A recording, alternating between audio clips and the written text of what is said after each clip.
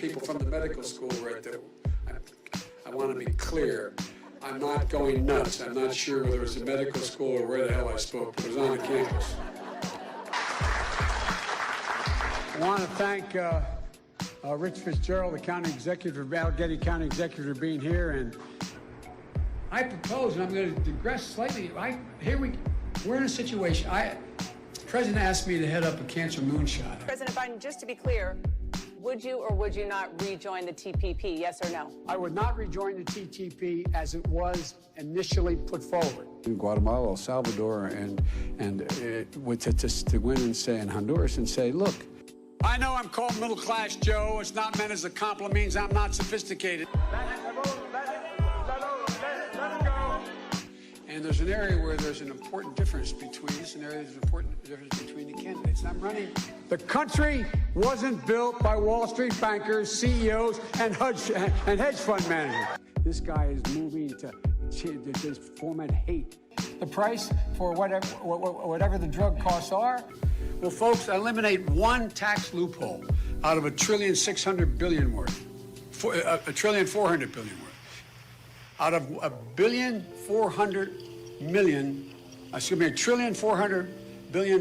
It's hard to even say it, it's so much. And by the way, it's cost a lot of money. It cost about $740 billion over 10 years. Every single solitary person qualified in community college, increasing the number of 6 to 9 million people. If you like your employer-based policy, you can keep that policy. If you agree with me, go to Joe 30330 and help me in this fight. Ronnie Parker's campaign, pick up your phones. Pick up your phone. Now, send a text to the word United to the number 30330, 30330, or 303330, or BOO. Wait, you got it. It's out the back there. Now he's feeling the pressure of an economy that's teetering on a recession. To say that LGBTQ people have no civil rights. And immediately changed the law in the state of Delaware protecting transgender people. I took on Putin in terms of in terms of what was going on in Ukraine. My long friend, time friend, and she's a friend. She's been my friend in and out of public life. It will cost 1/30. Costs a lot of money. Almost $740 billion is what I want to do in 10 years. But not $30 trillion. Not $30 trillion. Among many qualified people, I'm the best qualified person for this job. And the reason is not just to help people who have or in fact are like to get Alzheimer's. Because think of what's been adopted. Milton Friedman's notion that the only obligation. That all changed for the Republican friends in the late 80s when they adopted Milton Friedman's notion that the only obligation. We find ourselves in a position where you're in a circumstance where we've adopted Milton Friedman's notion, conservative economists. Now, if in fact you are in a position, what was the case? You worked for Jimmy. That's why we're so special. It took courage. It took resilience. They know who we are. We have to let them know who we are. We can do it, and it's going to take billions of dollars to do it, and we can afford to do it. We can't afford not to do it. Cut in half the number of uninsured of the Asian American Pacific Islander community. Cut in half. Don't worry, I'm so serious. Children, I love to hear them. But President Trump and the demagogues around the world, Donald Trump is re-elected. So people are figuring out there's not a damn thing we can do that we set our minds on. The single most stressed generation. I was asked to speak to the American Psychiatric Association, to go over to the University of London to speak to the World Psychiatric Association. It's interesting. I just spoke to the International Society of Psychiatric Law, the International Organization of Psychiatrists over in London because This is not a Republican talking point. The Republicans are trying to kill Obamacare. Union workers, the UAW took incredible cuts in their future. Yeah, we have $1.6 trillion worth of loopholes in the law. But I never thought that I'd see what I saw in Charlotte. You know, I came home from law school. Avoid having an excuse to walk by the deal and say, no, I'm not going to be a mule. I got something to do. I got to go do boom, boom, boom. If we just were to reinstitute the CAFE standards. And I think Secretary, excuse me, I wasn't a press going to say I'm downgrading him. I call him Senator Booker. The fact is that the bills that the future president here, that the senator's talking about, and I was the one that suggested to the president, President Obama, I don't want to confuse presidents here. Look, we provide a Medicare option. That's exactly what Barack and I talked about in the beginning. Couldn't get it through, though.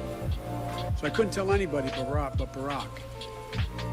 He's one of my closest friends. Invaded another country and annexed a significant portion of it called Crimea. He's saying that it was my boss, it was his fault. I got assault weapons banned for 10 years. It had to be reauthorized because of hanging chads in Florida.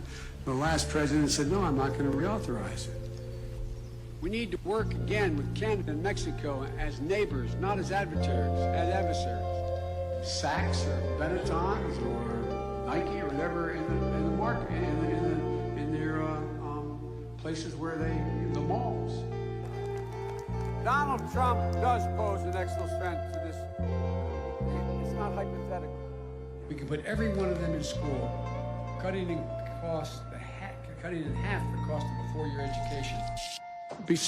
Why they do that? I ran the what they call the moonshot, dealing with cancer, and something after that set up the Biden Cancer Initiative. And here's the point: the conservative columnist, and they say, "You take my shotgun." I said, "I have three. I now have five because my son died, and I have three of his. I have 5 shotguns." Also have a mechanism to control drug prices. You know, it's not. We're no longer using chemical-based things. All this thing is really with cancers and other issues relating to the immune system or bioorganic. And by the way, the idea that the only people who entitled to rewards are stockholders. Ladies and gentlemen, he is deliberately and completely ignoring the legitimate authority of Congress, and he's doing what he does with the complicity. Stop trying to keep your workers organized. His failure to exercise any international leadership. It's about all these breakthroughs we have with the whole immune system. I want you to know, if you look at PolitiFacts, we're no longer the wealthiest middle class in the world. It means investing much more in medical research to conquer devastating diseases like cancer and addiction and Alzheimer's. The opportunities are amazing. We are in a position to be able to lead the world like we've never been able to do it before. I mean, they're not bad folks, but guess what? I found that the secretary, we sat together in many meetings. There's things that are worth dealing with China. What presidents say matter. We also know we need teachers. My wife is a full-time teacher, taught all during being her vice president. High-quality options. The public option will be available in my plan. We'll make sure it's not quality. We'll make sure it's only affordable. Quality is affordable. Not the end in themselves. This characterizes my position across the board. Not those of us running for president alone. Not just activists like you. You know how many tax loopholes there are in the code now? 1,640 billion. Eliminate one. How can a person dignity be maintained? We choose truth over facts. You ever heard a president of the United States talk about law enforcement like he does today? I oversaw, as the chairman of the Judiciary Committee a long time, the FBI. Look what he talks about.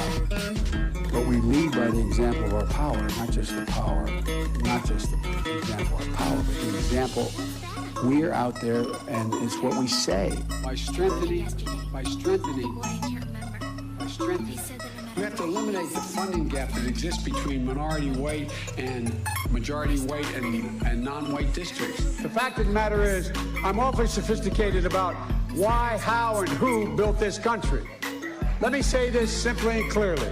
They're not national assets. Wall Street bankers, CEOs, hedge fund managers, no matter how good and decent they are, they're not the ones who built this country. That triumph of democracy and liberalism over fascism and autocracy. When I got out of school, when Bobby Kennedy and Dr. King had been assassinated in the 70s, late 70s, when I got engaged. 1787, the United States Constitution. I want to publicly apologize for not being able to make it. We don't even love them. That's who we are. No other nation was founded the way we are. We hold these truths self-evident, that all men and women are created equal, endowed by their Creator. No nation has ever been founded on that principle. That was a time in the late 60s, or the early 60s and 60s, where it was drop out, go to Haight-Ashbury. We can do this by making sure that we're in a position that we, in fact, allow people. Time's up. I agree that everybody, once they, in fact, anyway, my time's up. I'm sorry. Thank you, Vice President. But here's the deal, folks. Well, I think it shouldn't matter where your race. We have this notion that somehow if you're poor, you cannot do it. Poor kids are just as bright and just as talented as white kids. We can speak out and be more straightforward. Think it's not about, I know you're supporting by saying booing, but look, here's the deal. You don't have here in Miami, in Florida. You don't have it here, and that is, if you keep an audience, that's why I'll end the gag rule, the global gag rule that prevents money from getting to NGOs. In terms of the Ku Klux Klan and white supremacy. And if we give Donald Trump 4 more years, we'll have a great deal of difficulty if ever being able to. I looked at it anyway. That's what I think my plan. I know what my plan does. Such as de-escalation studies have. There have been de-escalation studies. The reason I did what I'm doing is because there's an invasion of Hispanics. She has an expression. She teaches full-time and has taught full-time. She taught full-time as the second lady. She taught 15 credits a semester. She's never stopped teaching. She's going back in 2 weeks to teach as well, to continue to teach. 65 out of every 100 jobs today require training beyond high school. 65 out of every 100. $30 trillion. It makes it far more durable, reliable, and powerful. Partnerships built on coercion. And Lisa, you have been a great friend for a long time. And your Paul son is remarkable. They also got that last year. And for folks in the working class that are below 400, they will in fact increase their premiums. Will increase the generosity of the premium tax credit they now get. They go to school from a middle class or upper middle class, and the House, having heard, the estimates are as many as 4 million more words spoken. The next thing we got to do here along the line to report people's dignity, restore it. The most powerful military, not hyperbole, most powerful military in the history of the world. That's not hyperbole. Which we as a society talk about one another. The way we've always been. Look, my wife, who is a teacher, she's teaching now. She's back in the classroom at a community college where she teaches in Northern Virginia. Things changed. There were over 40 kids shot in Kent State on a beautiful lawn by the National Guard. There are a whole lot of things, and guess what? For most of the people at the time, the promise to people of color, for women, farm ownership and cooperating loan and operating loan. I remember sometimes when my dad was restless, my mom would say, because our rooms are next to one another, I'd say, the next morning, what's wrong? I said, your dad can't sleep. He's just staring at the ceiling thinking, what happens? We have to start rewarding work, not just wealth. The first speech stood up. The chancellor, the former chancellor of Germany, stands up. She says, we have to go it alone. International leaders spoke about it. You had people like you had people like the former chairman and leader of the party in Germany. You had Angela Merkel stand up and say how terrible it was. I mean, well, look, this is beyond the scope of anything remotely what we've seen before. We provide efficiency for appliances. That saves billions of gallons of gasoline. I mean, billions of $2.3 billion worth of, $500 billion in savings and 2-point-something billion metric tons of CO2 going in the air. Where an overwhelming number of families, ICE walks into a small Mississippi town and, in fact, arrests hundreds of workers.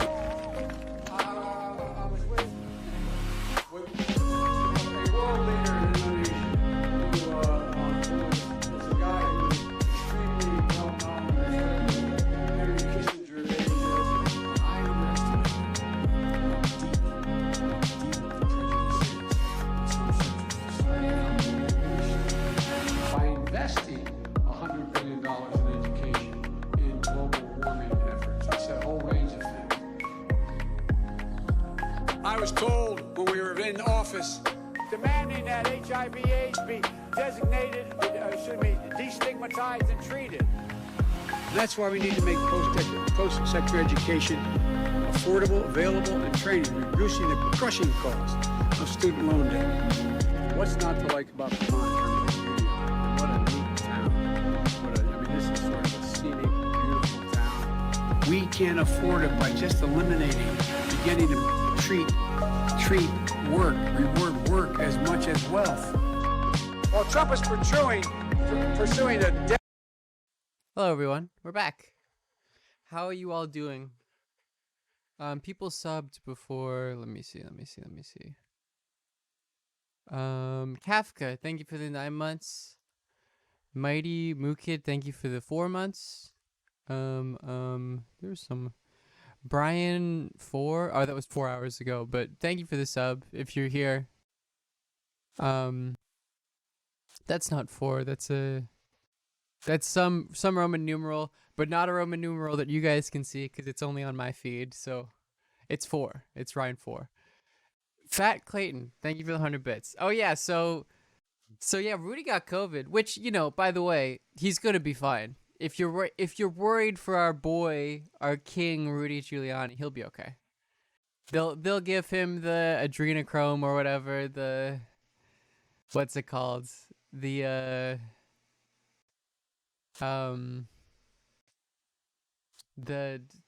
whatever the fucking thing they gave Trump, they'll give him that and he'll be okay. Maybe he's expendable, who knows. How old is he? It's just, he's 76. Oh yeah. No, prayers up for the boy. Pump him full of steroids, good to go. Let's hope, prayers up. Those lawsuits, Regeneron, that's it. They're going to get him on Regeneron. Then those lawsuits aren't going to write themselves, I do genuinely think he will be fine though. I don't.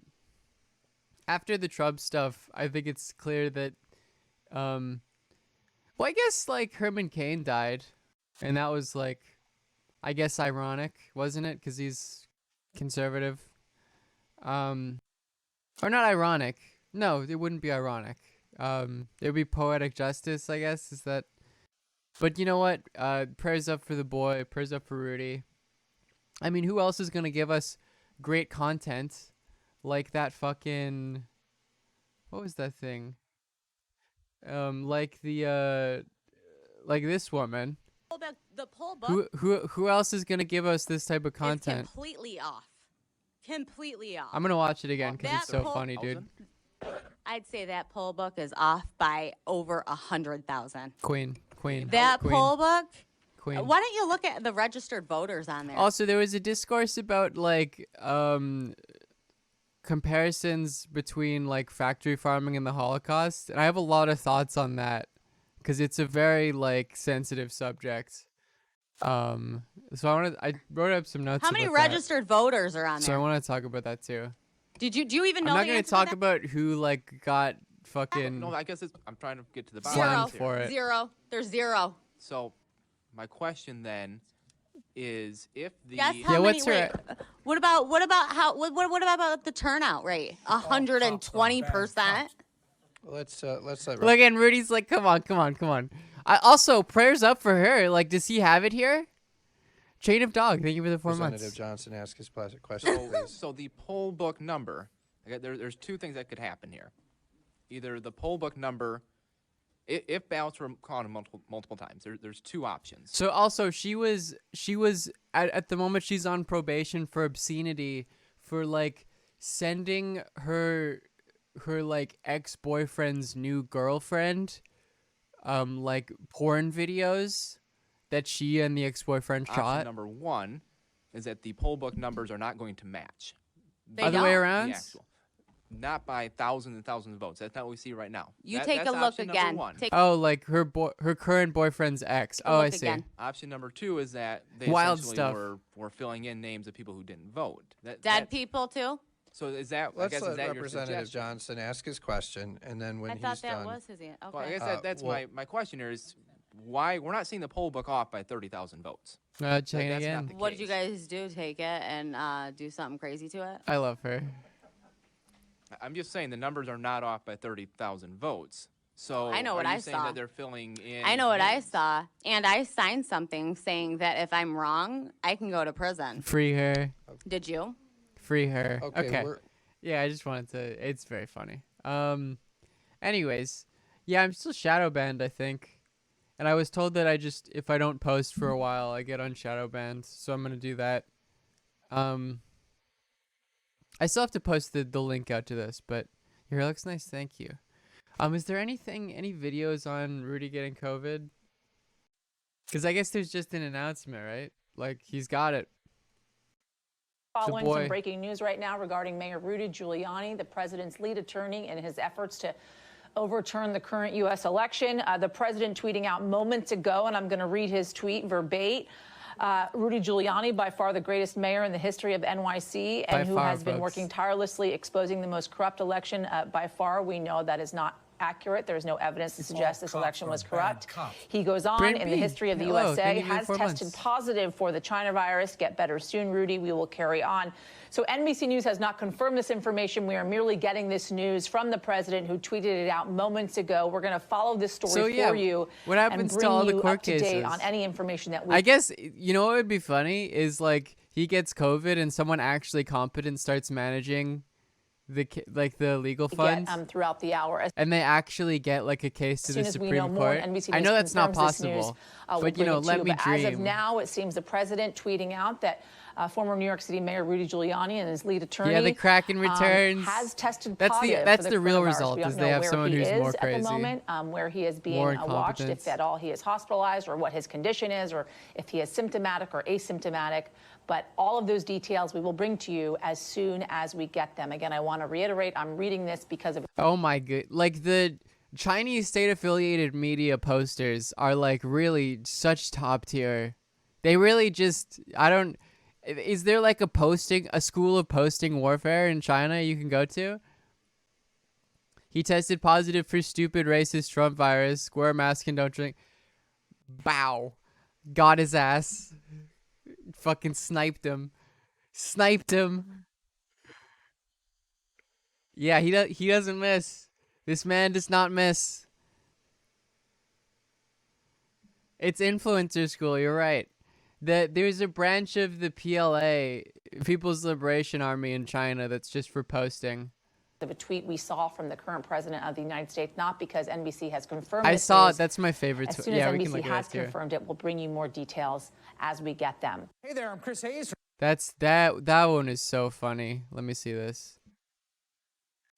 I love my people. I love the Serbian excellence here.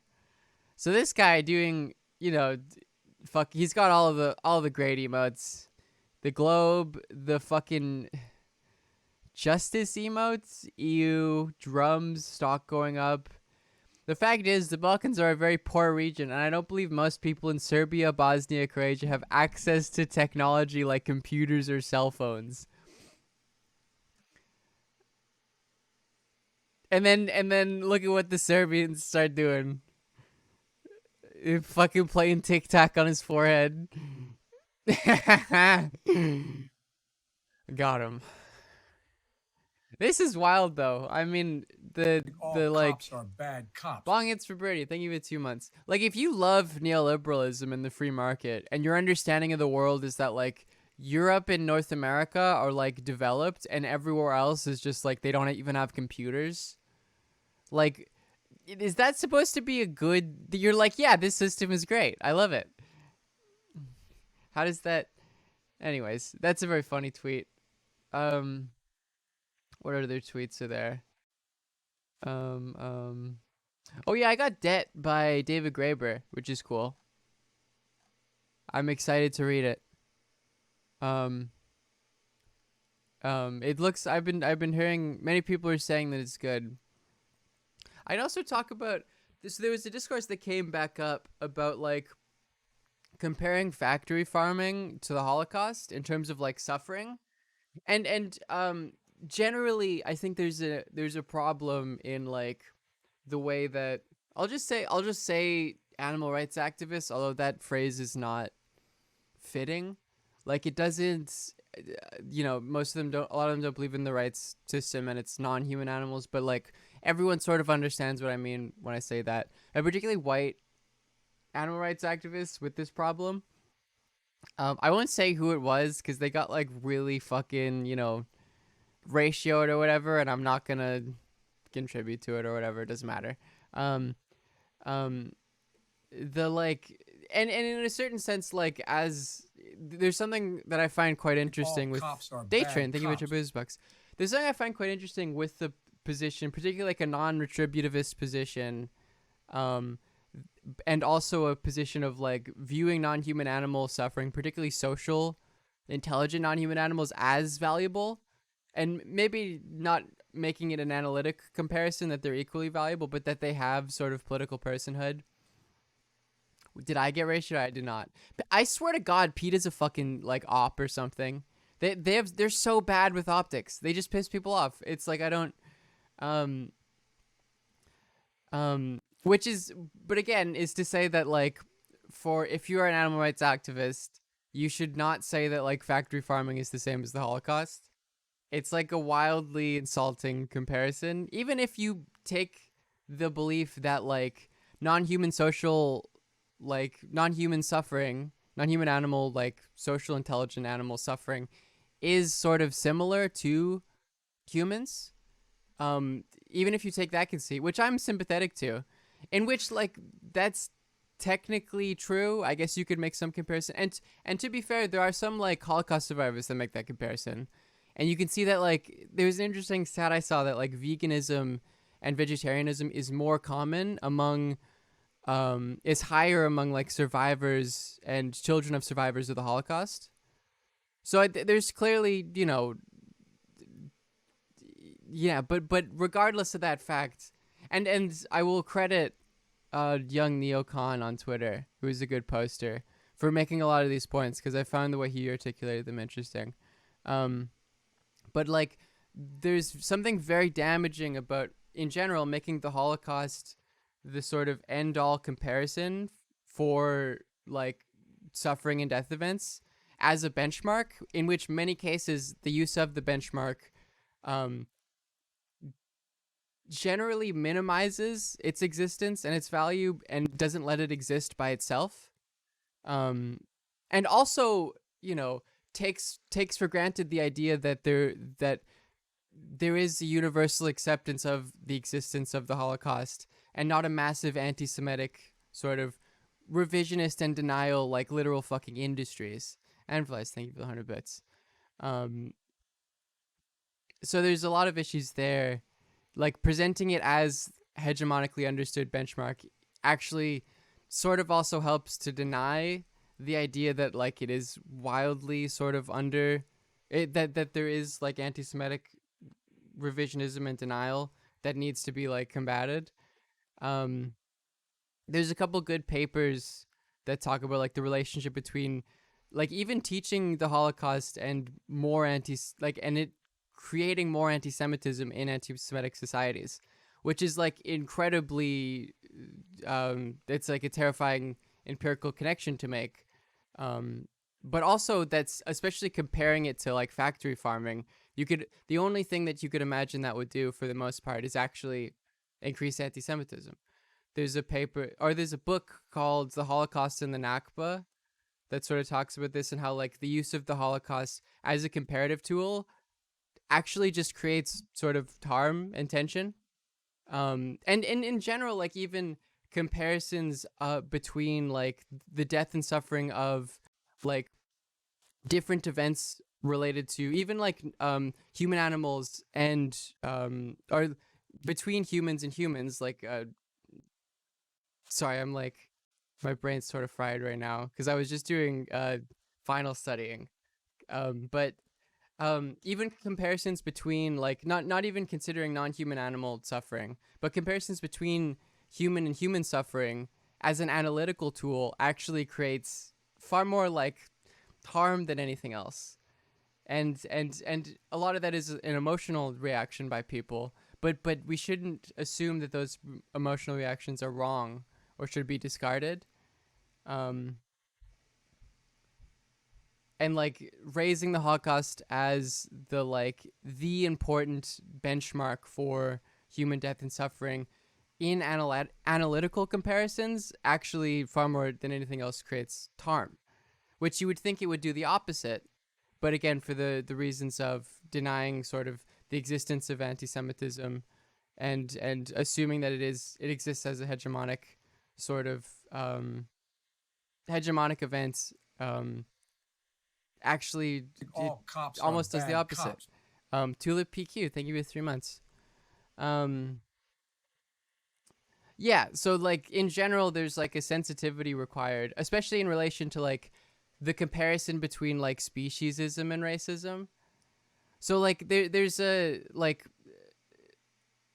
there you need to understand that it's important to understand that like beyond simply people being speciesist, there can be like good or like especially I guess far more like valid emotional or non rational reactions to that comparison. Why is US? I thought you were banned. Why? No, I'm shadow banned on Twitter. Well, actually, the neoliberal vegan thing is interesting, and I wanted to talk about this too after this because I just have notes here. Because I think that's a purely irrational position. I think if you take the idea that non-human animal suffering is in any way comparable or to like human suffering, if non-human animals, social animals are, social intelligent non-human animals are persons, they deserve political personhood, which is far more what the discussion is about, then like the current system is entirely untenable. This is what confuses me because I see a lot of anti-retributivist stuff and anti-speciesist stuff emphasized in like SOCDEM Twitter, and it's like you're on the right track there with the first part, but like if your position is factory farming is as bad as the Holocaust, and there are like, and taking for granted the ways in which that's a bad position, that like if you make that comparison and there are multiple Holocausts going on every year in relation to factory farming, like are you trying to reform the system down to like one Holocaust a year? That sounds absurd.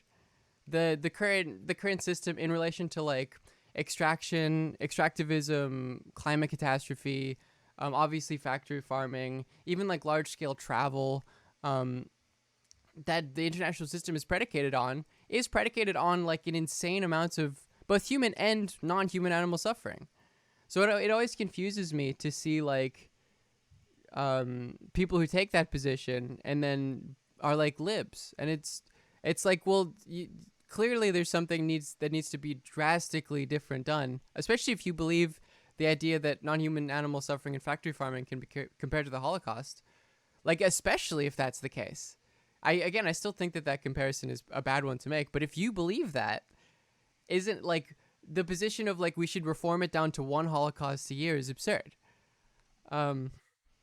Yeah, what else? What other point did I want to make? Like, there are many cases. So there's also an argument in an analysis of genocides in which one of the arguments made is that the existence of speciesism makes genocides far easier. You can see this in a lot of like the ways in which genocidal regimes and states and propaganda pieces that come from them dehumanize the marginalized person that is they're attempting to genocide by comparing them to non-human animals. You can see this with like Rwandan genocide with like cut the tall trees and like comparing Jewish people to rats in the Holocaust, for instance. And there's an argument that like if speciesism is less prevalent in a society, it's actually much harder to do genocide, because what you're commanding the dominant group to do in those cases is literally to treat those people as if they don't have political personhood, because non-human animals don't have political personhood.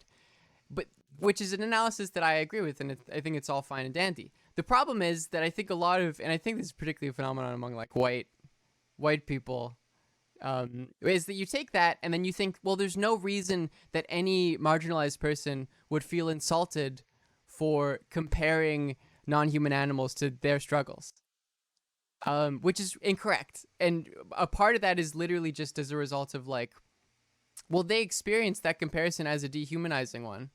And that's a very visceral experience that you can't just like undo by debating people on Twitter. So in a way, it's important, and this is like the caveat to this is like you don't want to reify those relations by like, especially in like tasteless situations, making that comparison and just blankly making it, in which all that people take from that is that you are the same as those racists, you know, because that doesn't do anything. That just creates harm. And there are plenty of emotional reasons that, especially a lot of these comparisons can be generated that aren't bad, you know. I think of the example of, and that like even vegans and like vegetarians and people who are sympathetic to this argument would, especially to like the suffering of like maybe themselves or a close family member or friend, would find untenable and be harmed by the like a comparison between certain non-human animal suffering and that suffering. That's like it in the same sense that like you value, emotionally speaking, the suffering of those around you more than elsewhere. It's not a like, it needs to be treated in a very sensitive way. What else? There are a couple other points I had. I sort of went off track, but like if a non-human animal activist compared someone's mother dying to like 15 fish dying in a net, you know, something like that, like it's a wildly insulting comparison. That person isn't just irrational for not thinking, oh, speak pretty. Are you unmodded? What happens? How are you doing? Thank you, Maya, for the gift sub. Does it not say? I'm confused. I mean, I have to make 3 reports. Fish company. I said what Beta does is slave auction. What else can I do? Comparison to the Holocaust, how you know genocide could be human or animal. Again, I don't.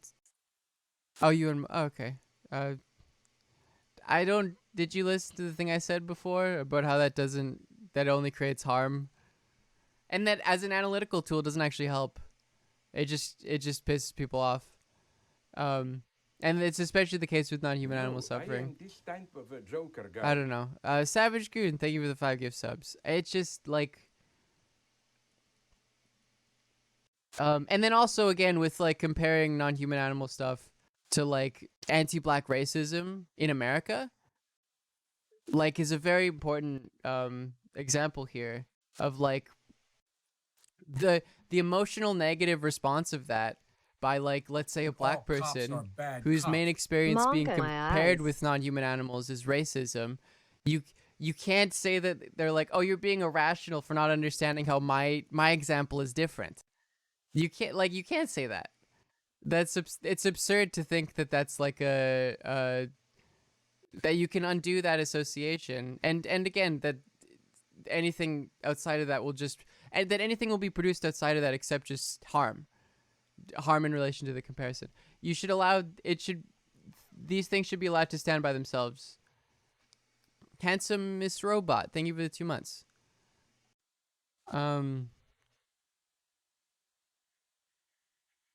Yeah.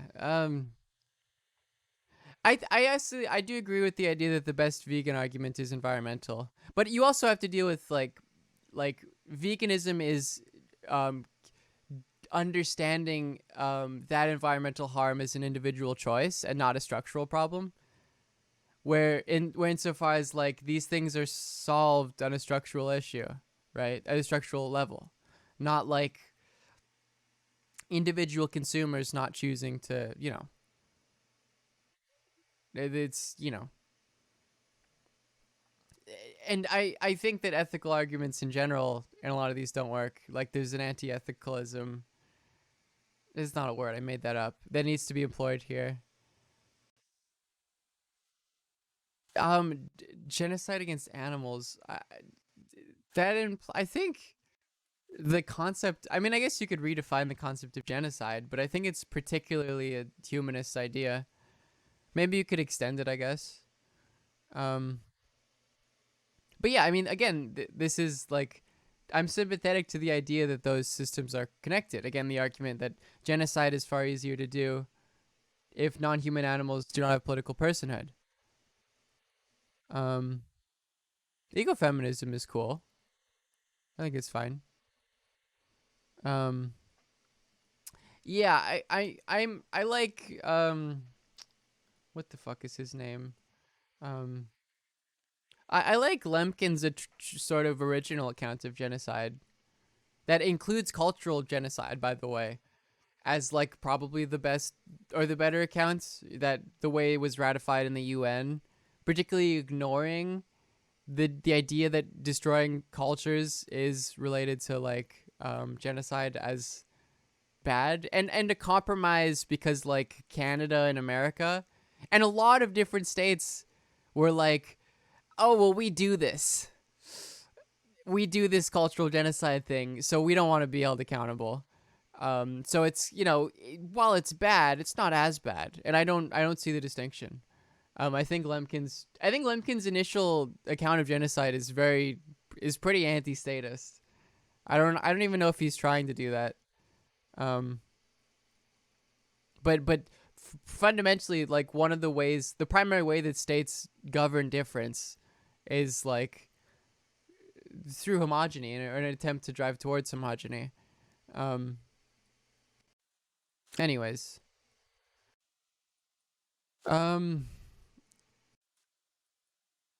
suffering is non-additive.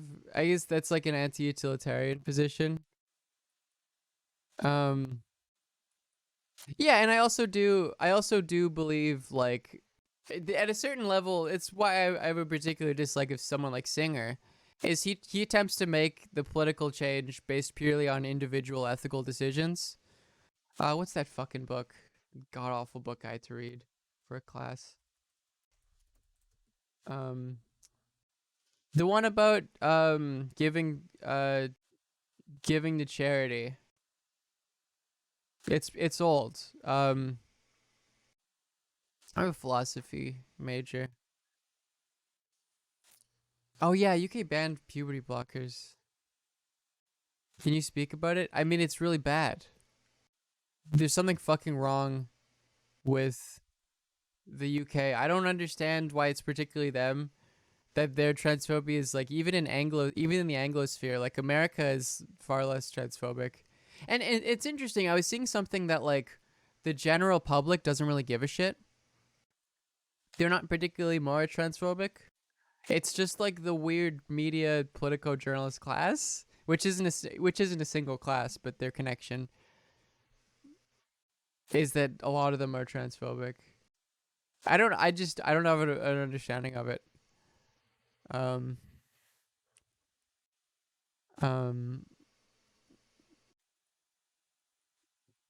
Okay. You can save a life acting out to end world poverty. That might be it. No, it's too recent. Fuck, I can't remember what it's called. It's a pretty important. I also don't think Singer's utilitarianism. I think it's sort of like, and this is not an original thought, but it's like itself speciesist, where it's like if you raise an animal and then kill it painlessly, it's fine. Human death is fine. It doesn't matter at all. Or non-human animal death is fine. The only thing that matters is suffering, because non-human animals aren't smart enough to invest their happiness into the future or whatever. And I think if you make that distinction, it totally fucking like it's an absurd distinction to make.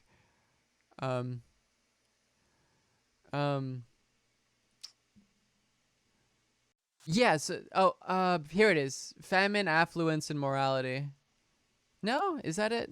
Fuck. Basically, his conclusion in the book is like, you have a moral imperative to give a certain amount of money to charity. To, like, you know, his response was to a famine in the Bengal region, and that's how we solve it. Is like there's something wrong with people's fundamental ethical sort of understandings of the world that they intuitively have, but that need to be sort of reorganized. Like our intuition, following our general ethical social intuitions, there is no reason why everyone shouldn't give a shit ton of money to a charity. And that's technically true, but it doesn't do anything meaningfully. The problems are structural. And it's the same with like the question of like, is it ethical to eat like meat, for instance, and specifically meat produced in factory farming. Singer teaches at university. Damn. He's Australian, right? Oh yeah, he is. Oh, but he's at Princeton. Yeah, and there's a lot of problems with like charities having material interests. Any critiques of utilitarianism as like ethical treatise?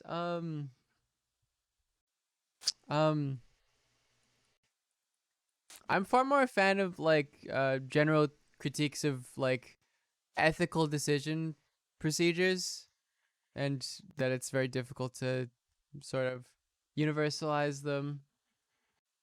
Which my first thought is of Nietzsche, but Nietzsche's critiques are more funny than anything else. Like Beyond Good and Evil PDF. Let me find it. I love just hold on. You see what I'm doing? There, I think this is it.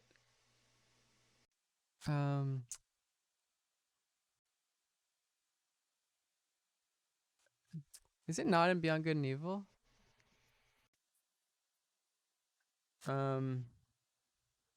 Youthful and pleasant. I assume that.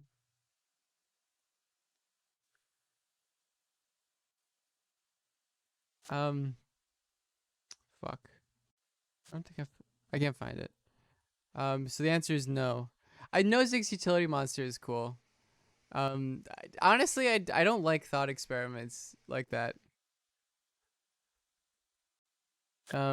There's like a fundamental assumption required in thought experiments that like if you can imagine a thing, then the thing is possible. Which isn't of a Joker guy. Isn't the wildest. Hannah Johnage, thank you for the gift sub. Isn't the wildest assumption to make. I think most philosophy requires assumptions. But, anyways. Holding, and I'd like to know how he's listening. Marky, welcome to the show from Okay, Genesis. oh yeah, let's watch this. This is entirely unrelated to what I was talking about before. But this is a prank show called Not Even a Show that's very funny. You should go subscribe to them. And they like usually prank right-wing people. Idaho. How you listening? But not always. Hey, what's up, fellas? I'm watching on the Facebook Live, the Devil's Advocate Radio page. All right, you've got excellent taste, Mark. The Devil's Advocate Radio. That's awesome. I appreciate it. I just want to say first and foremost, if I could play devil's advocate to anyone who says you guys don't have a fantastic show, because I love it. I think you got great energy, and I'm really enjoying it a lot. That's the truth. Marky, the only one that says that is my wife. My wife. Thanks, man. And just for clarification, it is Murky. The name's Murky. But I'm doing the cold open for the Not Even a show right now, and I'm on kind of a streak where I've actually gotten 5 for 5 to start the season. You'll have And to see they're it. talking about a perfect season now. And basically all I need from you fun-loving guys is to say, let's start the show. And then I'll be 6 for 6. And I really mean it. The people will go crazy, and they will love you for it. So you're like Baba Booey, man? You caught us? No, I'm not Baba Booey. No, no, I don't do pranks. This is not a prank. I'm working for Not Even a Show. They do pranks, but I'm not doing a prank. I just need you to say, let's start the show, and then it gets everyone hyped up to go. All right, buddy. We'll play along. Let's start the show. Let's fucking go. Wait. Should we both do it? Let's do it again. 1, 2, 3. Let's start the show. I'll mute that. That's copyright music. Amazing, and you have great energy, and I love you. Thank you so much. Have a great day. All right, Murky. 6 for Thanks 6, reaching baby. out, man. Some guy from Idaho pranking us.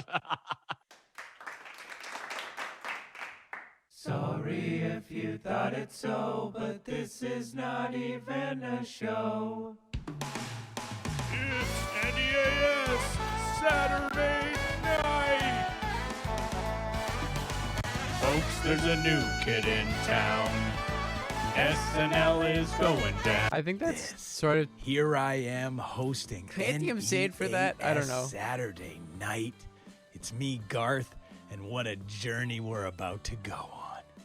It's gonna be a real trip, so strap yourself in. We're gonna have raw calls, Do you slick know how long calls. but Mike- mostly, I don't know. We're gonna have real ass. It's not calls. a permanent one. Calls to Brian Kilmeade, Dennis Prager, Jesse Lee Peterson. Oh yeah, but Ian basically Collins from the whole Top- point of the thing I was talking about before is that I see a lot of like SOCDEM Twitter develop these very, very radical, or attempt to develop very radical anti-retributivist and like anti-speciesist arguments. But I think like what I don't understand is how that could place you in a position where you think what is necessary is just reform. Which Fuck isn't to you. say that I have a plan to overthrow capitalism, but it's to say that like that's the only moral position if you believe those things. K and the Flat Earth Society. First things first, though, Corey Lewandowski is the president's top advisor, and he's also a creep. But not like the way I'm a creep, sort of in a different kind of way. So we got a hold of his cell phone number and decided to give him a call. And I say Anti-retributivist. if this is an It's to say that like justice isn't based on punishments. episode, Punishment isn't then let just. the episode Task Paradise. Thank you for begin. continuing your gift sub.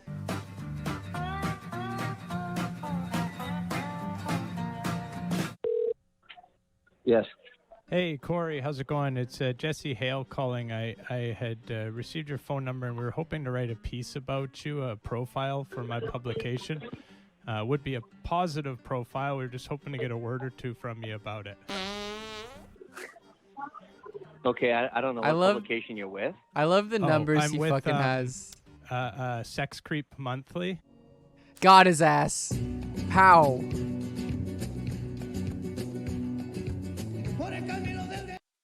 I don't. Yeah, I think I'll pass. Thanks.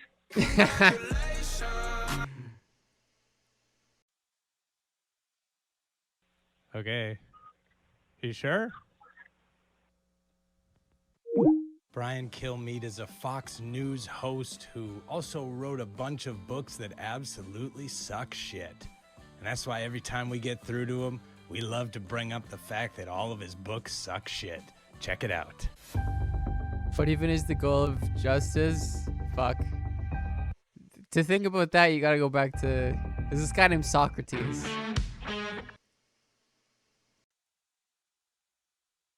I'm just muting these because it's songs, and who knows? Who knows, dude?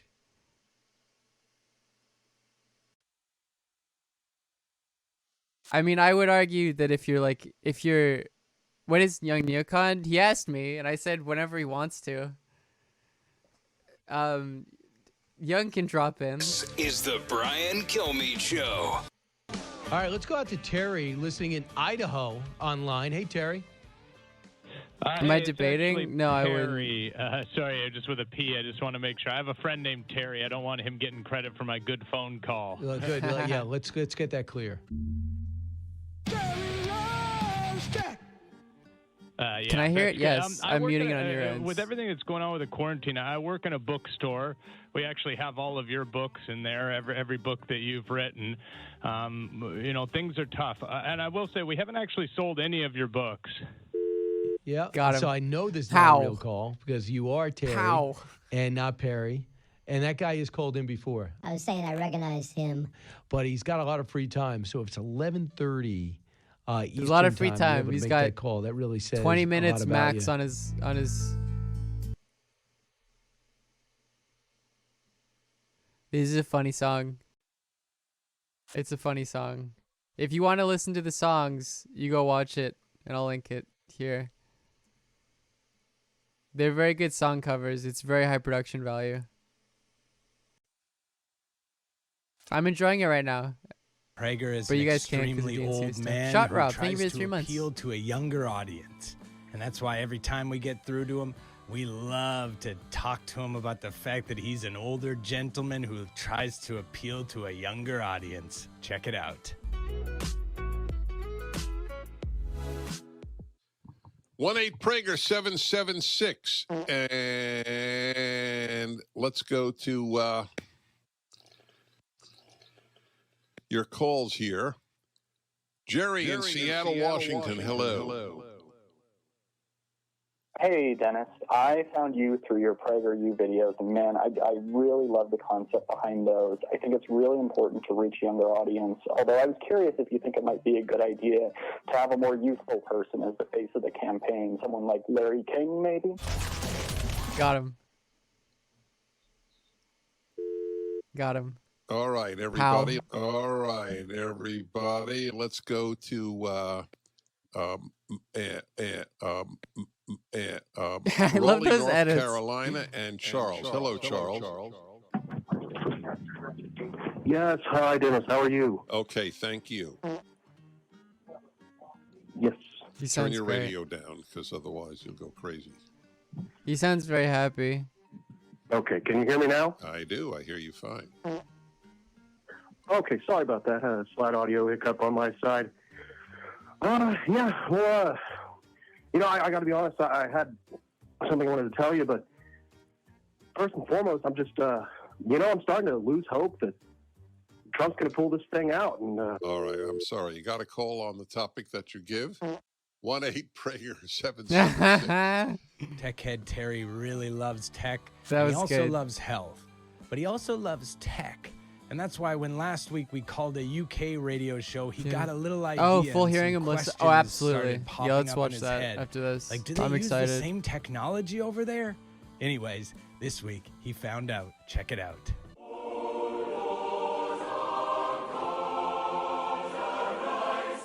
Harry is in Idaho in the US. Harry, afternoon to you, sir. Oh, hey, sorry, it's Terry, actually. Terry with a T. Oh, it's Terry. Those That's goddamn all right. Brits. Charlotte's got some ear issues on the that's phone okay. there. Terry, nice to have you with us. Denigrating his screener Yeah. on air.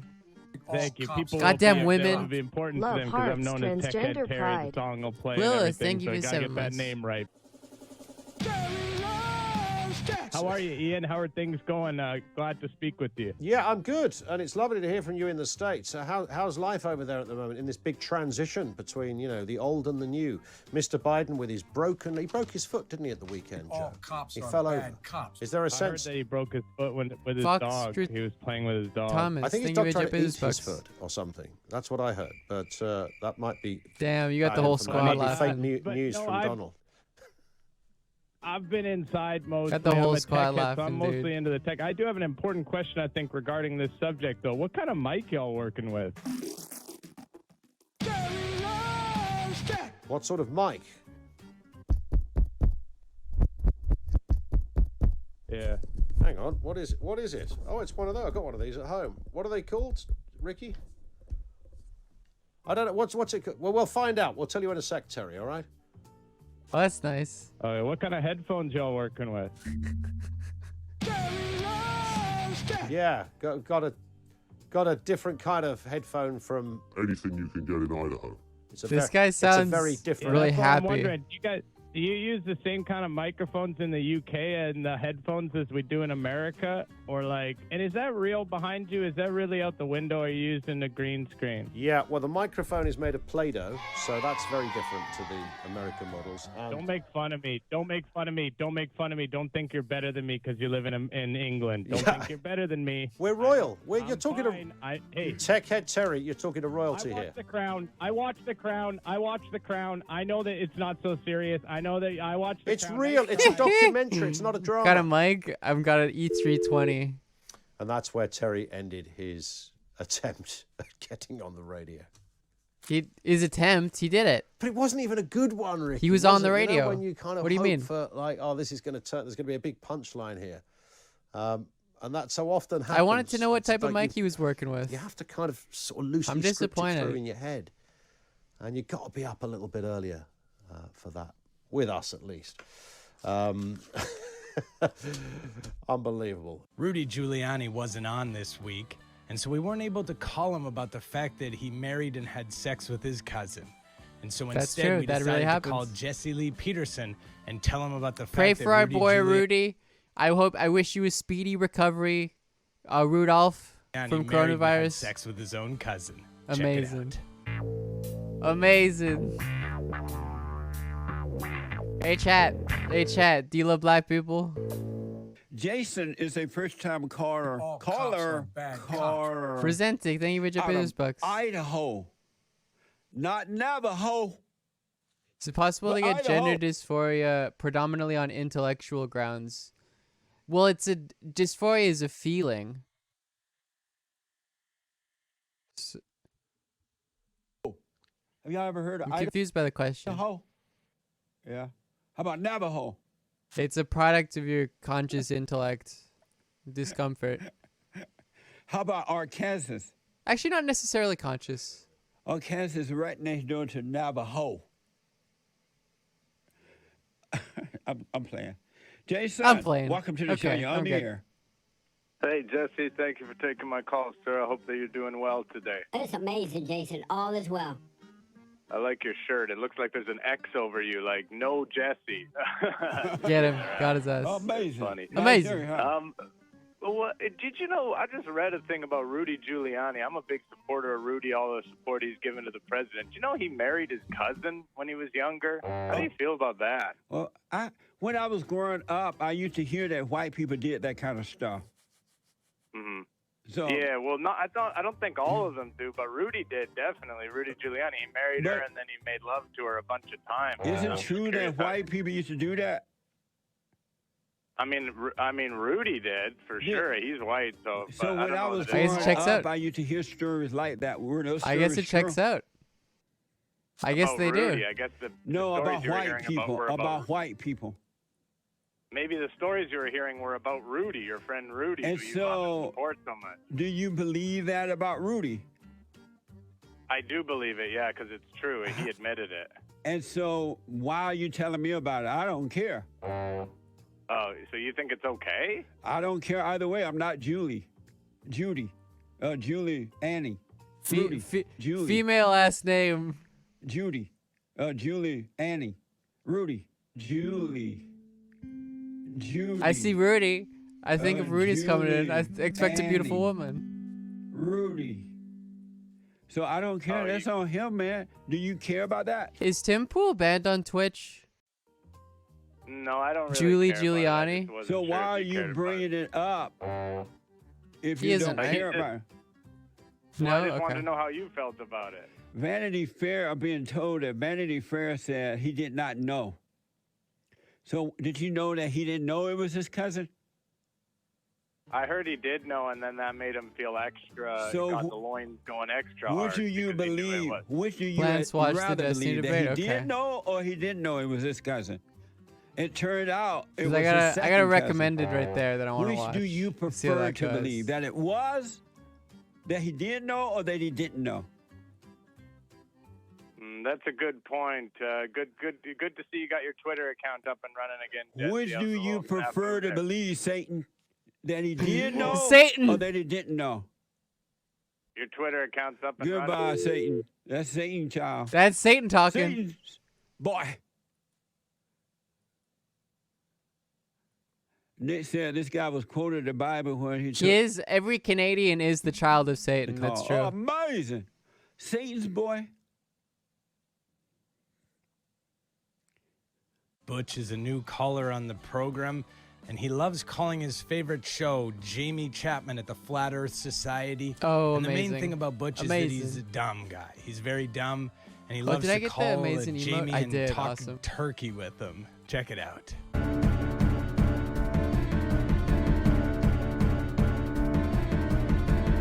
Jackie Sims Butch.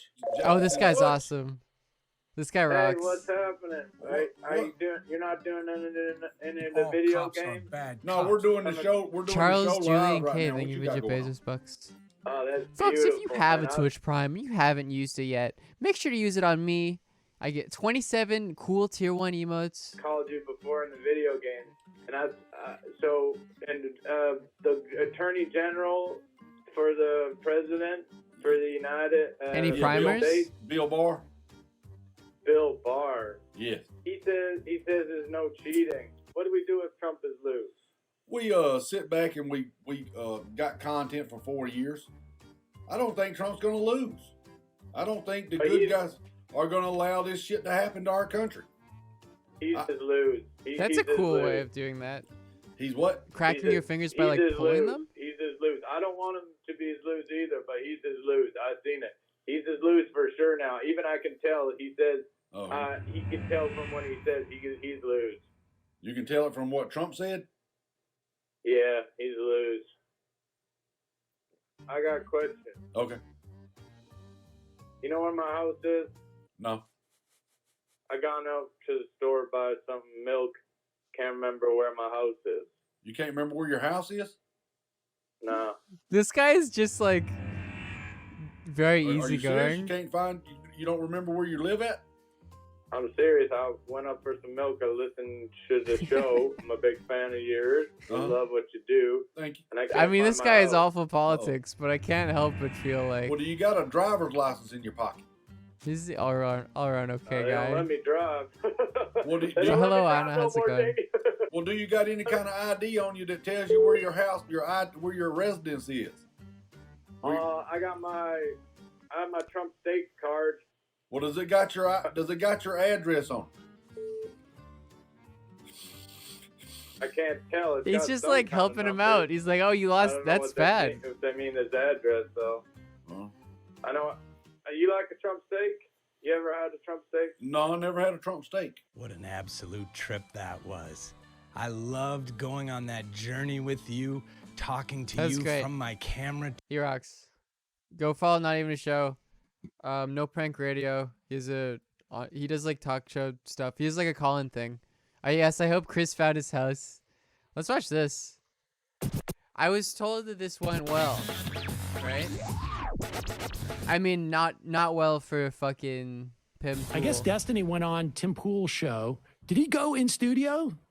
Good for him. He has no family. No fear of COVID. No fear of Respect. COVID. I think Destiny called me a piece of shit. No, Destiny, but you know what? He was on Tim Pool's show. I don't even care. And Respect. I saw a bunch of clips, and Tim was having a little bit of a tough time, I think, with Destiny a little bit. This guy's real name is Stephen Bonnell, and he's a Twitch streamer. I've been on a show with him, but I don't know if it was his show or it was like he had another podcast or something. But here he is. Tim Pool is trying to argue that what Trump is doing is completely normal. Completely normal. There was a whole lot of the Hillary can still win stuff. And Hillary conceded the next day. But- It's absolutely not even remotely similar. I do really enjoy It's these, remotely similar. I will say. I would say it's maybe not, like it's not the way same that thing. Antarctica is remotely close to like Pluto. Do you see the videos of celebrities Ow. saying the Electoral College must vote for Hillary Clinton? Do you think there's a well, difference I'm sorry, they between- didn't say that. They do you said think there's a difference between celebrities saying something and the president of the United States trying to undermine the election? That's fine. That's why I'm saying these are undermine? remotely similar. Yes, undermine. See, that's framing. Well, it's when you say so. Legally In 2016, Trump said millions of illegals voted. He asserted that with no evidence. That's undermining the integrity of our election. And then in 2020, he's This is saying that good. I there do was like widespread this. election fraud. I do that like literally this. no agency, no other credible person has backed up, save for the melting of head course of they're Giuliani. both Like no one else is weasels. backing But up it's on awesome. this. His own DHS turned on him on this with his own appointee. His own attorney general. I think sordid I shield. think when you admit to yourself that a lot of this is like for entertainment purposes, and especially like if you think a lot about politics, you consume this for entertainment purposes, you can enjoy a lot more stuff. Barr came out and said that as of Like right now, this. there is no evidence of widespread election fraud. Wait, there's more to that quote. Wait. The more to that quote was enough to overturn the results of any election. Right. And there was actually no evidence of any election fraud. They just keep saying no evidence of widespread election fraud just to cover themselves in the event that somebody finds election fraud. But no, there's been no evidence now 5 weeks out of election fraud. But I love how the fact that like Poole is like, you're using an adjective It is to describe. It's genuinely disturbing how popular Poole is. Like, I didn't realize he has like, what is it, like 1 million fucking like subs on YouTube. It's something Trump is doing. like he's just such a spectacularly stupid guy. It's not right. Yeah.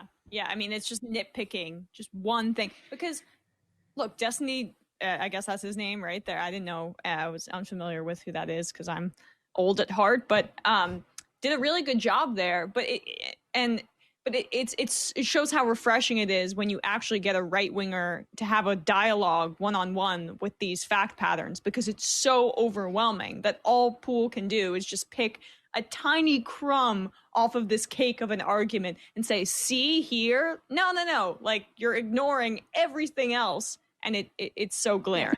He was like, Pluto, I'm not sure if that's still a planet. And Antarctica. Like, yeah, Depends he's on how we define it's close. fun. I love watching these guys go one-on-one. And yeah, let's just be honest though, this week has been that week where the page, I think, has turned. And I it's do all have to just- wonder. So like, you know, the obvious conclusion is that like Destiny roasted his ass, right? Like, how many people stop watching Tim Pool as a result of that? Is there any like indication of that?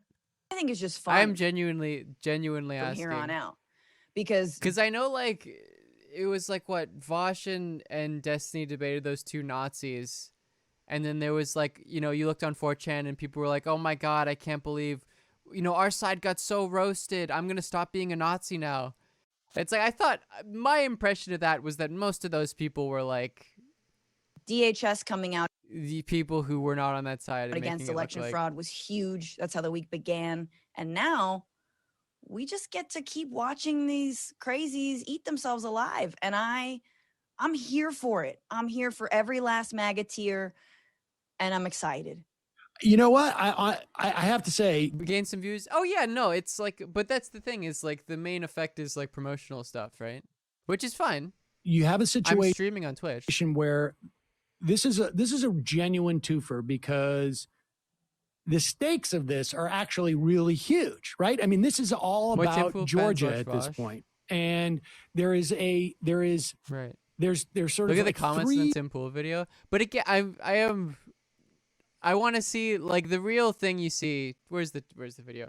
The real difference is like subscribers and view count, right?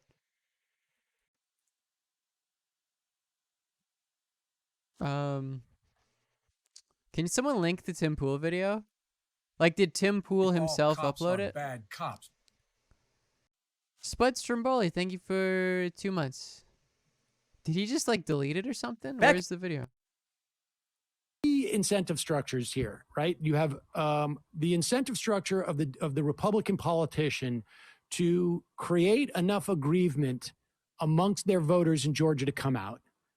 Then you have the incentive structure of of Donald Trump to push that aggrievement beyond Alex them Jones and Caitlyn Bennett had sex. Is that alleged? I feel like that's an alleged thing. You can ban me? I can, but I...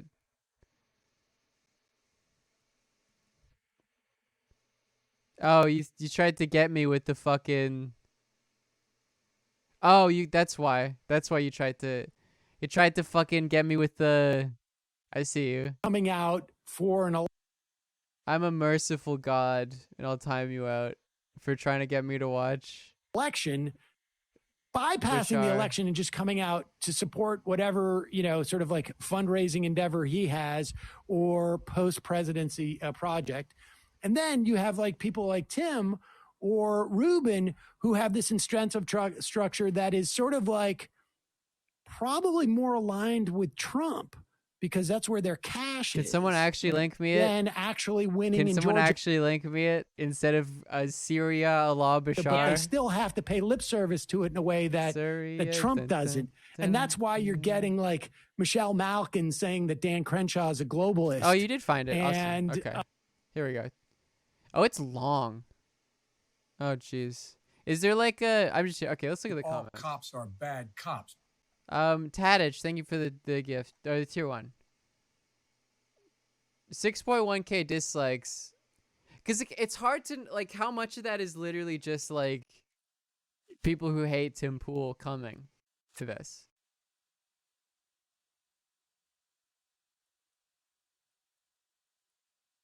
I wish I was informed, but I'm gonna... Imagine Trump being a guest on the Timcast. I'm imagining it, brother. I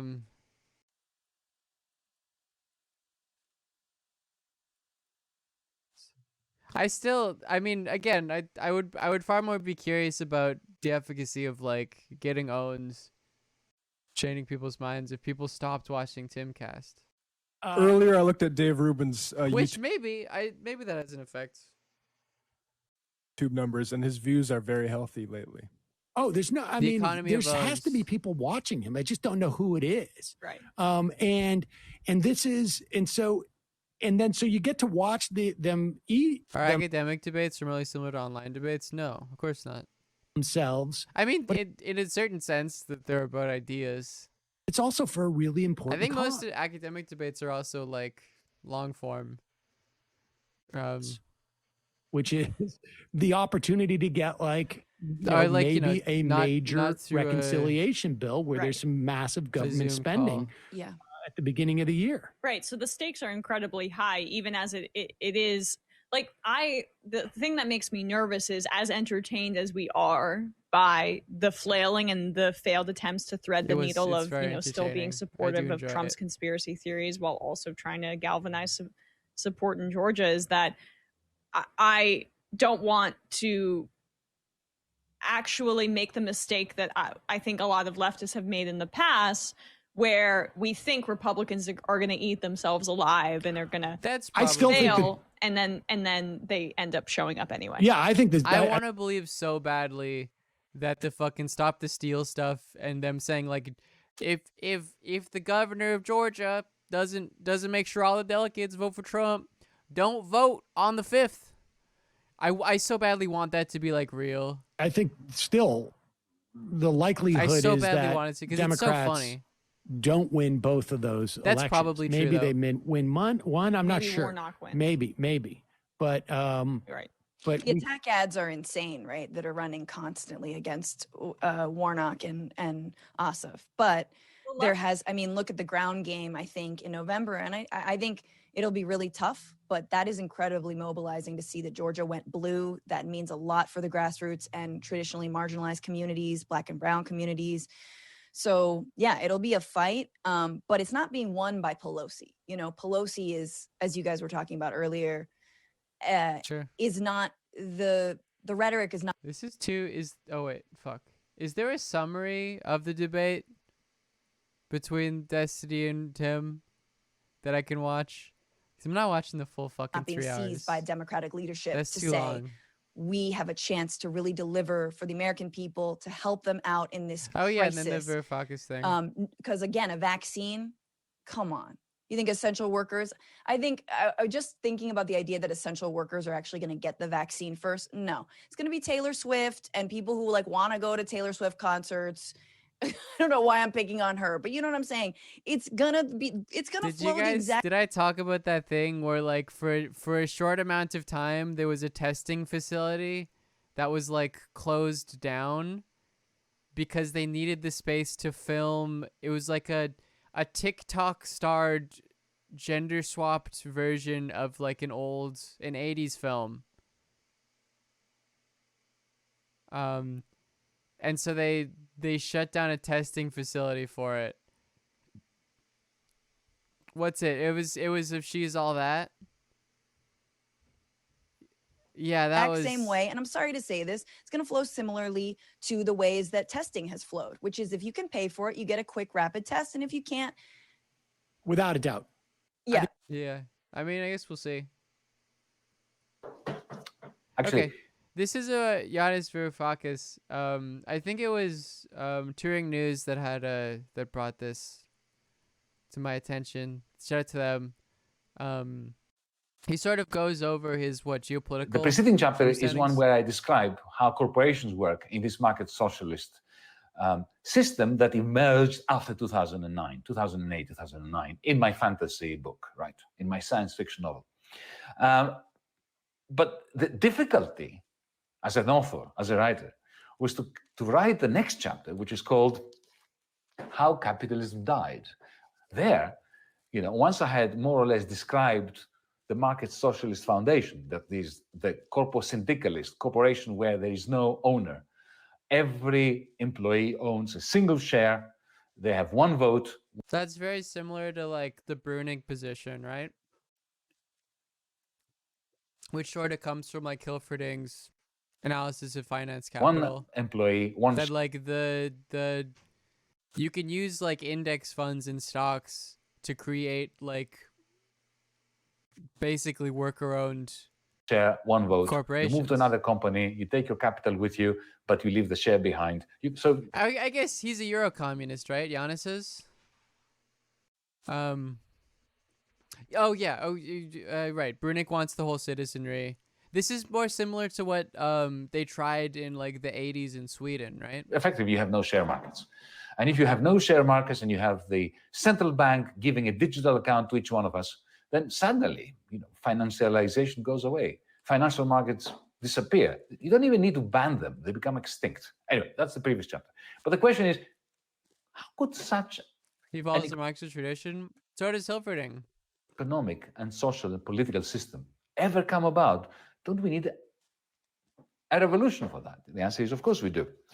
But what would it look like? So will you allow me to read the relevant part from the chapter entitled How Capitalism Died? Actually, Hilferding is super important. The leader of the revolution, of the OC rebellion, the Ossify Capitalism Rebellion, is a woman called Esmeralda. Esmeralda, in my fantasy, right? She's a fictitious character. Was working for Lehman Brothers or Goldman Sachs, doesn't matter whom. She was renting her delightful capacities to. And when everything started going pear-shaped in Wall Street, she sent a circular, an email to various financial engineers like herself, asking them to join forces with her in order to bring the system down. So here we go. This also relates to the sort of Marxist idea that like the womb of like the new system is birthed from the center of the old system, the womb of the old system. So finance capital and the sort of large scale corporation in a Marxist view creates the capacities in which socialism is built off of. This segment of the chapter is called Techno Rebels. Esmeralda had worked for one of the large financial houses until just... This is a book he has written? Before the crash. This is a book he just made? And thus understood their inner workings well.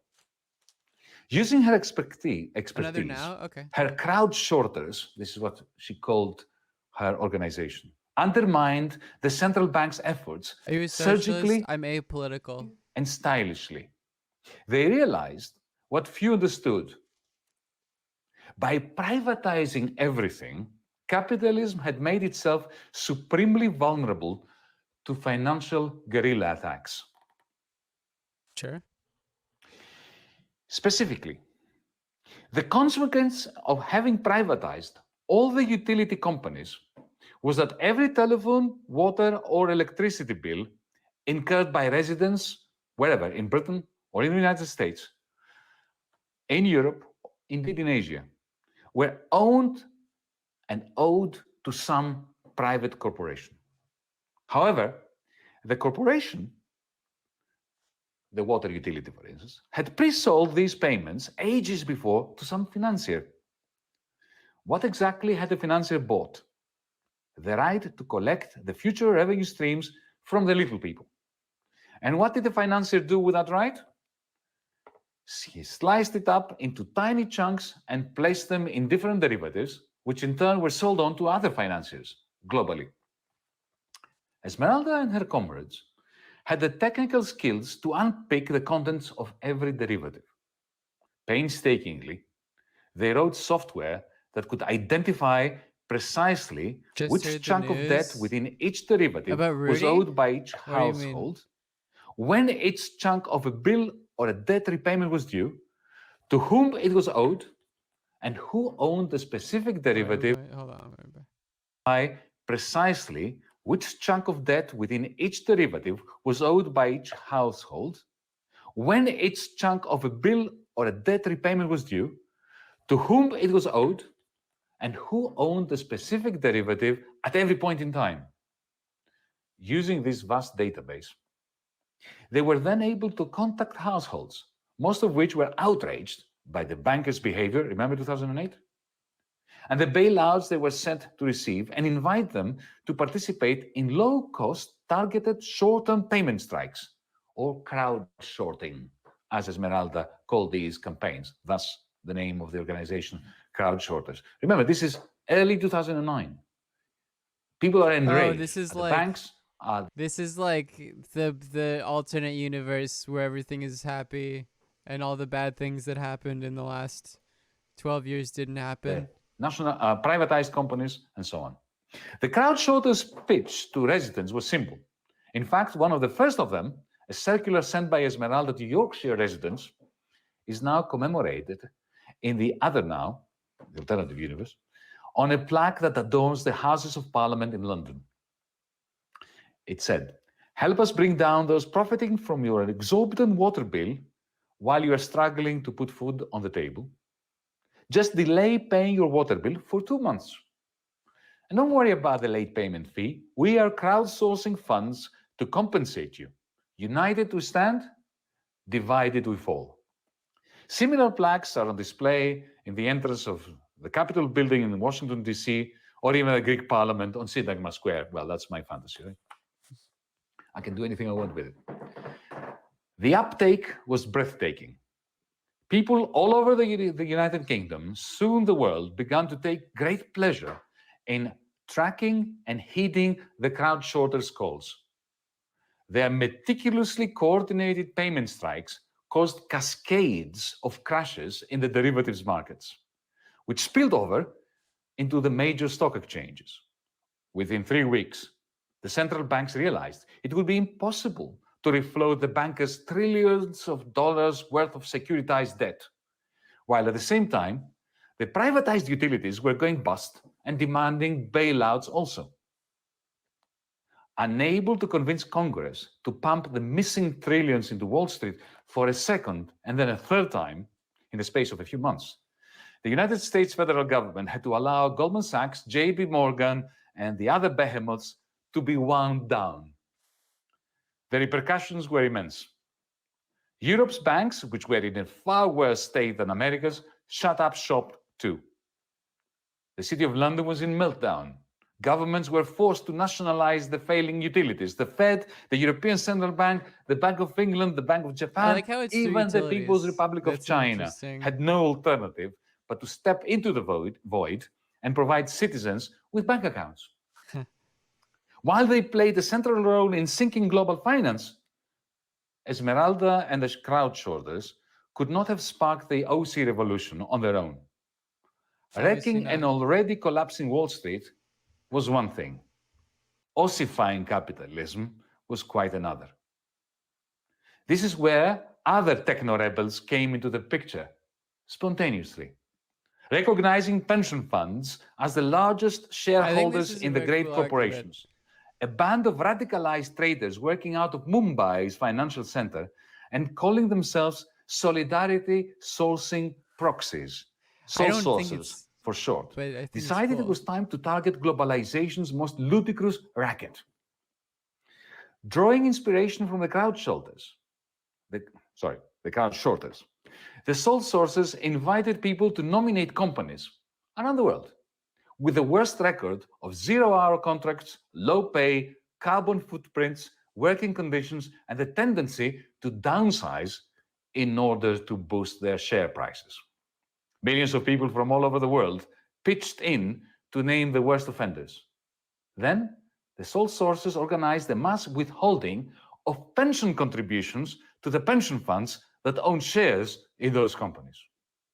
The mere rumor that the sole sources had targeted a particular pension fund turned out to be enough to send its shares crashing and to cause an exodus of worried investors from equity funds related to it. The sole sources eventually needed only to send to a pension fund a list of the companies it wanted it to divest from, and the fund would do so immediately, this is clearly lest different than its Brunig. incoming pension contributions dried up. Realizing their power, the sole sources spread their wings globally and began Shorting derivatives like CLOs and CDOs is much more complicated than shorting equalities. Fixed income products, you can't simply sell them. Okay. to make more ambitious and highly sophisticated I admittedly a lot of the intricate details of this, demands, I don't have not enough merely for divestment from of a unscrupulous employers holder understanding of finance capital. and environment-destroying corporations, but for reforms to corporate law. Inspired by a flat management structure pioneered once upon a time in Washington state, they managed to take the first step towards prescribing by law the corporate model, one person, one share, one vote.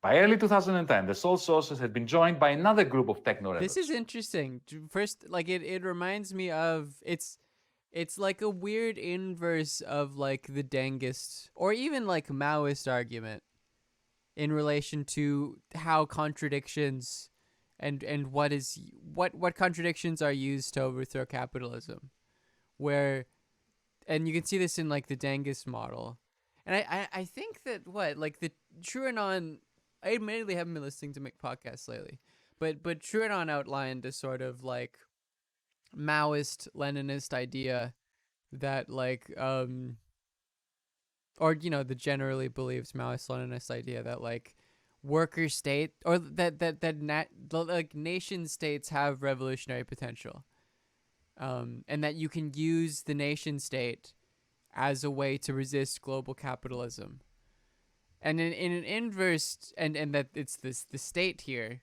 that is what is being used in an inverse of that, but in almost a similar note. You can think of Varoufakis's argument here being not that the nation state would do that, would be an engine of change, but that capital would be. Not the state, but capital and international capital, which I think I'm more sympathetic to, at least. Calling themselves Blade Runners. Remember the movie? In homage to, of course, Rick Deckard. Who else? Breaking the underlying foundations, holding them up, and set up a web of defaults. Brunig thinks basically from Hilferding, which I'm assuming Varoufakis takes from. I mean, he's a very seminal Marxist thinker. Brunig's idea is more that like you get a hold of the state, and then you use like index funds for like ownership for everyone. Thought of themselves, the Blade Runners. And that you do this, it's a top-down sort of understanding more than anything else. and that, you know, index funds and stocks, etc., have this like capacity to create ownership, and sort of collectivized ownership, which is correct. They do. As neo-Luddites, even choosing as their patron That's a pretty basic figure Lord Byron, the poet laureate of the... Which again, like, I admittedly haven't read any Hilferding. It's on my like to do of reading. But he's a very important economist who, like, this idea of finance, capital, and conceptualization of it are used by like Lenin to define imperialism, for instance. So, you know, as much as that sounds like just pure lib shit, it's definitely in the Marxist tradition. Luddite movement. The Blade Runners did not fear technology. They celebrated the Luddites as history's most misunderstood figures, whose vandalism of machines was a protest not against automation, but against social arrangements that used technological innovation to deprive the majority of their dignity and life prospects. That's probably Indeed, the Blade true. Runners embraced digital platforms, even the rise of artificial intelligence, but were adamant that such machines should be utilized in the cause of shared prosperity, not as instruments of neo-feudalism or of a class war by the few against the many. The Blade Runners' first target was big tech, mega corporations with monopoly power that rendered them so rich they required neither Wall Street nor pension funds for their capital. Akechi, one of their early leaders, had worked for Microsoft in the 1990s. In early 2009, Akechi proclaimed that Google had inadvertently invented a new human right: the right to freely available and instantly accessible information.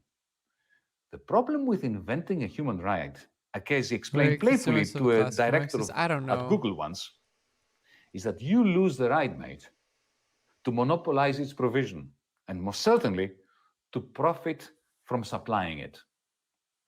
The Blade Runners organized mass consumer strikes, targeting one big tech company at a time. Their first successful mobilization was aimed at Amazon. Akechi issued a global call to boycott Amazon for a day in support of doubling hourly pay in its warehouses around the world. That day of inaction, as the Blade Runners called it, caused Georgia less debate. It's a Senate debate, right? than a I don't 10% even drop know. in Is that Amazon's usual interesting? revenues. But that was enough for Amazon immediately to concede a 50% pay rise. Encouraged by their success, the Blade Runners What should you embarked do if your mom refuses to put you on HRT? That depends on where you live, but for the most part, I think you should be able to do that. I mean, I guess if your parents are making it difficult, then it's definitely a, you know, but I think you should have the legal capacity to do that without them. Bad cops. It depends on where you live, though. Farless, thank you for the 5 months. on many more campaigns of widening scope. Rallying support via social media, Which is to say the that I Blade don't Runners' know. days of I'm inaction sorry. became worldwide events. If anyone wants, if enjoying anyone mass knows, participation, especially by the young, you know, until they needed only to announce their next tech target for the share price of that company to fall precipitously and for there to be relentless scrutiny of its directors and their practices online. When in early 2012, they brought down Facebook. oh yeah, you can reach Trends Lifeline is a good. And if it's New York, then it's because there's an American and a Canadian Gained one. legal recognition for an individual's Good property hotline rights for over that. their private data. The Blade Runners knew they had grown sufficiently powerful to make history and effect serious societal change. And around the same time, the Blade Runners teamed up with the Environs in order to hasten the demise of the fossil fuel industry. Together, they forced panicking governments to introduce stringent limits to pollutants, to reduce net Someone carbon pointed out targets, before how like they would be just killed by the CIA, and I think part of this is just like, what is the best case scenario to just like outline some theoretical possibility that finance capital, is used against itself to destroy the Zero system. by 2025. Remember, this is in 2012. But yeah, which is to say, I think a lot of my main critiques relate to that of like, well, how do you actually conceive of that? And one of the responses I think in Varoufakis here is that it's based upon a mutual sort of material collective desire, or it's based upon a couple important sites of money extraction and from like the general political underclass in relation to like paying utilities and to the workplace that would cause people to develop some sort of consciousness around that. And even to limit land clearing. Because the question of like, well, what is class consciousness if like there's a pyramidization of labor? Like how do you find some sort of common ground to fight against, finance capital, to the major owners of wealth in the world? And Varoufakis's answer here is like through cement production. Of course, through the workplace and pension funds, as well as utility companies. Some influential corporations recognized that these interesting. constraints presented them with opportunities to profit from clean energy. But the ossify capitalism rebels, the OC rebels, made it a condition for not targeting them that they would drop out of the stock markets and give a single non-tradable share to each member of their staff, thus laying the foundation for the corporation's conversion to this anarcho-syndicalist model: one person, That makes one sense to employee, me. one share, one vote. And again, you do that through like finance capital and the systems created through it, and the shares. Hey Nesio, how's it going? Prayers up for Rudy. We're praying for you. You'll make it through. Trump made it through. They'll give you the Regeneron. You'll be fine. Yeah, that finance capital will be In used 3 against years, the itself. crowd shorters, the sole sources, the blade runners, and the environments had formed a highly effective network of targeted activism that the oligarchy without frontiers could not. What hesitation you make? Just in anything, I feel like a lot of my beliefs are like subject to change. This was an quickly. extract from the chapter How Oh yeah, shout out to Capitalism Nesua. Follow Nesua. Died. Friend It's my stream. fantasy of a spontaneous movement of different groups that use modern technologies and all the facilities that we have at our fingertips. That's about it. I may want to go further. That's interesting. I have to think about it, but that's interesting at And least. so on, in order to bring capitalism down.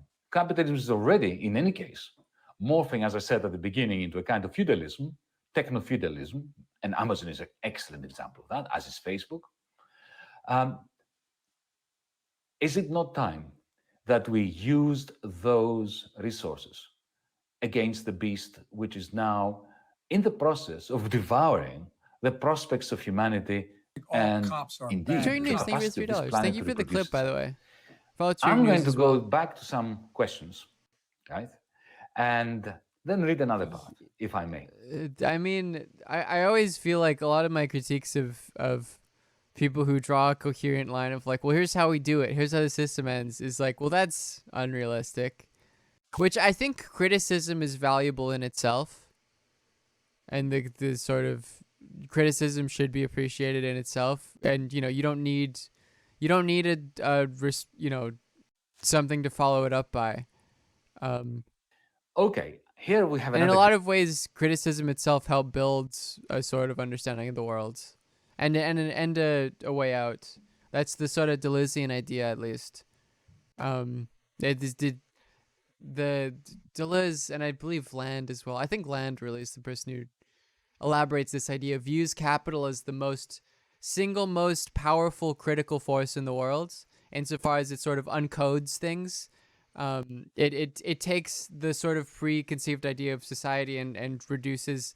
There is a quote in the Communist Manifesto about how like under capitalism everything solid melts into air or whatever, You can see this with like the Catholic Church, for instance, where like the Catholic Church is not anti-capitalist because, you know, it wants epic-based classless, stateless socialism. It's because if you look at the control the Catholic Church had on you know, countries like France or Spain, Portugal, Poland before capitalism, and then you look at them afterwards, you see that the church, you know, ate shit. It no longer had that sort of social control, and that was a result of the sort of the shaking up of social institutions that comes through capitalism. Is this now landist? I've been reading a bit of Fanged Numina, which is before he sort of went right wing lands, but it's still insane, of course. But I think it's an interesting read at least. I don't agree with a lot of his readings of Deleuze, but what was I saying? Oh yeah, and you can view. I think that point is interesting though, and you can view like it as an extension of like the Reformation, for instance. The Reformation being one of the original sort of important critique. Blakeland, please follow me back on Twitter. Important critiques of the Catholic Church and Catholic Church authority that undid its authority in places like, you know, northern Germany. What about Moldbug? I don't know who that is, but that's that like the techno feudalist guy, right?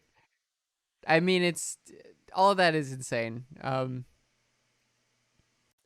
Yeah, and the capital is even an extension of that critique. The problem is, you know, and the point in Deleuze is that critical force of capital in destroying these social institutions and culture, in which the way it destroys it in particular is that it turns everything of value and of culture into only valuable insofar as it is sort of subjective labor, or it is itself capital. That's the original Marxist definition of capital.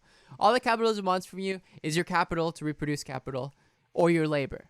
And everything else doesn't matter. And that's a very revolutionary thing. And Deleuze understood this as like creating these lines of flight, so to speak, that in sort of breaking down society, this sort of positive feedback loop of breaking down society. Sierra, thank you for the gift sub. You can create, you know, rhizomatic forms of government and of social systems that existed outside of capitalism. He's a meme. You would find him hilarious. All of it? Okay. Rhizomatic, like, let me fucking let's bring up the models.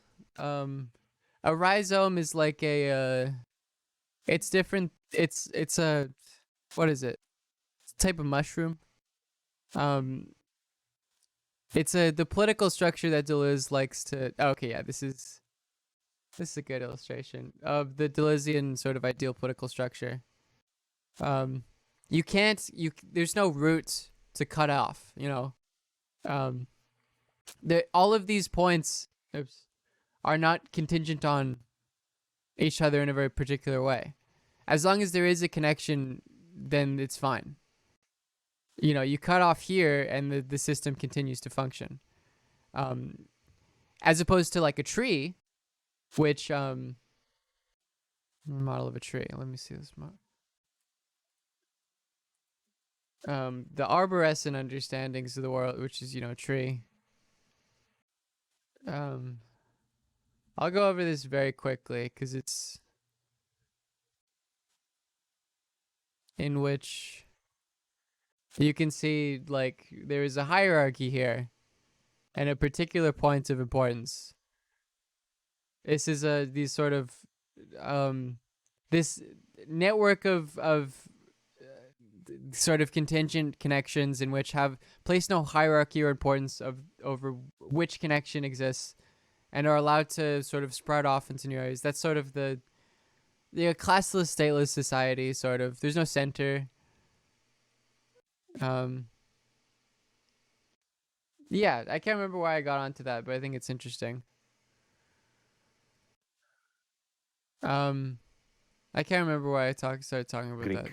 who asks me a difficult question. Christos is his name. He says, DiEM25 seeks to stabilize capitalism through the Green New Deal for you. But yeah, that's the left accelerationist argument. It's totally seen in Deleuze, in which it's like, you know, capital is this sort of ultimate critical force of uncoding, of deterritorializing. And you use that to like create new opportunities outside of the current system. Now that you have a post-capitalist blueprint in another now, does that change the plan? Why not use this crisis to fight for post-capitalism? Do you think of Zizek and ideology through Deleuze? No. They're sort of incoherent. In a certain sense, I mean, you can still take people's views. I think sublime objective ideology, I'd have to think about that. Because it's a very explicitly Freudian viewpoint. It's very, you know, and Deleuze rejects Freud very, very sternly. Directly, and demand all companies democratize. Deleuze is, I know that Zizek's book on Deleuze is shit. It's just, it's not a good Well, takedown. Christo, it's not either or, it's both. The Green New Deal is something we can do today. Technically speaking, if you think about it, you know, Franklin Roosevelt in 1933 came in, introduced the New Deal, not because he was a socialist, not because he wanted to change capitalism, but because he was a patrician who understood that unless you shift money from the money markets and you press it into service for public goods, for crashing investment the derivative market through a movement like he went through COVID could actually be successful. Theoretically, I agree. Yeah, I think from a theoretical perspective that works. Did this idea exist in Deleuze? I mean, sort of, ish. Although you could probably say Deleuze would think it would happen a different way. But yeah, I mean, basic concept. But that basic accelerationist concept is in Marx too. To good quality jobs or jobs that actually pay people to survive. That unless you do that, it's all over. It's game over. But this is, you know, although there's a certain sense in which like really adhering to Marx's specific teachings is like something he wouldn't have wanted. 200 cents a nice chat message. Did I read it? Yeah. No problem, Turing. It was a good video. Thank you. Even from a capitalist perspective. The New Deal would never have been effected without the Communist Party and communist organizations in the United States. Those of you who don't know this history, go and find it out. The communists who were strong in the 1930s in the United States helped Roosevelt introduce the New Deal. They were not wrong to do it. They were absolutely right, because the first objective of left-wingers, of progressives, must be harm minimization, to look after people who are starving, to look after people who are not just left behind, but held behind. Because if we don't look after them, the fascists will, the Mussolinis, the Trumps, the Salvinis, and then we will lose them. And then we will end up with a liberal establishment calling them deplorables and losing them forever. So the Green New Deal, whether it is in Europe, in America, in Africa, in Asia, in an international Green New Deal that I believe the Progressive International must be pushing for, starting today, is a bridge. It is the bridge that we need between the capitalism that is morphing into a dystopia today and any opportunity, any chance we have for a future, another now, in which we can have a democratic economic life. Here's another question. Didn't Zizek say he's incapable of deriving any meaning from Deleuze? That makes sense. That tracks. Is the link for this? Here you go. We can look at some... Yeah, I mean... Zizek has to think that too, because he's a Lacanian. Which, again, fundamentally views desire as a lack. A lack of a thing. You don't have a thing, you're trying to... Your society, you know, your consciousness exists as a lack. You come into a fully formed world, and then you say, oh, well, it's not perfect, I want to move stuff around. And you fill the hole in yourself with things. And you always do it. Have I ever reversed Bashard chat? That's funny. I haven't. No. I would never do that to you guys. That'd be awful. But yeah, as like a, you know, do you fill the hole with the lack? Which it's interesting. My understanding, Freud still viewed desire as productive insofar as it's produced by the libido, which is a very important part of Freud that Deleuze and Guattari take. Deleuze and Guattari's idea of desire is that this sort of lack shit of the, is a product of the conscious intellect attaching itself to like very particular perceived desires and sort of not understanding the grander scheme or grander sort of socio-political phenomenon that's going on with desire. Insofar as desire is positive, all our desires, they exist, this sort of like bundled drives and collections of wants is the wrong word, are positively invested into and connected into the social system. The ego is a stupid idea for Deleuze, from Nietzsche. There is no meaningful part in which one like our ego ends and the rest of the world begins. It's all connected. It's positively invested in the social system. And so the conscious intellect attaches itself to the strongest desires in the individual and then says, that's me. And all of the other things are not me. This is how you can how the conscious intellect can say like, I really want to quit smoking, and then, you light up a cig. Because your conscious intellect attaches itself to the desire to quit smoking, but there is another drive within you, which is nicotine. I want some nicotine. That's just an example. So it's deconstructing the idea of by Nuno Ribeiro. Of that Freudian idea. And that's the Freudian idea of the lack as desire comes from Plato, of course. And in a certain way, the Deleuze is just rehashing Aristotle's critique of Plato. In a certain way. In a lot of important ways he isn't. Yeah. But the Freudian lack is very important for Freud and for Lacan and then for Zizek. And so, he can't... How can we escape the logic of being treated as consumers instead of citizens? You can't agree with Deleuze on most things. Are there spaces we should invest our time and money in that also undermine monopolies? No, allow me to say that the only way we can stop ourselves from effectively being converted into robots, into consuming units that slavishly, buy what they want and want. There's a really good lecture series on Deleuze and Guattari by Daniel Smith. It's very long. I'm going through it again for like the third time. There we go.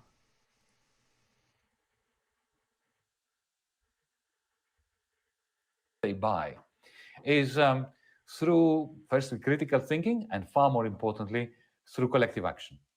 And this is why I believe that what the Progressive International started on Black Friday, last Friday, is so important, because it gives us an opportunity to act globally and strike locally. I think that's interesting. And, implement actions at a local level that make us feel connected to, to our neighbors, while at the same time being part of a transnational movement, of an international movement. All right, let me go to another question, if I may, if I find it. Oh, this is cool. I like this. I already know where this is going. I think it's interesting. You know that although I have a great appreciation for Deleuze generally and so on, but I think that many Deleuzians even are deeply bothered by this, of how, with all their praise of multitude and so on, or whatever,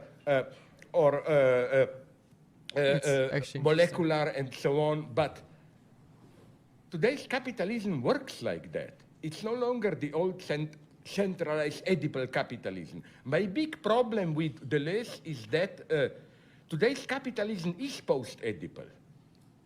So I don't see anything subversive in repeating this criticism of Deleuze and so on. And that's my big problem with, I appreciate... So what this means, the Oedipal triangle in Freud is the idea that there's this very important relationship, the most, in terms of human development, you can understand it through the familial relationship.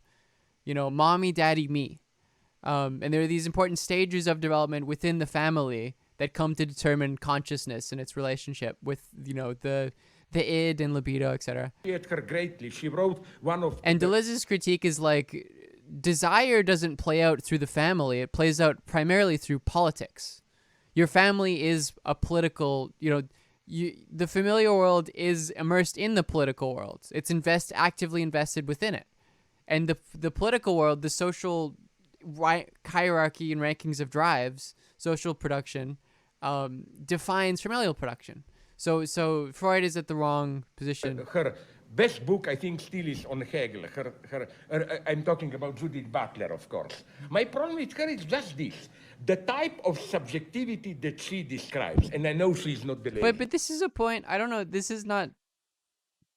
I think it's interesting, because it's like capitalism, and Deleuze saw Freud and the family unit as a fundamentally sort of, I guess you could say, reactionary or capitalist model. Yeah, you know, this...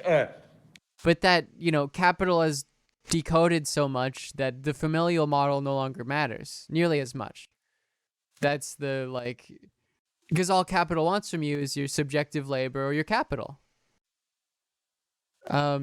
So, you know, the familial relationship isn't nearly as important. Let's call it this performative, self-enacting, self-transforming subjectivity, refashioning itself through performative rituals and so on, no longer... It is like capitalist. That's rooted correct. in Oedipal identity. My point is only what's so subversive about it. To put it in very brutal terms, my problem with Judith Butler theory is that this endlessly plastic, performative, self-constructing subjectivity that you get the pure form, for example, in like her capitalist. early big bestseller, Gender Trouble. What That's if correct. I claim that this simply is the predominant form of subjectivity today? And that all the neoconservative attack on it is just a losing battle reaction 100%. to it. So I have here the problem. I'm not saying precisely not that this means we should return to some old patriarchal authority. But that also, actually, this is an interesting, one of my mutuals, I can't remember where they're at, can't remember who specifically, was talking about this in relation to one of the problems with desire yesterday with me. And how, like, Deleuze's idea of desire does move one. It's easy to see why Nick Land just said, like, fuck it, capitalism's good, let's do it. Through a Deleuzean understanding of desire. It technically isn't, because it's the most anti-sort of Deleuzean conclusion, but in a certain sense, the way in which desire is positively sort of developed in the social sphere, outside of familiar relations, does position one towards accelerationism. Of course not. I just think as I talked about before, where it's like the view of literally capital as the most critical thing in world historical in history. It's the most critical force in terms of critiquing social institutions. All this celebration of multiple dispersed anti-essential... Fist fucking not the asexual... I can't do a Zizek. This plastic subjectivity... What's the big deal? That's a classic Zizek quote, though. About fist fucking being like postmodern or whatever. What is that from? The Ongoing Soft Revolution. But what you said about liberal fascism, here work begins. Because what I am afraid is, you know, one of the bad manners and intellectual laziness of the left is that when something obviously bad is happening, instead of thinking, they apply the old names. Oh, it's fascism and so on and so on. Where I'm not saying Trump is better, but whatever he is, it's a little bit ridiculous to call him a fascist. Because it's a new, as you said, if it's a fascist, we should immediately add liberal fascist. You know, it's no longer the old simply totalitarian fascism. It's a fascism which most of your personal It's entirely freedoms different. and so on, so it's something new is emerging, not only here, also in China. China is an authoritarian regime, but pretty liberal at private level and so on. You know what I mean? We are getting something which, a new form literally of liberal authoritarianism, where, that's the paradox, the more social processes are becoming non-transparent, something is happening up there, you don't know it, the more we individuals are addressed as responsible, freedom of choice, and so on and so on. You know, all this emphasis of you have to recreate yourself, it all depends on your choice, on your creativity. But the more we do this, the more global social processes are again perceived as non-transparent. It just happens. Who knows what's happening? Like, I just ordered a book about what the fuck is it? That I need to read. Just adding more shit that I want to read. That's what is it fucking called? Xenofeminism. Xenofeminist Manifesto, which from my vague understanding looks very interesting. like who predicted apart But that's, you know, it's cyberpunk stuff. That's not Sadie Plants, I believe, but it's similar. It was the same part of the same like collective in Warwick or whatever. Some conservatives and many leftists who predicted that. But this is just fucking Zizek being a Deleuzian, right? Capital is post-Oedipal.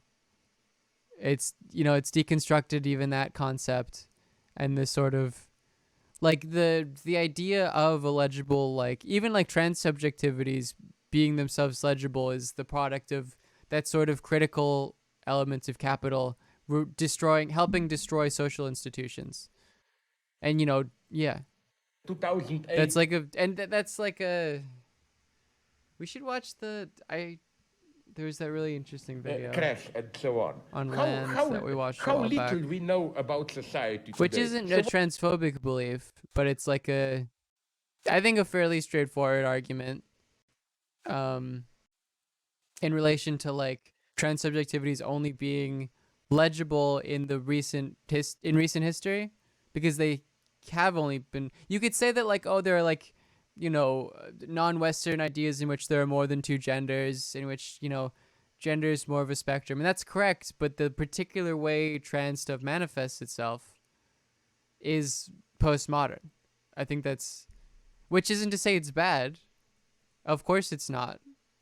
What I'm, you know, I think it's fairly clear that my position on that saying is that I think that worldwide something genuinely new is emerging, a new form of political form of global capitalism, and just to call it too fast fascism is too much of intellectual laziness for me. Sure. I want to. There's a really good video on accelerationism.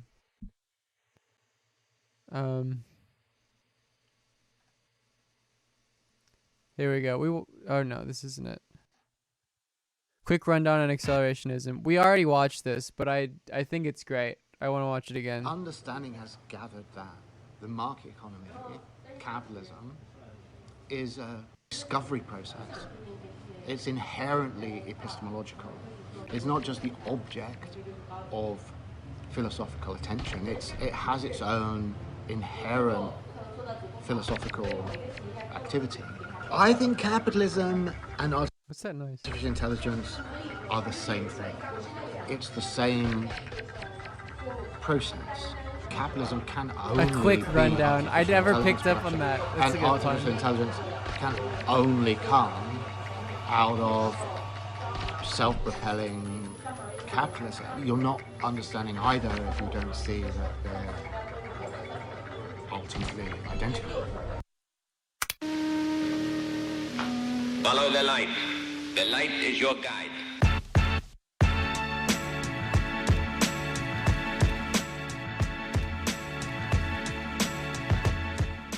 accelerationism starts here. What? Actually, let's not get ahead of ourselves. A little bit more context. Whoa, okay, whoa, too much context. Let's move things forward just a little. Okay, here, stop. Perfect. This should That work. is true. You gotta. So Marx is really the foundational proto-acceleration. I would argue it starts with Spinoza, but whatever. Although obviously Marx is anti-capitalist, he was a staunch utilitarian when it comes to praxis. And if there's any doubt, just read his speech on the question of free trade, where he wrote, "In general, the protective system of our day is conservative, while the free trade system is destructive. It breaks up old nationalities and pushes the antagonisms of the proletariat and the bourgeoisie to the extreme point. It starts with Thales, the free not trade Plato. system hastens the social revolution. It is in this revolutionary sense alone, gentlemen, that I vote in favor of free trade." So in contrast to what many Who is this? I've seen this image multiple times. people may believe, Like Plastic Pills video on accelerationist theory includes Spinoza. That's interesting. Is it Twin Peaks? Marx was not against using I don't watch shows. I'm sorry. capitalism in every aspect. He recognized a very revolutionary potential in exploiting the contradictions in capitalism. For Marx, capitalism can be used so long as it's used as a weapon against capitalism itself. We can also find threads of this self-destructive Capital aspect of critiques capitalism itself, right? in the Communist Manifesto as well. Marx says, "The bourgeoisie, historically, has played a most revolutionary part. The bourgeoisie, wherever it has gotten the upper hand, has put an end to all feudal, patriarchal, idyllic relations. It has pitilessly torn asunder the motley feudal ties that bound man to his natural superiors, and has left remaining no other nexus between man and man than naked self-interest, than callous cash payment. In simpler words, the contradictions which will bring the revolution to bear exist within capitalism itself. Capitalism's essential aspects as a mode of production, as Marx put it, bring to the surface a contradiction immanent in capitalist production." It isn't hard to see the accelerationist logic built into this idea. If capitalism contains within it the contradictions which bring capitalism down, then slowing capitalism down doesn't hurt it so much as it actually prevents capitalism from hurting itself. A Marxist accelerationist might suggest That's that we should also speak an articulation of why like SOCDEM reform is bad, which I guess goes against Varoufakis's position.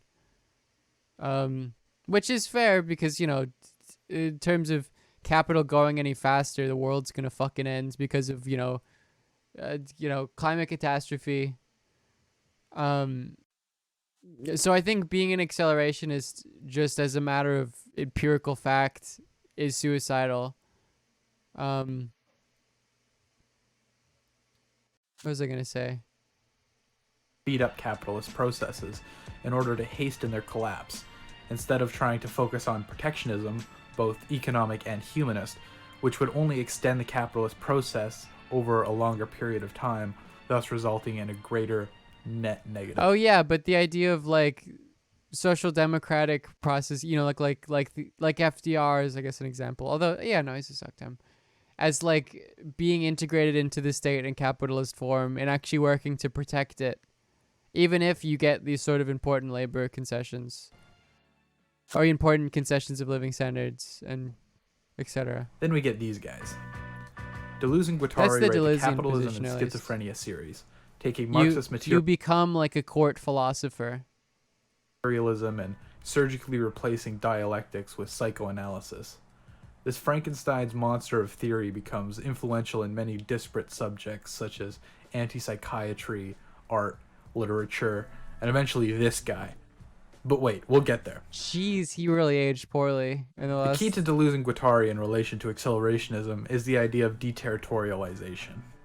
Deterritorialization is an extended concept of that destructive element that Marx identified in free trade. The basic idea behind this, and this is where stuff gets really weird, so hold on. The basic idea is that flows of desire are set free by the introduction of things like money and free trade, leading to social destabilization on a far greater scale than Marx actually predicted. This destabilization isn't simply a contradiction within capitalism. Rather, it is some sort of force, an outside force which has functioned to destabilize Thank you for the 3 societies months. long before capitalism was around. Capitalism is simply the historical stage which thus far releases the most flows of desire and therefore produces the most force, the most social destabilization. This force is what Deleuze and Guattari termed deterritorialization. I have already watched this in stream, From but I think it's Antioedipus. interesting. Decoded desires and desires for decoding have always existed. History is full of them. What is Peter Singer's position on babies? Capitalism and its break His are baby ethics. Oh, is it? defined not solely by decoded flows, How bad but is by it? the generalized decoding of flows. The new massive deterritorialization, the conjunction of Yes, this is bastardized Bataille. Absolutely. I mean, Deleuze uses Bataille and Spinoza and the sort of deterritorialized flows. Bataille is like, you guys are all fake materialists. You're fake materialists. You're not doing materialism. So capitalism You're isn't amateurs. unique simply because it has the most decoded This- flows. yeah. It is as if society, in a Oh, very he's- real sense, oh, okay. He has said you should become a kill decoding children machine. if they have disabilities. Society's Okay. decoding machine produces a feedback loop of Yeah, Peter Singer, bad guy. schizophrenitization. Oh, you A want a move- translation of this? Decoded desires and desires for decoding have always existed. So decoding desires are like, fuck. When I say capitalism is critical, as a critical force, it is decoding sort of social production.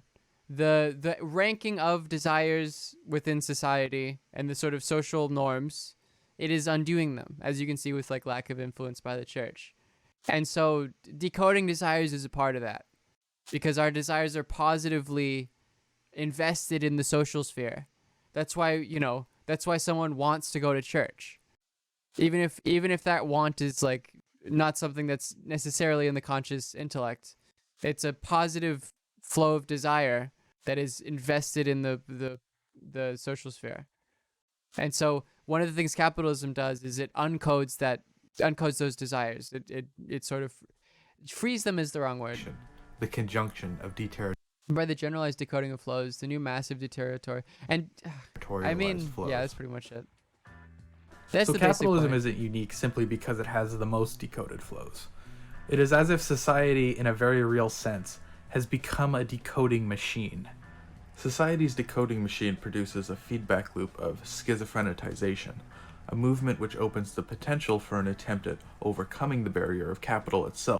Which Deleuze and Guattari, you want that 420 sub? It's fake. It's a bait. It's not real. Deleuze and Guattari have a very pathologized view of schizophrenia, I guess ironically. And it's wrong. They don't understand schizophrenics. I think this video says that they're not pretending to understand them, but they are, 100%. Not simply to the contradiction and negation of capitalism, but instead Because, it's important to, if anyone has schizophrenia who's watching, to pass over the body without their reading is wrong. organs into a place of radically And the body without organ shit, the idea is from, they take some readings of, I believe it's Artaud, there was maybe a belief that he had schizophrenia, and he has these writings that he's like, I want to rearrange the organs in my body. There's this desire to one of the parts of it is that there are these flows into the body. An example is like drinking, eating, shitting, pissing, etc. And they're fine with those flows, but the specific makeup of the organs within the body that organize them, there's an extreme discomfort there, which is it's a pathological reading. Dr. Dibbles, thank you for gifting a tier 3 sub to Anvilize. You'll have to see it. It's like that's a pathological reading, and it's incorrect but the idea is that that schizophrenia wants to remove the sort of coding of the body, the coding of flows. These are literal flows in this context, and sort of inscribe onto the blank slate of the body the particular form or organization of organs that they deem fit. So it's this removing of codes, and we talked about before, like the creative production. It's all literal. It's very strange. Deleuze and Guattari see the flow of desire, and let's say the flow of, starting when the child's one of the first flows the child is familiar with, even according to Freud, in the oral stage, is like the mother's breast and the breast milk into their mouth. The sort of the connecting of the desire of the child onto this element of their physical world. Hopefully, in the sake of bringing us to... It's like a flow, right? It's a flow of milk into the body that is as a result of positively invested sort of desires and drives, to drink. But that's very similar to like economic flows of value and flows of exchange. Something I didn't realize, which is very cool, and comes from the Daniel Smith lecture here, that I think is really good, is that's actually Deleuze is using Keynes' understanding of the economy, where for Keynes there are three important ideas: codes, flows, and stocks. So flows are flows of money. Stocks are the particular points that those flows come from. It could be an individual, it could be a corporation. And then codes are how that exchange of money is contextualized and understood. The state, inscribes onto that exchange. This relates to like taxes as well. Inscribes onto that a particular form of exchange. In relation to like the money form and the particular nature of the money form. Maybe it's connected to the gold standard, etc. But Deleuze says that's a generalized theory of the world, that that literal flows are the exact same. Towards what they called the New Earth. Which is weird, right? Now, it's you may very have noticed strange. that none of that made any sense. Don't worry. Okay, yeah, there we go. None of that made any sense, yeah. Normal feeling. We need to put ourselves through this. It's important. Let's try one more time. Remember Marx? He had this whole idea of historical progression. Don't worry about this whole thing, though, because Deleuze and Guattari come up with a whole new set Hello, of how are you going? stages. Thank you for the 4 months. All right, I know this looks like a lot, but really you can ignore most of it for now. All we really need to focus on is that there are stages of history. They're following a line drawn by the process of deterritorialization. In between... So fundamentally, when they talk about schizophrenia, they talk about, because they think capitalism is very schizophrenic insofar as it uncodes flows. All cops are bad cops. Shikari, thank you for the 4 months. In the same way, the body without organs thing with Artaud, there's the contextualization of schizophrenics as wanting to sort of uncode the particular social organs, uncode the particular way that their organs were functioned and reorganize them, which again is just like a one-off from fucking Artaud. In the same sense, the capital wants to uncode sort of the flows in the worlds.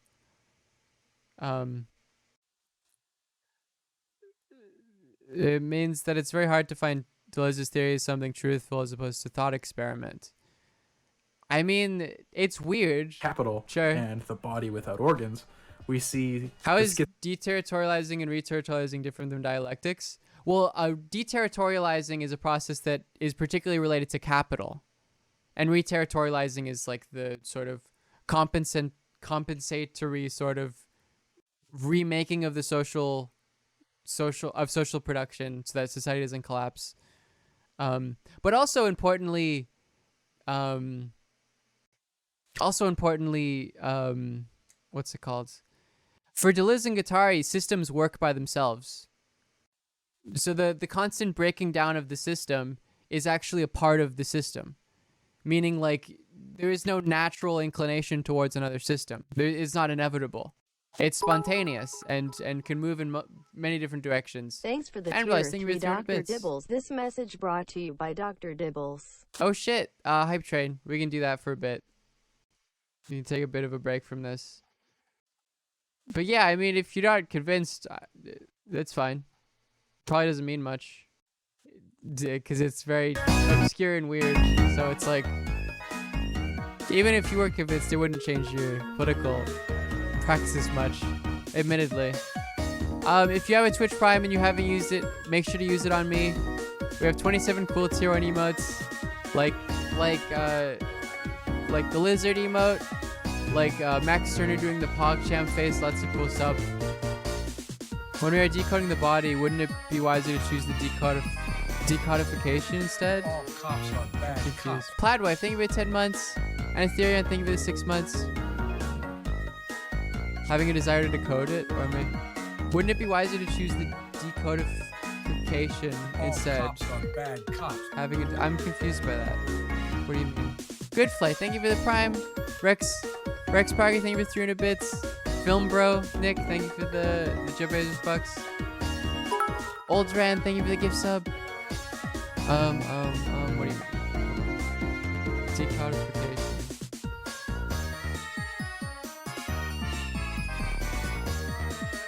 Or decode. I guess that's. You could just replace the word decoding with decodification. I guess. I don't know. It's really chill guy. Shout out to Jordan, you a friend of the stream. Thank you for the 8 months. I hope you're doing well. All cops are bad cops. Briank, thank you for the gift sub. Yeah, so the body within organs is entirely uncoded. Queer Non, thank you for the gift sub. Leatherbone, thank you for 3 months. It's entirely uncoded and can be written on it as the schizophrenic desires, as they want it to be, reorganized. No, I am this type of a Joker guy. Yeah. Are there any present day philosophers you think are creating important work? I mean, if I thought about it, yeah, probably. I mean, definitely, I would hope so. Trying to think of good recommendations. Actually, fuck. I guess he just fucking died. But David Graeber. I just got dead. I'm gonna read it. I don't view Chomsky as a philosopher. Neither does he. Zizek is important, but he hasn't really produced much of value lately. He's sort of washed up, which is fine. I do find, and again, how do I reconcile it? I don't, because it's all very complicated. How is Chomsky not a philosopher? He's a linguist. He doesn't write philosophical treatises. He doesn't write political philosophy. He's the first one to admit this. His beliefs are based on anarchist literature. He doesn't provide and he's like, yeah, it's not my thing. Does Habermas still? Is Habermas still going? Keeler debated Quinn.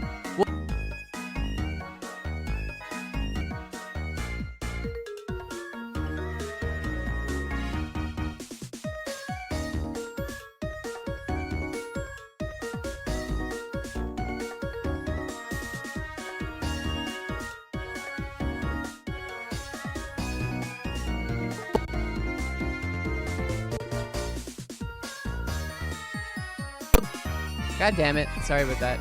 Shout out to Habermas for still living. 2.5 minutes. Hype train's still going on. Did he drop a huge book? I thought that dude was dead. I mean, he's old as fuck. Yeah, Chomsky himself says that he's not a philosopher, and that his political work is entirely different from his linguistic work. And Chomsky will also admit that he doesn't create political theory.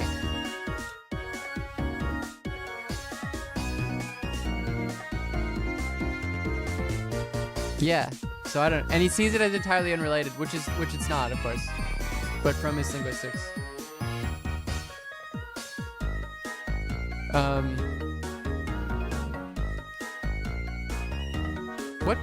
What did he just get a book? Book 2019. The Unfinished Project of the Enlightenment. That's sick. That sounds cool.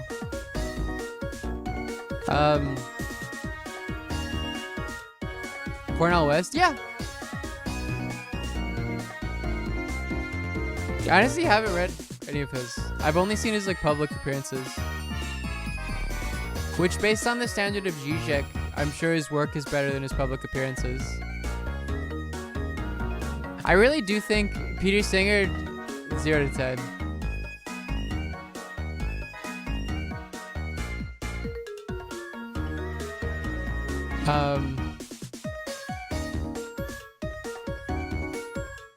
A 1 minute left if you would like to contribute to the hype train. Got lots of cool emotes. Noam Chomsky, Babes, Jewel Pause, absolutely.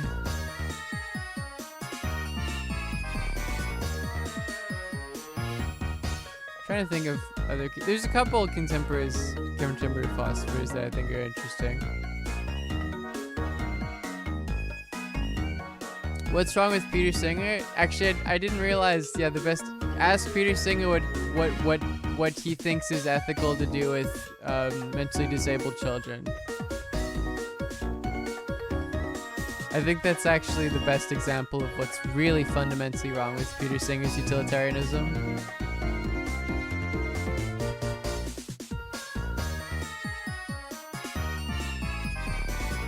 Wrong Pete? No, that's Singer.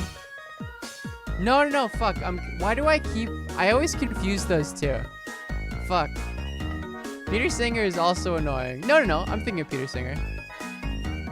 No, I am. Who do I confuse? Thank you for the hype train, everyone. 12 subs. You'll have to see it. Who do I always confuse fucking Peter Singer for? Who's the philosopher that's Steven Pinker?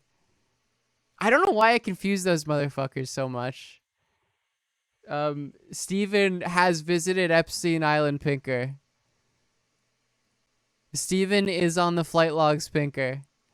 Which is not slander because it is empirically true. I don't have to say allegedly. It's empirically true. Womp womp. Okay, let's go back to this. Schizophrenic as a clinical entity. These would be like casualties produced by failed attempts at overcoming. Yeah, I think that Alan Dershowitz, most important philosopher, and his book In Defense of Israel, Barrier of Capital, is the seminal it's work of the important then to note that 20th century. schizophrenia in a clinical sense and schizophrenitization, what Deleuze and Guattari are trying to talk about, they're not actually the same thing. Which Deleuze and Guattari view it as the same thing, by the way. Don't make the mistake of reading this as a vulgar glorification of schizophrenia. It's not a I mean, even if it is, it's seen as like It's actually really not. Another question a lot of people have, quite understandably, what the hell is a body without organs? Well, it's an egg. But it's also the remains of a totally deterritorialized socius. Right. A place It's totally like all of the deterritorializing and decoding are like the same thing. Sort of used in different contexts, but for the same sort of, you can connect them.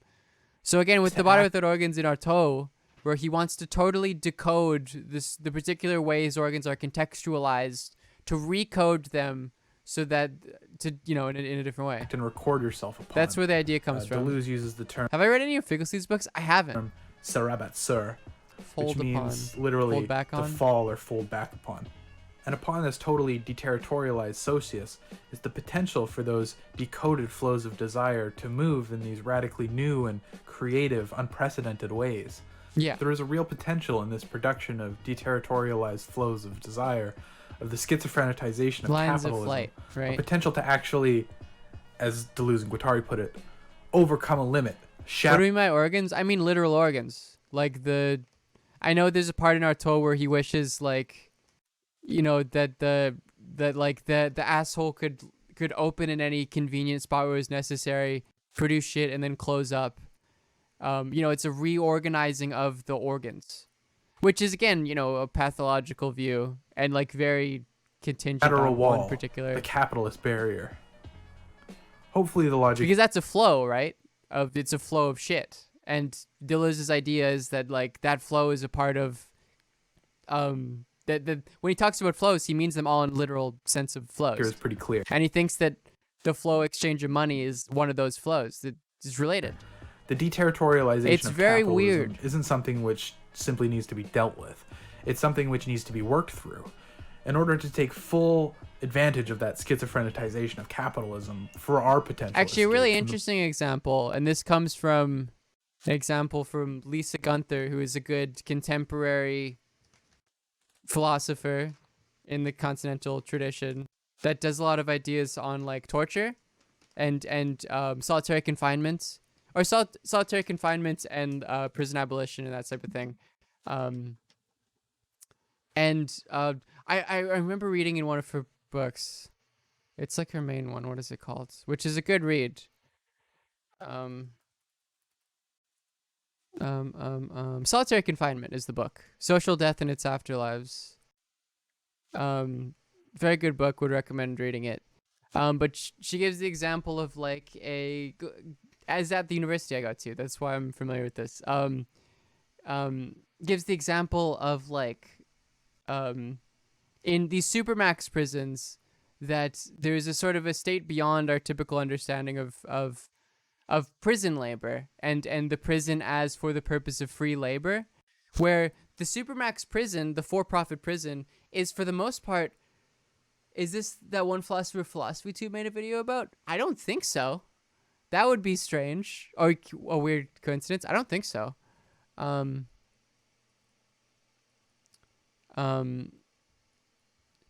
It can be obscure. It's so obscure you can't be simultaneously empirical, logical, metaphorical. No, that's a misunderstanding. If you understand that, you're not understanding the. Also, by the way, Deleuze is a walking fucking... Yeah, Deleuze is not metaphorical. He's not using metaphors. It's supposed to be all literal. Deleuze is like, when he lived, RIP to a real one, he was like a walking fucking encyclopedia of Western philosophy.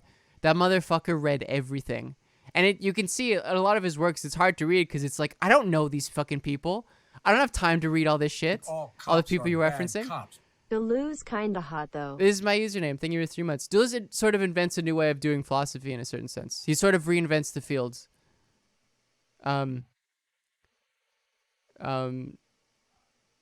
yeah, but there's this idea in the supermax prison that they aren't paid, they don't make profit off of the labor of the prisoner. They literally are paid by bunk beds that are filled. So all you need is for a person to be filled in a room. They're there. Did Deleuze get pussy? Yeah, I believe his son is like a finance capital guy, which is funny. That's why you should never have kids, folks.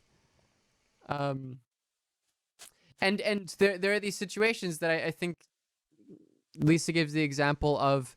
In solitary confinement, some of the prisoners, like, because you were basically like given a bucket especially the supermax prison, given like a bucket, and then there's a slat in the wall for like food, and to talk, and to shackle yourself. I'm doing this so that you have handcuffs on when they take you out of the confinement, and that's it. And there's a slat where they put the food down, and that's it. It's this sort of social death, so to speak. But there are situations in which like you have prisoners in solitary confinement like throwing their like excrements and piss out of that hole when it's opened, as this I guess you could view it as, I mean, it's probably insulting to valorize it too much, but as this sort of like, the only resistance you can have to what is literally torture. And I was thinking one of the interesting ways of conceiving this is that for the sake of the supermax prison, they are pure capital. Their existence in the cell reproduces capital by itself. They don't even need to act. And they truly become, in a certain sense, a body without organs, insofar as like, even the assertion that they have flows of, excrement, for instance, is this sort of radical act of like, no, like I am a human being. I'm not simply just capital in this cell. That was an interesting thing I thought of. Julian Deleuze, strategy consultant for financial sector CEO. I mean, it's important to not read too much into those like acts. I guess for also like the dignity of those who are doing them. But I think that's an interesting example of the practical example of like capital turning an individual into a body without organs, and even the assertion that they aren't, that they have these biological flows, is like an assertion against the system. Is in some ways an attempt for recognition of sorts, because one of the body of capital into the vague optimistic concept of a new earth. One last passage from Anti-Oedipus to tie it all up in a nice little bow. It should therefore be said that one can never go far enough in the direction of deterritorialization. You haven't seen anything yet? You haven't seen Classic. anything yet. an Which is a quote by Nietzsche. irreversible process, to a point where the Earth becomes so Whenever you see like accelerationist Twitter, when they have the bio like you haven't seen anything yet, it's from this. that the movement of deterritorialization creates of necessity, and by itself, a new Earth. Whew. Okay. Nietzsche now has a is very interesting like anti-recidivist, anti-moralist, sort of anti-egoist, anti-humanist position and set of positions. You can add a bunch of those, but they're like very entrenched in Nietzsche's particular like weird like chauvinism and sexism, anti-Semitism. So the trick with Nietzsche is to basically separate the part of him that's like, yes, we need to go back to master morality, or not technically, because he wants us to go beyond that. With and all of that, with his like really important criticisms of modernity. That all cops are bad. Halal, thank you for the tier 1. Yeah. In which like you could sort of view Nietzsche as the first postmodern philosopher. Which again is why it's so funny that like Peterson is like, I hate postmodernism and I love I'm sorry, this is a bait. This isn't real. I keep forgetting I actually bait people, fuck. Where Peterson is like, sorry, you got baited, I'm sorry. Where Peterson is like, I hate postmodernism and I love Nietzsche. And it's like, well, that's you like all of the bad things are bad, but all the causes to the bad things are cool. Like real accelerationism. Is Nietzsche easy to jump into? Absolutely. I think so. What's a good place to start? Probably Beyond Good and Evil. So you just get a PDF. Nietzsche writes in a very like controversial way. Still worth it? Okay. That's the like everyone who does it is still like, oh, that's fine. If I catch someone who's like, I'm genuinely fucking mad at you, maybe I might undo that. But I think, yes, Nietzsche has an aphoristic style. That's it. It's very entertaining to read. Hopefully now Nietzsche grips the reader and forces them to think something about him. By that I mean you either viscerally dislike it or you're like, oh, this is really interesting. we have a decent amount of context to get started on the man himself. Nick Land was a professor of philosophy at Warwick University in the 90s when a certain research group, the CCRU, began coagulating around the work of Sadie Plant. Eventually Plant steps down and Nick Land takes the reins. The drugs and the jungle music really start to infect the assemblage. Soon enough we get all sorts of weird experiments like collective identities, core topology, snake becoming, and many more. Warwick would I wish I was like a researcher when this shit happened. Deny any association with the CCRU and actively deny its existence. I do. That would be so cool. A common motto became, the CCRU has not, does not, and will never exist. It is during this wild descent into drugs, music, and Cybernetics, by the way, isn't like robot arms or whatever. Cybernetics is like the study of closed systems.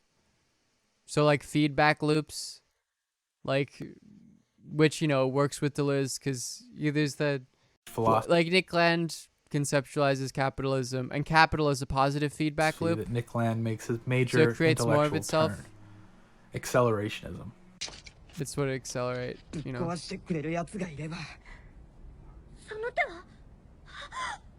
見た目は悪いがなかなか使えるぜ。どうしたの？大丈夫？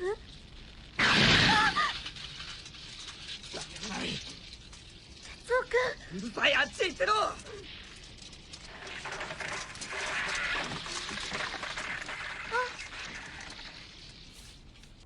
ラボへ戻り、適切な処置をせねば命に関わるぞ。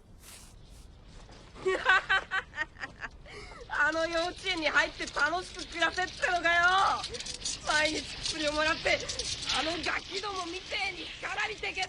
てのかよ。香りお前たちなぜ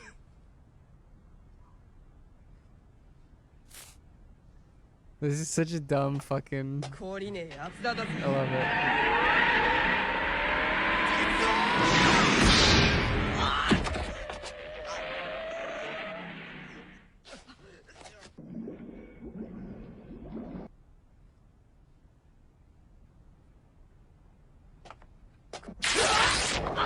Soy face land. Soy face fisher.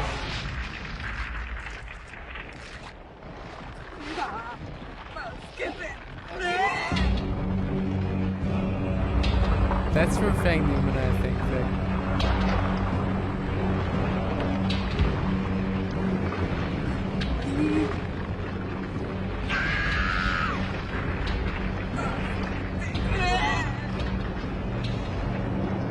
This is what jungle music.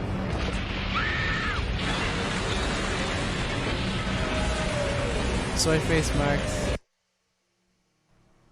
Accelerationism is not the easiest thing to define. Recently, Land tweeted that accelerationism means Please whatever follow me the back. process makes it mean. Please follow me back, well, Nick Land on Twitter. That's not Please a follow very me back. satisfying answer, is it? In light of this, let's instead try and figure out what the process has made it mean thus far.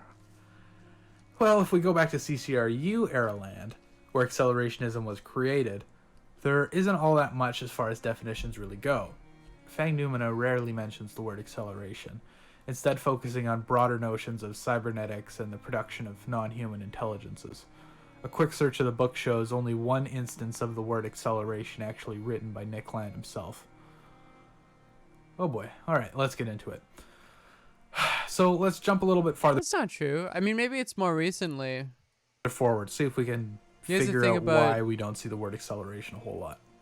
This is a What is that passage title from Nick called? Land's A Quick and Dirty Introduction to Accelerationism, which is something I hope you've read before you made it I here. genuinely do want to know what Land thinks about streaming culture. I genuinely do. But if not, go read it. And you can see actually the main fundamental critique I have of Land is that it's very easy to understand that it's very easy to feel that you are accelerating towards something, just like physical analogy, but it's hard to know what direction you were accelerating. So in a certain sense, it seems like Land thinks that we're accelerating towards something, which is the techno-capitalist singularity. And what we're really doing is accelerating right towards the fucking ground. It's like he's flying a plane without an attitude indicator, that shows you where you're positioned. Because, eventually capital, there's enough extraction. It's actually attitude. It's not altitude.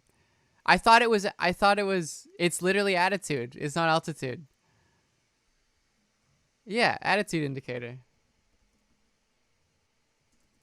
Yeah, motherfuckers. Making fun of me. It's attitude, you stupid idiots. I bet you look so stupid now. Don't you? Who's laughing now, chat? Who's laughing now? Okay. Yeah, he's flying without an attitude indicator. Where he's like going right towards the fucking ground with acceleration. Not realizing that if we don't decelerate, the climate's gonna get, it's the climate's gonna heat up by 4 degrees, the atmosphere, and rain won't have the capacity of forming on most of the planet. That's what happens.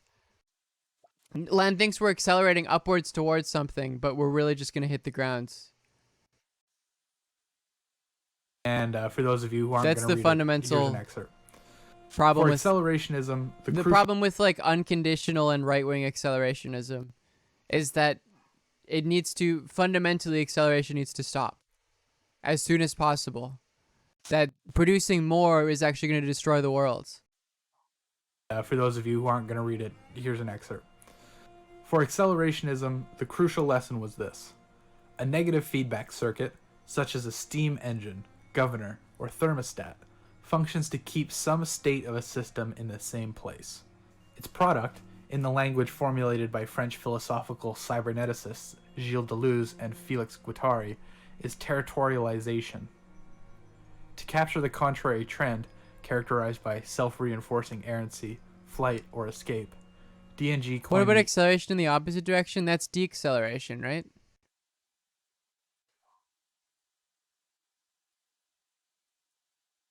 inelegant but But influential I mean, yes, sure, but that's sort of where the physical analogy stops, right? term, deterritorialization. Because deacceleration. Deterritorialization is the only thing accelerationism has ever really talked about. And this is what we'll use as our skeleton key to explore Fang Numina. It's just searching reterritorialization. deterritorialization returns more than a dozen written instances by land. Hopefully you can see why I put you through all that to lose. Okay, so let's use this skeleton key to start translating. So we have feedback circuits which come in two forms, positive and negative. This is all cybernetics is. These are the basic schematics. This is all that's meant in cybernetics. From a field called cybernetics, which land maps cleanly onto Deleuzian deterritorialization. Yeah, which is fairly straightforward. Territorialization, reterritorialization, and further onto accelerationism. So when you hear the words that people meme all the time, cybernetics, deterritorialization, this is what they were referring to, this sort of basic schema of feedback loops. Positive feedback loops, circuits which excite themselves, and negative feedback loops, which either hold the circuit's excitement in place, stasis, or decreases the excitement in the circuit. That's not a closed system. From I guess it Nickland's is, isn't machinic it? desire. Theoretically. Capitalism is not a totalitizable system defined by the commodity form as a specifiable mode of production, determinantly negated by proletarian class consciousness. It has to be? Okay. No, It is always on a move towards a terminal non-space, melting the earth onto the body without organs, and generating what is not promised and pre-existing land, but a world created in the process of its tendency, its coming undone, its deterritorialization. Capital is not an essence, but a tendency, the formula of which is decoding, or market-driven immanentization, progressively subordinating social reproduction to techno-commercial replication. So Land is discounting here the Marxist accounts of capitalism as a fixed mode of production, one negated from within, but instead is something active, something on the move. And so is Deleuze. Towards what? Terminal non-space? The body without organs? Remember, in Anti-Oedipus, we didn't see capital as something headed for something. Sure, it was active, it decoded. It certainly wasn't the fixed Marxist idea of capitalism. But if you remember the chart, the body of capital was something that was supposed to be left behind. It was a stage in the process of deterritorialization, one that provided the potential for our escape, human escape. But wait, human escape? Where is this human in Anti-Oedipus? Anti-Oedipus, intentionally or not, reads as if it was written for the machines, not us. So why did they come to that conclusion that the new Earth was something human, something for us?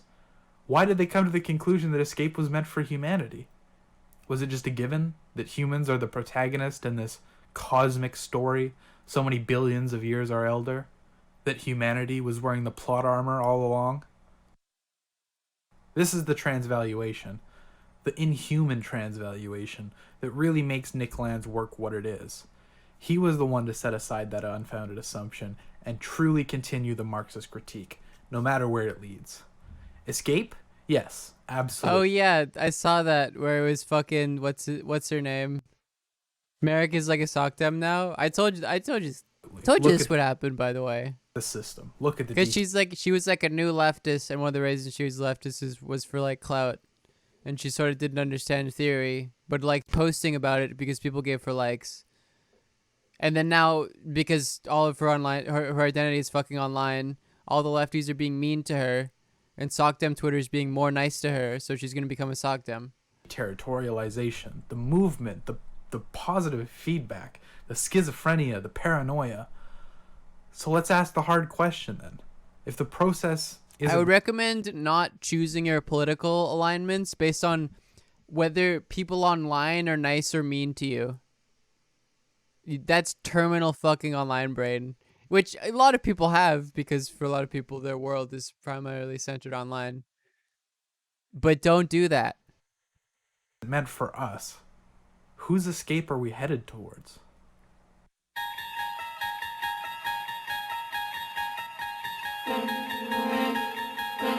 Yeah, so there's an anti-humanism in Losing Atari, where it's like, yeah, no, the human isn't necessarily the centered protagonist.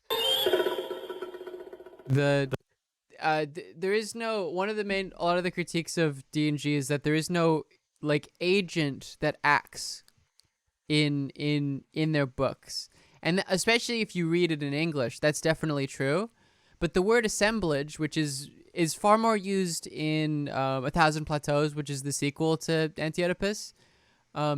The primary unit of political, action is the assemblage.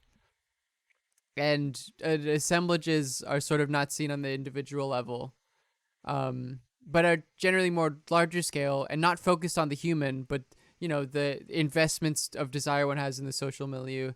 And the French term for assemblage is agencement. The story goes like this. And so that explains it a lot more in terms of where, this anti-egoist or anti-egoist philosophy that breaks down the individual. Earth is captured by a techno-capital singularity. This is Renaissance rationalization and oceanic navigation lock into commoditization takeoff. Logistically accelerating techno-economic interactivity crumbles social order. An auto-sophisticating machine runaway. Oh no, what is this? As markets learn to manufacture intelligence. What is this? Should I watch this on stream? Is this a bad... Can I watch this on stream? Whoever linked it is Andrew.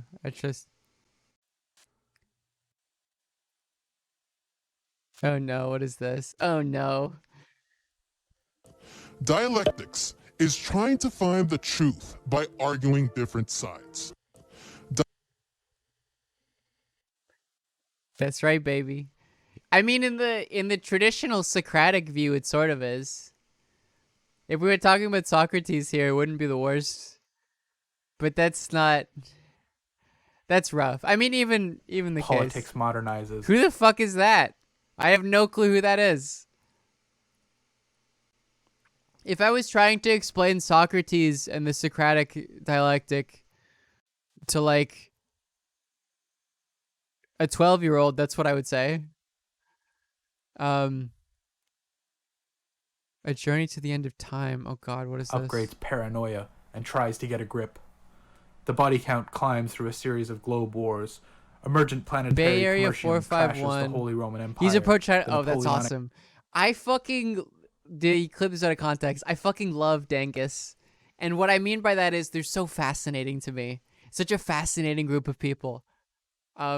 Continental system. Just how you could like read Marx, and it's, the reason is because they don't, and think like Neo-China time, baby. By the way, fucking Dangus had the same policies, the same political platform as Nick Land. Land loves Neo-China. He's like, yes, perfect, far more efficient way of doing capitalism. Accelerate that fucking production, baby. The Second and Third Reich and the Soviet International. I'll go back though. This deserves it deserves to not be talked over. The story goes like this.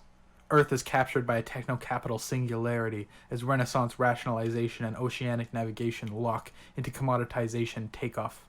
Logistically accelerating techno-economic interactivity crumbles social order. An auto-sophisticating machine runaway. As markets learn to manufacture intelligence, politics modernizes, upgrades paranoia, and tries to get a grip. The body count climbs through a series of globe wars. Emergent planetary commercium trashes the Holy Roman Empire, the Napoleonic continental system, the Second and Third Reich, and the Soviet International, cranking up world disorder through compressing It's phases. cool, right? Deregulation and the state arms race each other into cyberspace. Converging upon terrestrial meltdown singularity. Meltdown is the best part of Phase-out Fake culture Numenor. accelerates through its digitech-heated adaptive landscape. He's great at passing prose. through compression thresholds normed to an intensive logistic curve. 1500, 1756, 1884, 1948, 1880, 1996, 2004, 2008, 2010, 2011. Nothing human makes it out of the near future. It's cool. I will say it's cool. All right, now we get to the real meme fodder here.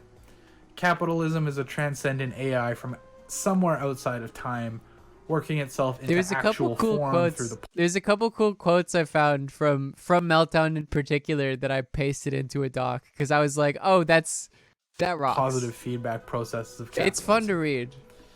Yes, that is Nick Land's point. Capitalism is AI. If Which you doesn't make consider any the sense. production of artificial intelligences and capitalism different things, that only means you don't understand either of the concepts well enough. So, that's where we are left. Some sort of retrochronic, hyper-intelligent AI. Oh yeah, Nick Land totally does not focus on reterritorialization.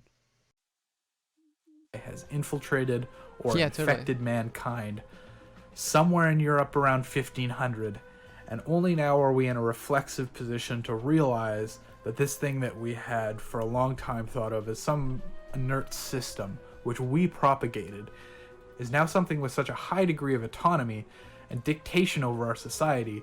Perhaps it's best to start asking the question, are we even behind the wheel anymore? It's a matter of debate just how much of Land's writing was parable, how much was I metaphorical. think that point is interesting, and particularly in relation to like how you see like cops are bad cops. non-formalist Jesus AI with the work. wheel. Jesus taking the wheel, baby. Jagger, thank you for 2 months. How you see like what is it? I just had the fucking word. Non-formalist accounts of AI, which are like don't really attempt to reflect sort of symbolic logic and the way humans think.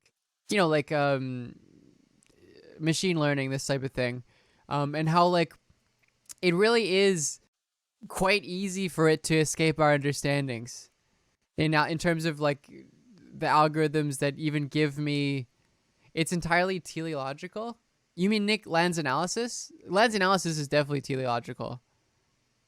Yeah, like the AI realizing itself through time, AI outside of time realizing itself or whatever. Yeah, because it heads towards the singularity, which is ridiculous, of course. It's absurd. I don't. How much was? But the idea of it sort of moving beyond us and beyond our capacity to understand. I think that's true. I think it is. Like there is a point in which the system runs itself almost.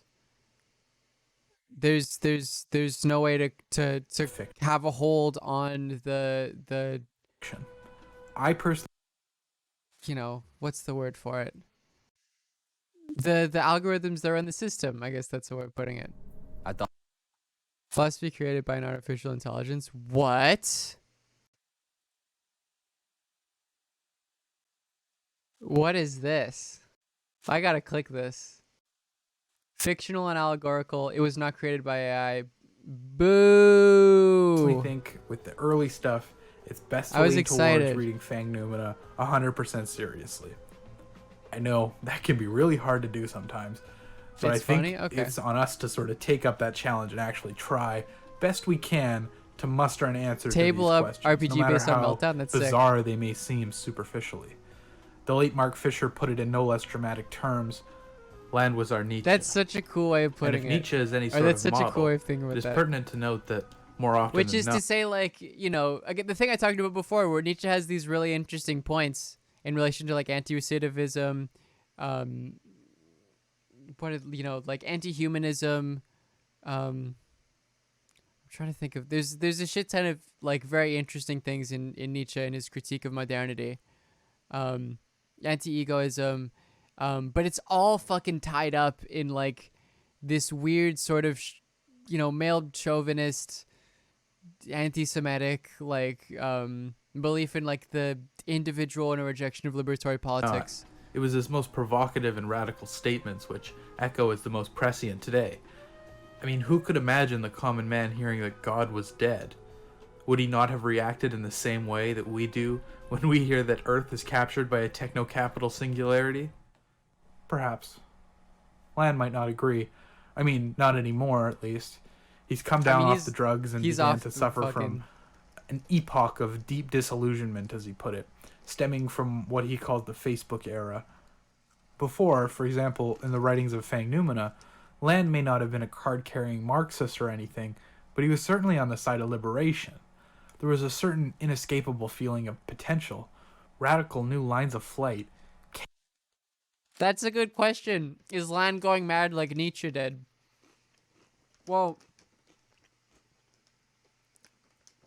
as far as I'm aware, Land has not referred to himself as like, you know, Jesus H. Christ in letters.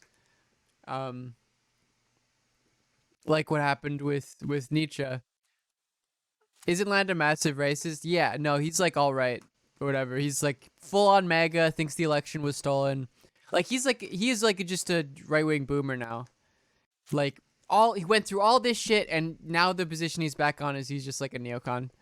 K-tactics, cyber guerrilla insurgency, effective feminine violence. Yeah, he's like This was all neo-reactionary, considered radically leftist political praxis. But Land distanced himself from all of this. He cut as many personal ties as he could to what he referred to as his ancient work, opting that it belongs in the clawed embrace of the undead amphetamine god. He ran a Xenosystems blog for a while, including a very worthwhile rundown on Kek as an archaic chaos god, but it became clear to everyone that Land's thought was swerving quite hard to the right. Eventually, Nick Land finds Moldbug. There's a cool paper I was reading about like a Hegelian account of consciousness. And admittedly, my Hegel isn't strong enough to do like a critical reading of Hegel, or of like any meaningful interpretation of Hegel. I sort of have the basics down. Where is it? I definitely fucking bookmarked this. Not this neocolonial. No, generative nation. Fuck, did I not bookmark it? Oh, it's I'll keep playing this. Let me find it. But it basically argues that, like, you know, why would you meaningfully make a distinction between a lot of the robot tech that's autonomous sort of robots that are being built now and human consciousness? Like, why? It sort of breaks down. Is neo-reaction accelerationism? No, not really. Has it become a major source of inspiration and critique for accelerationist theory? Yes, absolutely. So, preempting the complaints, this guy made it into a video essay. Goldbug time! Why would you call yourself that? Two chief concepts what does that mean? Really to take away from this guy, and they'll help us continue. First, we have the idea of the cathedral. This is probably best understood as the ruling socio-political ideological apparatus. Moldbug put it as the party of the educational organs, at whose head is the press and the universities. This is our 20th century version of the established church. Moldbug also explicitly associates all of this with leftist politics, leading to a new reactionary position, or it's the leftists that control position, which Nick Land characterizes with flight from the ruling political ideological apparatus, which means in essence a flight from democracy itself. As Land says, for the hardcore neo-reactionaries, democracy is not merely doomed, it is doom itself. Fleeing it approaches an ultimate imperative.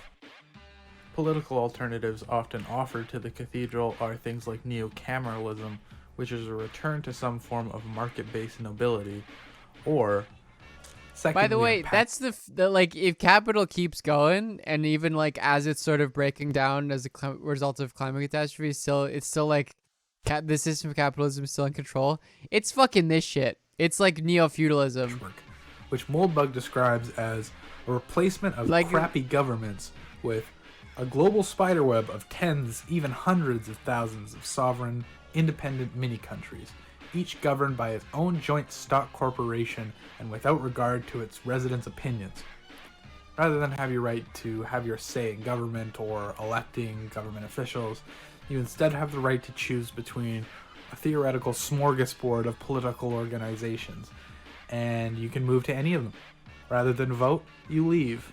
Does this sound incredibly idealistic? probably. Anyways, I'm not all that interested in reactionary Well, that just theory. doesn't understand. I'm interested in accelerationism. So that's all you're gonna get here. Go watch the Distributus for more if this sounds like your kind of thing. His rundown on Moldbug is much better than anything I could give you. I want to watch that at some point. So Nick Land runs into this idea of neo-reaction. Moldbug calls for the deunification of Germany. Well, if you put it like that. No, I'm kidding. Theory, and he runs hard. I'm gonna get clipped. He goes full Here we go. I reactionary, found old it. wig. I found this is a cool paper. Hegelian phenomenology and robotics. I'll go over it briefly. Dialectics similar to that described in Hegelian phenomenology can emerge in the robotic experience, and why the presence of such a dialectic can serve as a constraint in the future development. I think that's cool. Autonomous agents. Is Liv my complete first name? No. I'm not telling you. It's a secret. Starts in with some strangely pessimistic, dysgenic IQ shredder stuff, and finally took up his new philosophical mantle, the Twitter shit. Was that a U Toronto paper? Yeah, it's my full name is Liveral, yeah.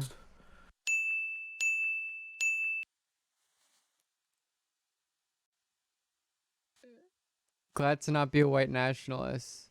Just as I'm glad to not be under kind of grotesquely Yeah, he's a bad guy, folks. He's a bad man. Nick Land is a... Now, Nick doesn't blog like he used to, but aside from his Twitter feed, he has begun publishing chapters of his book. Did Zizek write a book about Hegel and Neuralink?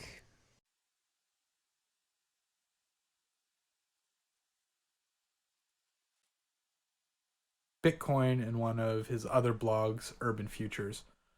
Overall, his shift has been away from the There's a overtly lecture. cult angle towards a more universal idea of intelligence production, something he feels it should be mankind's duty to foster. Hegel and the Wired Brain. Basically, he's disappointed humanity hasn't gotten its shit together in order to bring the damn future. Oh, he into just existence. he just fucking published that shit too. I guess I'm gonna own myself and fucking read this. Because I said that Zizek was washed up. It's important to clarify exactly what intelligence means in the concept of acceleration. Oh, all these guys are because, Bitcoiners, absolutely. As Land puts it, intelligence explosion is the name for the thing that accelerationism is that's interesting. Posthumanist shit, but like through Hegel. looking at. So for Land, intelligence is the ability to win games. That's about it. He thinks that the basic schema of intelligence can be diagrammed through game theory. The more intelligent a thing, the better it operates, the better it is at winning games.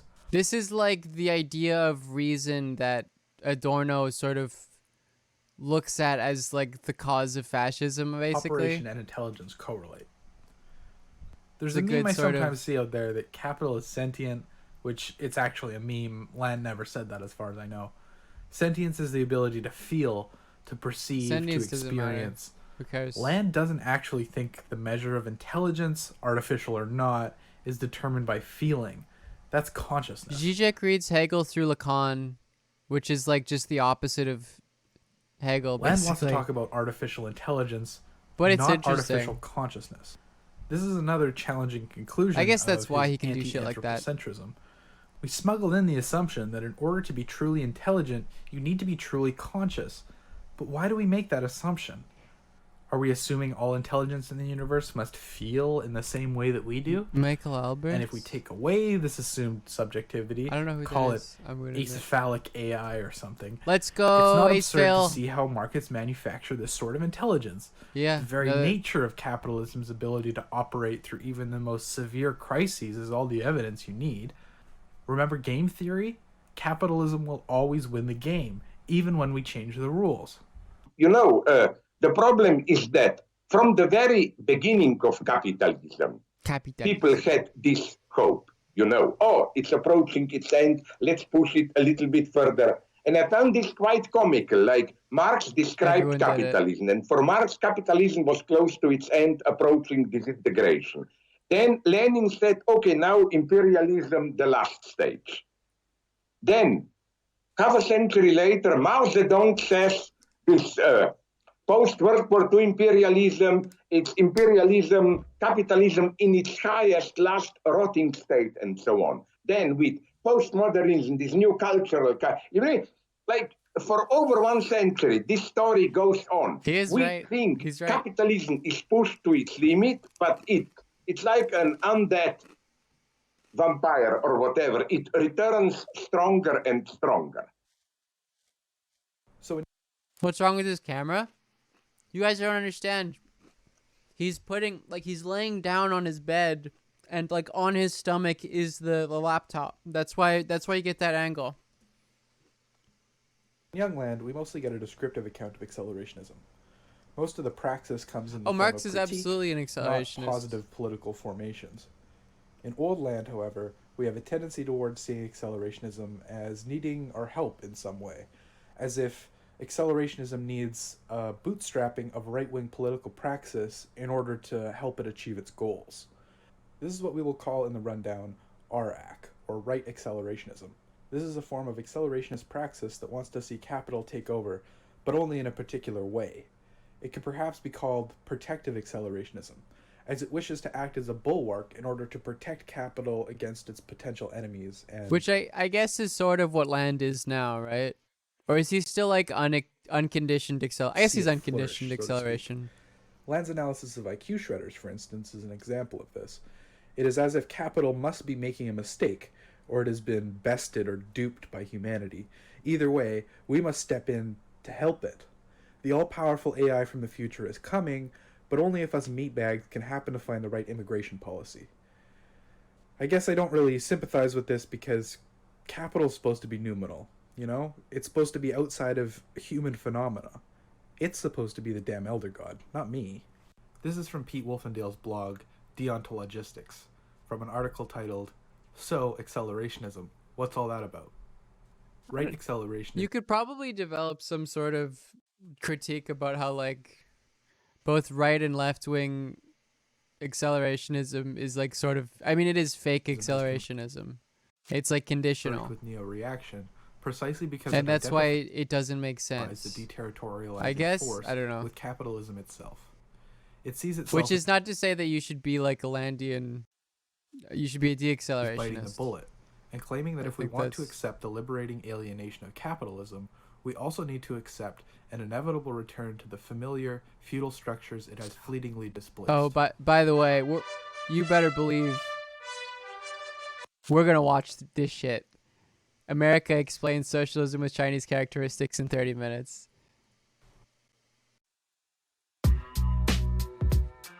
Congratulations to anyone still with me. You have all made it past the hard part. Hopefully this has given you a pretty good idea of what Land is about. That's a great video. But contrary to what some people might doesn't have enough think, views. there is more to accelerationism than just Nick Land. So we must continue the process. Let's explore a few more branches of accelerationism. You've all heard of RAC because I just told you about it. Is there a PDF of the Hegel Zizek book, or do I have to buy it? I mean, I'm not going to torrent it or whatever if it's not like available online. I would never steal anything because that's illegal. You've also heard stuff like LAC, UAC, ZAC, GAC, etc. Land's idea of will and desire ruin his work. He tries to use Freud to skip metaphysics, but just right, okay. Everyone in the field seems to disagree on everything in accelerationism. I haven't read enough Land to know that. That sounds right. So far. LAC or left. Which one? Oh, right. The most recent one. What is it called? Hegel in a Wired Brain, and the Wild Brain, is the attempt to overcome capitalism through its deterritorialization. Because the process of schizophrenitization, or whatever you decide to call it, Land sometimes calls it the motor of modernity, it is something outside of capitalism which we are as yet unaware of. Left accelerationism agrees with Land, but is interested in bringing back more of that human liberation stuff that got left behind with Deleuze and Guattari. Put another way, left accelerationism begins from the premise that the deterritorializing force is not capitalism itself, but that the transition from feudalism to capitalism was an expression of an emancipatory drive that capitalism's reterritorializing dynamics has systematically, but never wholly, suppressed. No, I'll think of this 7 months. ZAC, or zero accelerationism, is a philosophy of stagnation. It sees the proper praxis to accelerationism as seeking some sort of political stasis, or trying to stop the Ferris wheel at the top of the Territorialization? ride. ZAC is based What? on the proposition that we're not going to accelerate, not the process of deterritorializing capital. We're not going to accelerate actual progress, overcoming capital, utopian dreams, nothing. We're going to accelerate The absolutely fuck are you talking about? GAC is... What does that actually mean? Wait a minute. What is that actually? That's incoherent. Political stasis, or trying to stop the Ferris wheel at the top of the ride.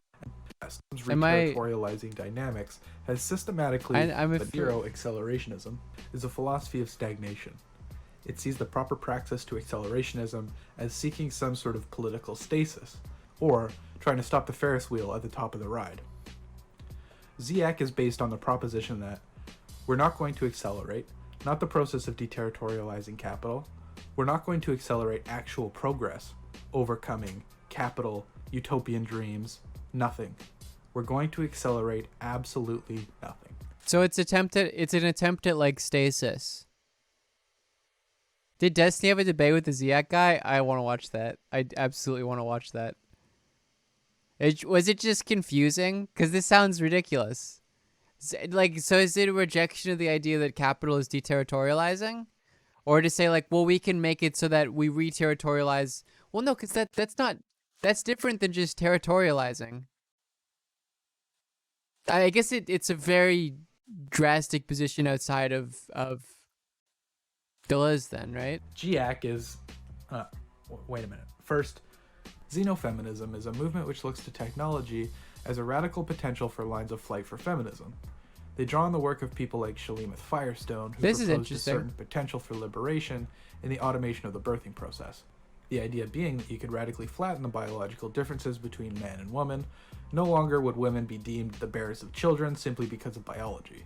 This echoes through Sadie Plant, the inaugural head of the CCRU, when she writes the infinitely influential Zeros and Ones. Xenofeminism neatly ties the anti-naturalism of acceleration into radical feminist theory, positioning to link technoscientific innovation with collective theoretical and political thinking in which women, queers, and the gender non-conforming play an unparalleled role. GAC is gender accelerationism, which is some crazy open source castration magic. It's like xenofeminism's occult sister or something, seeing not a line of flight for gender, but rather gender itself as a line of flight for capital. Nix, the author of the Gender Accelerationist Black Paper, describes it as the process of accelerating gender to its ultimate conclusions. Capitalism and its coupling with cybernetics, or techno-capital, wields gender and picks it up where human evolution leaves off. The central figure in GAC is the trans woman. In this castration, in this mutation into the acephalus, she becomes the body without sex organs, acephalus, the body in a virtual state, ready to plug its desire into techno-capital, becoming fused with techno-capital as a molecular cyborg who is made flesh by the pharmaceutical medical industry. UAC is unconditional accelerationism. I mean, it's very online. This is basically something like accelerationism. Trans no matter people what. create automated production. Where most of the other forms of blank AC are defined by their positive political praxis, UAC is defined by the negation of positive Doing nothing. political praxis. That's what I don't understand. Like, what is ZAC different than UAC? Right? Because both of them you just do nothing, right? Simply asks for the recognition that the most of the shit you don't do anything. It's frameworks for action are not to be dictated by us, fair, but rather by the process itself. As Edmund Berger put it, like one could go very significantly. How does the political action of like an LAC person differ from a Trotskyist and an anarchist? Like, practically speaking, you'd be, say that UAC rejects praxis, even though different it is posting anti-praxis. styles, literally. Yet at the same time, this is not so straightforward. If we step back and take praxis in its most broad sense, the higher form of acting in the world, then UAC is hardly anti-praxis. It simply asks that the limits and the inevitable dissolution of things be acknowledged. There is no contradiction between posing this alongside the xenofeminist mantra, if nature is unjust, change nature. That's a cool mantra. I like that. There are also a few accelerationist adjacent thinkers, like Ray Brassier. But that's just being like, no, it's not that I don't like praxis, it's that your praxis is stupid. There are also a few accelerationist adjacent thinkers, like Ray Brassier, a student of land influenced. Accelerationist shit just sounds like drag Discord tier insanity. It's honestly, with this shit, we're sort of getting there. It's end of history doomer shit, yeah. School of philosophy known as speculative realism. Capitalism isn't accelerating anymore. I wonder if that's true. Probably best known for his work Neil Unbound. He is critical. I guess production. How do you measure that? How would you look at that meaningfully? I would argue it still is. School of philosophy's tendency towards meaning, a staving off of the perceived threat of nihilism around us. I guess is production even fucking linked at this point? Like if you get to like land shit. Is production quotas even a connected idea? Instead, Brassier is interested in something like accelerating nihilism to its ultimate conclusions. Mark Fisher was another student of land, deeply influential in the LAC movement, although always in an insightfully critical fashion. He explored the idea of cancelled futures. Something I didn't realize before, I was talking about Baudrillard, I think it was last stream, and how he's like at the end of his life or his later work, like his philosophy is like absurd. Baudrillard never has a coherent politic, but it gets even more insane, you know, during like the Gulf War did not take place, where it's just like reality has disappeared, and that's ridiculous. It's absurd. It doesn't make any sense. But that like the politics from Baudrillard, particularly his later years, is just ridiculous, and you shouldn't embrace it. Like it's a very conservative position fundamentally. It's like we just can't escape capital. We're fucked. And someone was like, "Well, do you believe the same thing about Fisher?" And my initial response is like, "No, I think Baudrillard is more ridiculous," but I think they probably have the same issue. Stagnation of cultural capital, which at one point was accelerating at a feverish pace. What is there left to commodify? That's a good point. I think that you could also I think what capital could have the capacity to do. I mean, actually, that is a good answer. Oxygen. You'll find, and I think oxygen is a great example, because like we don't think that oxygen could possibly be commodified in the same way that like a fish doesn't notice the water that they swim in. That like there's still room for the commodity form to expand itself into our lives, but even we don't have the capacity to think of where that happens. We only see it when it manifests itself. That being said, there's, this requires the positive feedback loop related to production where like the world ends and then Moore's law getting in the way of its own development. As the argument there is that it's breaking down by itself. Transistors on a microchip doubles that every 2 years. Cost of computers is halved. I'm vaguely familiar with this. Does this relate insofar as capital is the same as artificial intelligence? Explain to me like I'm an idiot how this connects with that point. Like I'm a stupid idiot that doesn't get it. This seems to be correct, right? All cops are or like bad that it's cops. still working. Moore's law.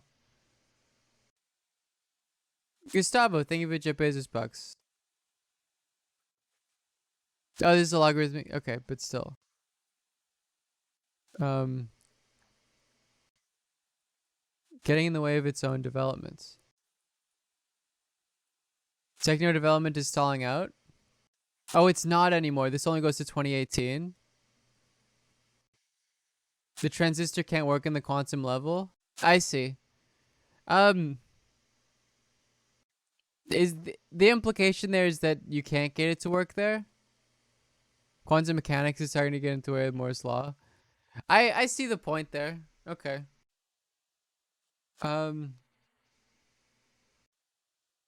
It's not quantum level. I mean, my understanding of this is I'm not a software person at all. That's what I was gonna say. Aren't quantum computers theoretically possible? Where are we? Oh, Now seem one to fall strictly into the repetition of nostalgia and parody. He does all this through his reimagining of the Derridean concept of ontology and some other interesting projects. He also offers a very valuable critique of Land's They've been interpretation of demonstrated. Deleuze. Well, there you go. This is from Terminator versus Give it 5 years. We'll be back. Moore's Law will be back, I guess. Avatar. Land They're collapses practically capitalism possible? into what Deleuze and Guattari call schizophrenia. They don't use transistors. They use a different set of logical gates. Well, then you need to develop a new set of laws to conceptualize it. Yeah, Moore's Law isn't a natural. I mean, of course it's not a natural law, right? I don't know. That doesn't seem like a... That's an interesting point, but I don't think it's a flat refutation that capital isn't accelerating anymore. I don't know. Oh, what is this? Oh, this is the Ziac primer thing, which links a Nick Land tweet.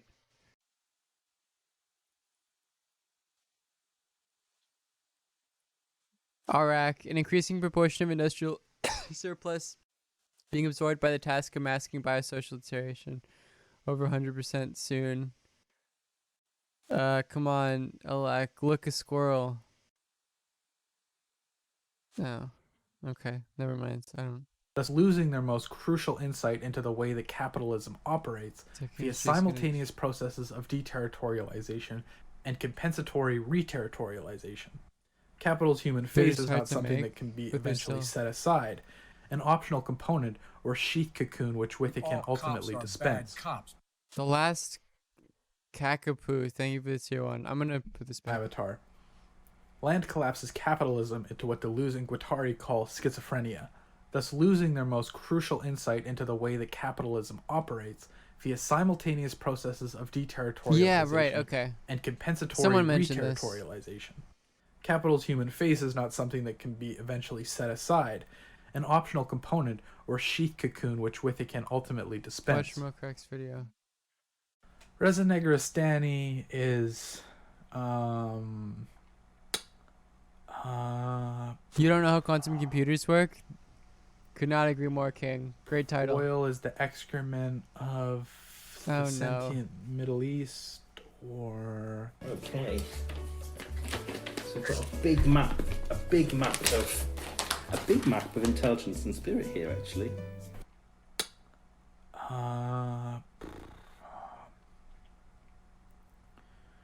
Non-conceptual representational mapping. The sound NS is mapped onto the automaton's NS is statistically correlated with a pattern-governed regularity of EI.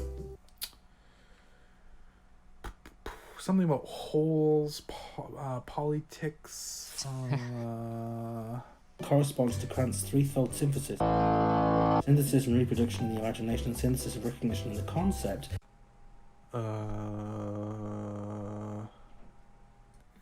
And that's my quick rundown on accelerationism. If I'm wrong or I missed anything or you have any questions, whatever, just leave a comment. I'll leave you with a short FAQ at the end with some questions some people might have kicking around in their brains at the end of our little project. Go subscribe to them. Don't accelerationists just want to make everything worse? Don't they just want to collapse everything? So hopefully by this point it's obvious that accelerationism is a very broad subject. But that's sort of the vulgar use of the term accelerationist on like ideas Twitter. We've seen so far have been along the lines of make everything worse. Yes, classic Marxist accelerationist praxis involves using... Is it literally... I mean, no one show fucking Nick Land this. New light-based quantum computer, Zhu Zhang has achieved quantum supremacy. Neo-China, baby! The singularity's coming! What it considered unjust, i.e. capitalism, in order to antagonize social relations. But it wasn't in the name of Thank you, making President things worse. Xi! even Marx's attempts to collapse capitalism were done to make things better, at least in the attempt to. And the real answer is that accelerationism doesn't really say anything about what we should do. It's more of a descriptive claim, first and foremost, about what's happening, the forces of modernity, their circuitry, ideas about what to do about these things.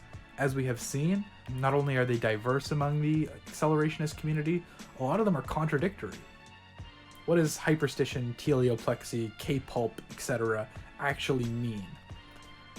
If Googling doesn't get what you want here, I mean, it's all out there, but the accessibility of some of accelerationist writing can be... It's not Skynet, because Skynet resembles human consciousness in some way. Less than inviting. I think one of the points in Land is that it's beyond our understanding. Just leave a comment. I'll try to get around to it. Anyways, it's not real. It's a dumb... What does the wiki thing say about this? Recent trends. Oh yeah, you can see that is... I don't know. I no clue what the fuck is going on here. I'm gonna be real. I'm gonna be real with you. But yeah, that does look like a sort of...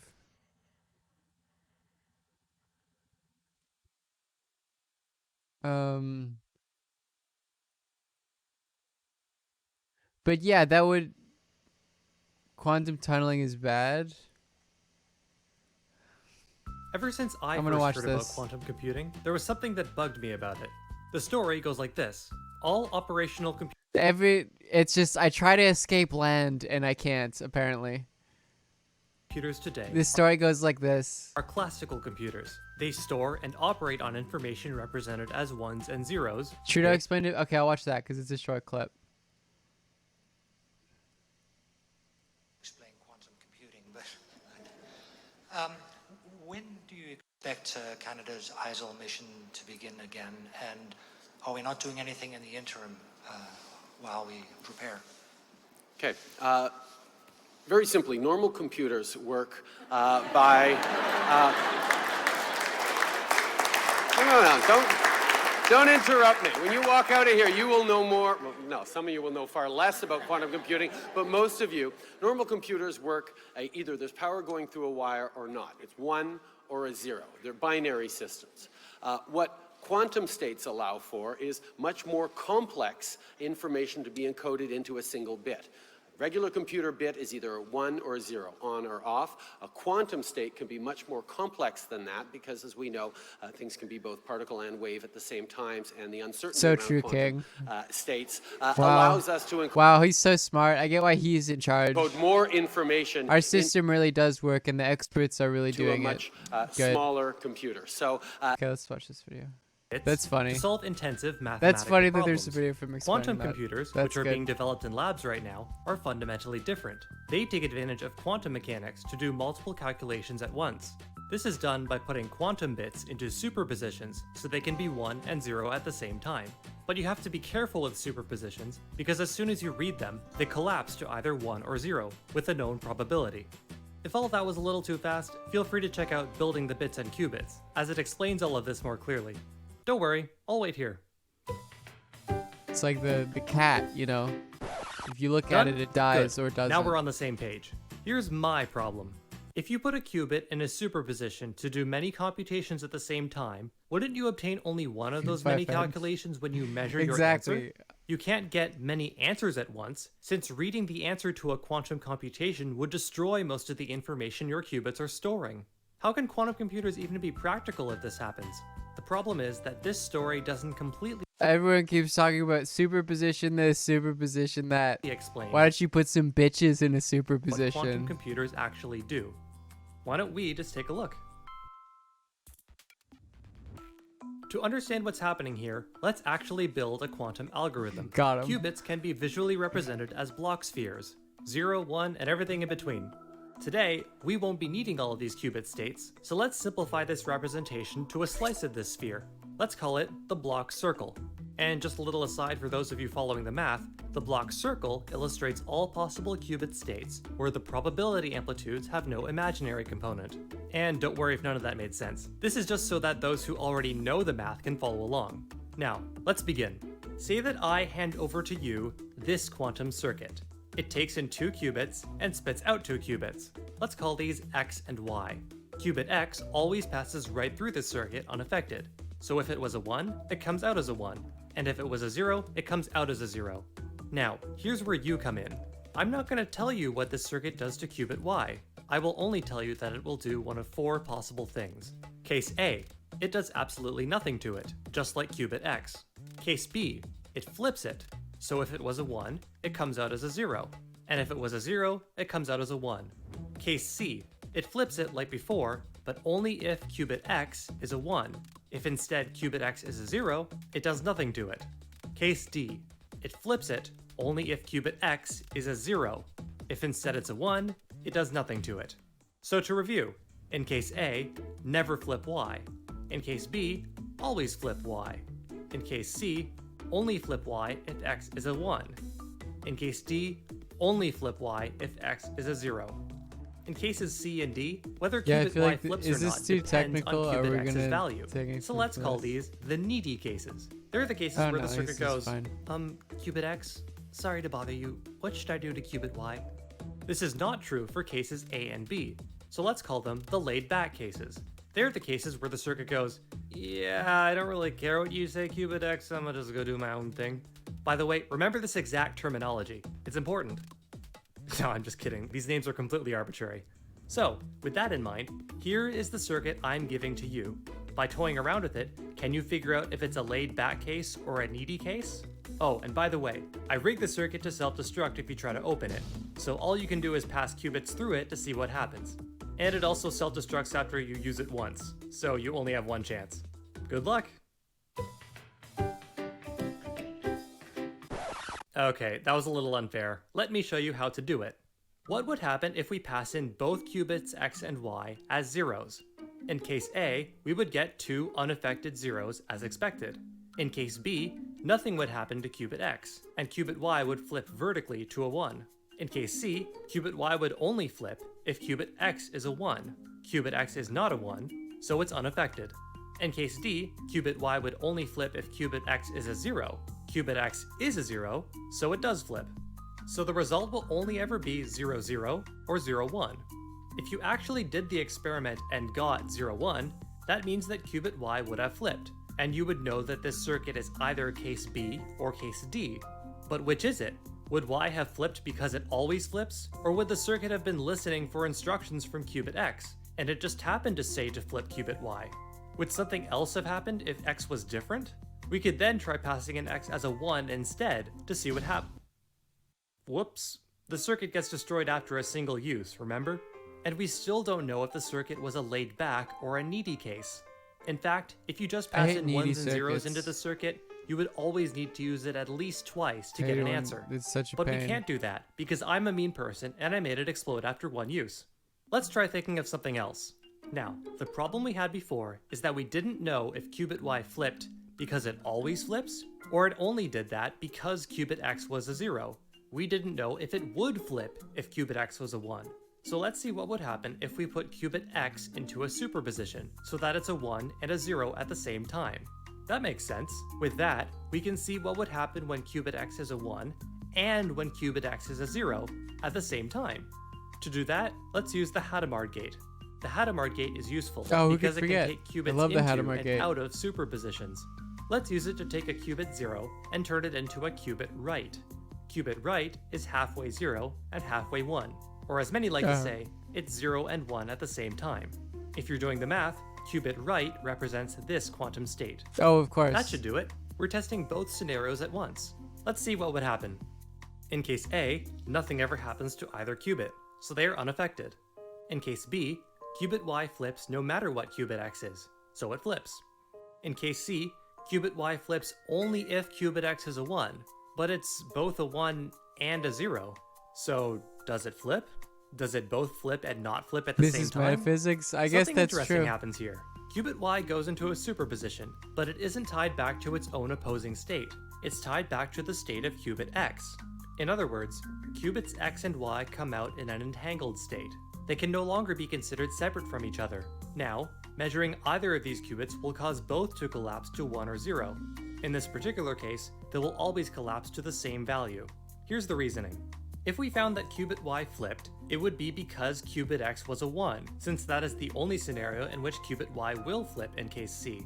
Similarly, if we found that qubit y didn't flip, it would only be because qubit x was a 0, since that is the only case in which qubit y will not flip. In case D, qubit y flips only if qubit x is a 0. Again, qubit x is kind of both 1 and 0 at the same time. In this case, the qubits come out entangled again, but they will always collapse to opposing values. If qubit y flips, it was only because qubit x was a 0. I don't if get qubit the y doesn't specifics flip, of that. it was only because qubit but x was a 1. At first, the it looks like general we may have idea solved the seems problem. fine. The qubits come out entangled in only the needy cases, and not the laid-back cases. So all we need to do now is check whether or not the qubits are entangled, and we have our answer. So what would happen if we tried it? What would happen if we put in qubit right for x and qubit 0 for y? This Say is we just find a, that okay. qubit y came out. It's quantum physics is theoretically possible. We sort of don't have to. Hey, master slave dialectic. Okay, I got it. I got it then. There we go. You made it easier and more understandable by connecting it to Hegel. Okay. Let's watch this video. Speaking of Hegel, absolute king. This is music, so I want to mute it. The music's great though. Done. Oh, he's so cool. You can tell because he's hiding his identity and changing his voice. That's awesome. Comrades. Huh? I got a little inspired, but enough said. Because the things he's saying are so fucking edgy. Let's dive into this that he would get taken out by the CIA if he didn't. If there is one thing. Oh, is he a lawyer? Oh, okay. That's even cooler. Like, I don't want to get. Our friend. Capitalism is not. I love it. Markets, under the supervision and regulation of a disciplined communist party, can effectively generate the necessary productive forces. I mean, Marx didn't give a shit about markets particularly. Country. Productive forces, socialism. I mean, that's wrong, but. And what's this about a dictatorship? Comrades, I wish it would be as simple as to just flash a definition for socialism with Chinese characteristics on screen right now and just be done with the video. But there is just so much we need to learn from China, especially considering its history and economic might it enjoys today. It is incredibly important to understand socialism in China for all leftists around the world. So he is saying that like that China is socialist in the formal. Even those that disagree with them. I read this entire book, front to back, ever since I got it. This was a publication from one of the most astute professors of Marxism in China, and it was approved by the CPC themselves. Why did I do this? Because I wanted to I love it when my book is approved by a capitalist state. True definition of what socialism with Chinese characteristics is, dialectically, for you, comrades. This textbook was published back in 2017 in English. However, its original copyright states that this was published back in 2011 under President Hu Jintao, right before Xi Jinping. So take that into account as well. Also, I am unfortunately not a professor or an academic expert in Marxism. Sure, I dedicated large amounts of time reading Marxist theory and publishing dozens of essays about communism in China, but I do not have any certificates or degrees on the subject. So, if I misinterpret or get something 100% completely wrong in good faith by a Marxist-Leninist, please comment below or let me know on my Twitter or Reddit. And By a Marxist-Leninist. If you are not an ML, shut the fuck up. I'll be happy. Non-MLs do not interact. To address them, possibly in a second video. It's like you know, on Twitter, people have like minors DNI. With all this said, I'm going to structure this video in very simple terms, going in depth into some areas while speed running other areas. We can literally spend hours on each topic I'm going to go over here. But I want to explain socialism with Chinese characteristics in 30 minutes or less, starting now. You cannot understand socialism with Chinese characteristics without understanding dialectical materialism, historical, productive forces, relations of production, capitalism, communism, socialism. I want to see the difference between communism and socialism here. the following 9 terms: dialectical materialism, historical materialism, productive forces, relations of production, capitalism, communism, socialism, scientific socialism, and 9, the dictatorship I of the like that. proletariat. The difference between When it comes to the socialism and first two scientific. definitions, Okay. Comrade Luna Oy did a fantastic job in diving into these definitions and basically summarized the first chapter or two. I refuse to be mean to Lunoy at all in anything we disagree with, because they are a sweetheart. From this textbook in her video here. However, as she took over 40 minutes on these topics, I'm going to The spend Leninist about distinction? I would imagine so. 30 seconds using her But definition. if you use the Leninist distinction, that doesn't here look we go. particularly good for... Dialectics is trying to find the truth by arguing different sides. Material. I know I already saw it. We already heard him say 30 that. seconds. But it does feel good to hear it using her again. definitions. So here we go. Dialectics is trying to find the truth by arguing different sides. This is like Ron fucking Fournier. The Ron Fournier in dialectic of like you have a right winger you have a right winger and a left winger, you put them in the same room and you produce centrism. Also, by the way, why would he if that was dialectics, why are non-MLs not allowed to interact? Is the approach that it is possible to So measure, glad I can catch observe, some of the and stream understand tonight. everything Algorithmically, in our thank you for physical the 9 world months. through scientific methods. Marx and Engels refined them both to create dialectical materialism, which is the understanding of the world by forming arguments based on evidence from our material realities using scientific methods. That's so Historical vague. materialism is simply dialectical materialism being applied to history. That's so wildly vague. History evolves Didn't he say he wasn't gonna do the definition shit? through circumstances of which people pursue such change. That's the amount of things that includes. Forming arguments based on evidence from our material realities using scientific methods. How is physics not just dialectical materialism? From understanding the world by forming arguments based on evidence from our material realities using scientific methods. Like our physicists, dialecticians? Our material realities using scientific methods. Historical material. Well, also scientific method. Does he think that that's the same thing as like the physical sciences? Materialism is simply like there's no distinction between the social sciences and the physical sciences. But this is important. I got into an argument with this a couple of days ago, I think. Let's take a look at Google Translate. This is a lot of people get this wrong. How am I gonna do this? So let's look at the German, because they're speaking in German. This is Wilhelm Dilthey is another person who, important in like hermeneutics, sort of develops the human sciences as they're sort of understood, and the milieu of understanding that Marx is writing in as well. Let's look at what is it? Wissenschaften. Wissenschaft. I spelled it wrong. Is it that? Which means science. Now let's add Geist to that. That's humanities. I spelled Geist wrong. Geist is like human spirit, human understanding. That's why science is used that's how science is used in the Marxist context. But it's an entirely different, entirely different formal systems that are made. It's not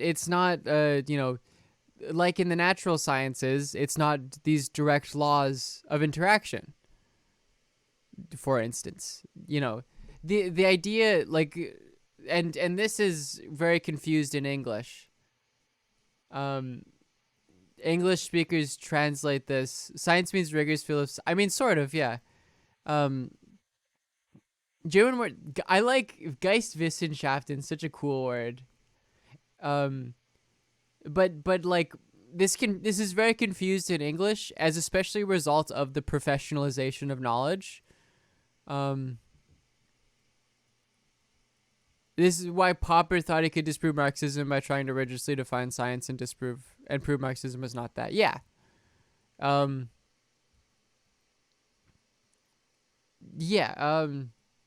this is just like, he thinks that science, and this is I saw that there was an anarchist who made the take that, like, as a physicist, I didn't, science, I know what science is because I did physics, and MLs are not doing a science. And it's like, they aren't doing natural sciences, that's correct. But it's an entirely different set of requirements and understandings and methods of analysis in the human sciences, as they were ever understood than in the human sciences than natural sciences.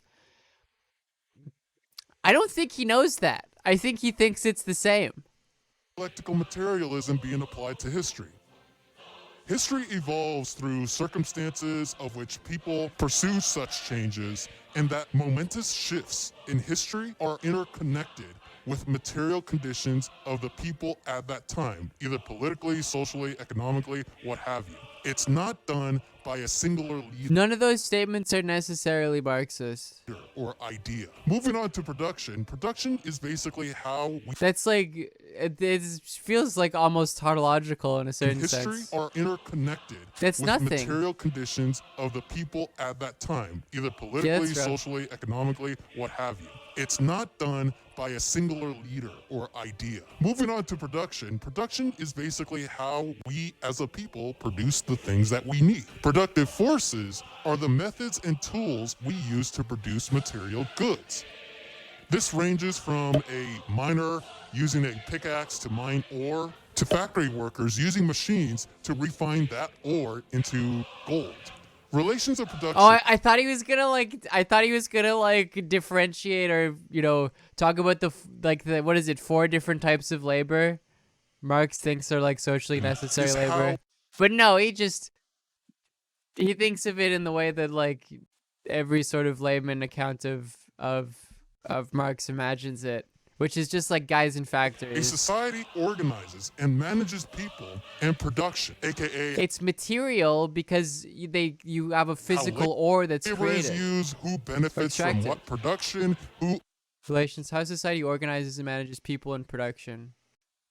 Owns what, etc. I guess that's fine. Understanding production is incredibly important for Marxism because it shows how we make the stuff we need to survive and who benefits from that creation. Marxism claims that those that have power over how this stuff is made, as well as the process of efficiently obtaining these materials we need to survive, does not necessitate exploitation. From here, we can define capitalism as a social system based on private ownership of the means of production and the exploitation of hired labor. I don't know if hired labor is a necessary definition there. Social system based on private ownership of the means of production. Maybe. This seems fine. But again, you're describing China. Wage labor, Communism is a stateless, classless, moneyless society. Here we go. That's the easy one. In fact, that one's if you don't nail that one. Communism can be summarized in one sentence according to the Communist Manifesto. Yeah, I guess hired labor is the Marxist definition is hired labor. I think. Although I think there's also room for difference. The abolition of private property. Socialism is the transitional period. This is just a Leninist account, right? Between the overthrow of capitalism and communism, in which the means of production are publicly owned. This is not Marx's form. This is Lenin's formulation. Marx makes no distinction between socialism and communism for the most part. There's like higher and lower forms, as he sort of saw. By the people. We've hit Dangus YouTube, yes. Under the dictatorship of the proletariat. Scientific socialism Here we go. as opposed to utopian socialism, uses dialectical and historical materialism to analyze the contradictions of production and value under capitalism and arrives to the inevitable conclusion that socialism will win. Did socialism will win, PogChamp? I guess that's the scientific socialist method, which is what he Arrives means. to the inevitable conclusion that socialism will win. However, Marx said that his theory is not dogma or worship, but just a method of observation. The application of Marx's theory must depend on specific times, places, and conditions. Yeah, I mean, there's a lot that's happened since Marx was writing. In fact, there's a lot of people that have taken up his project, and we can see it through the very specific ways in which they obviously failed at advancing the mode of production. That, like, clearly there's room to grow from his ideas, right? But the key word I hope everyone understands about socialism is transition and circumstances. Even Engels said private property cannot be abolished by one stroke. He says, quote, "In all probability, the proletariat revolution will transform." You should look at what Engels says about state ownership of the means of production. Existing society I don't think you'd like that. And will become able to abolish private property only when the means of production are available in sufficient quantity. Marx concluded, and current socialist countries have proven that societies are... But again, current socialist countries, let's look back on the definition here. There's scientific socialism, which is referred to the method, which is just dialectical materialism, or just scientific socialism is historical materialism then, because the method applied. Transitional period between overthrow of capitalism and communism. Means of production are publicly owned by the people under the dictatorship of the proletariat. Public ownership of the means of production is the fundamental definition here. That must depend on specific times, places, and conditions. But the key word I hope everyone understands about socialism is transition and circumstances. Even Engels said private property cannot be abolished by one stroke. He says, quote, "In all probability, the proletariat revolution will transform existing society gradually and will become able to abolish private property only when the means of production are available in sufficient quantity." Marx concluded, and current socialist countries have proven that societies are able to skip... It's just this is the epic left common. Why did it not? Where did it go? Why did this fuck up? Where the fuck is the quote? God damn my stupid computer.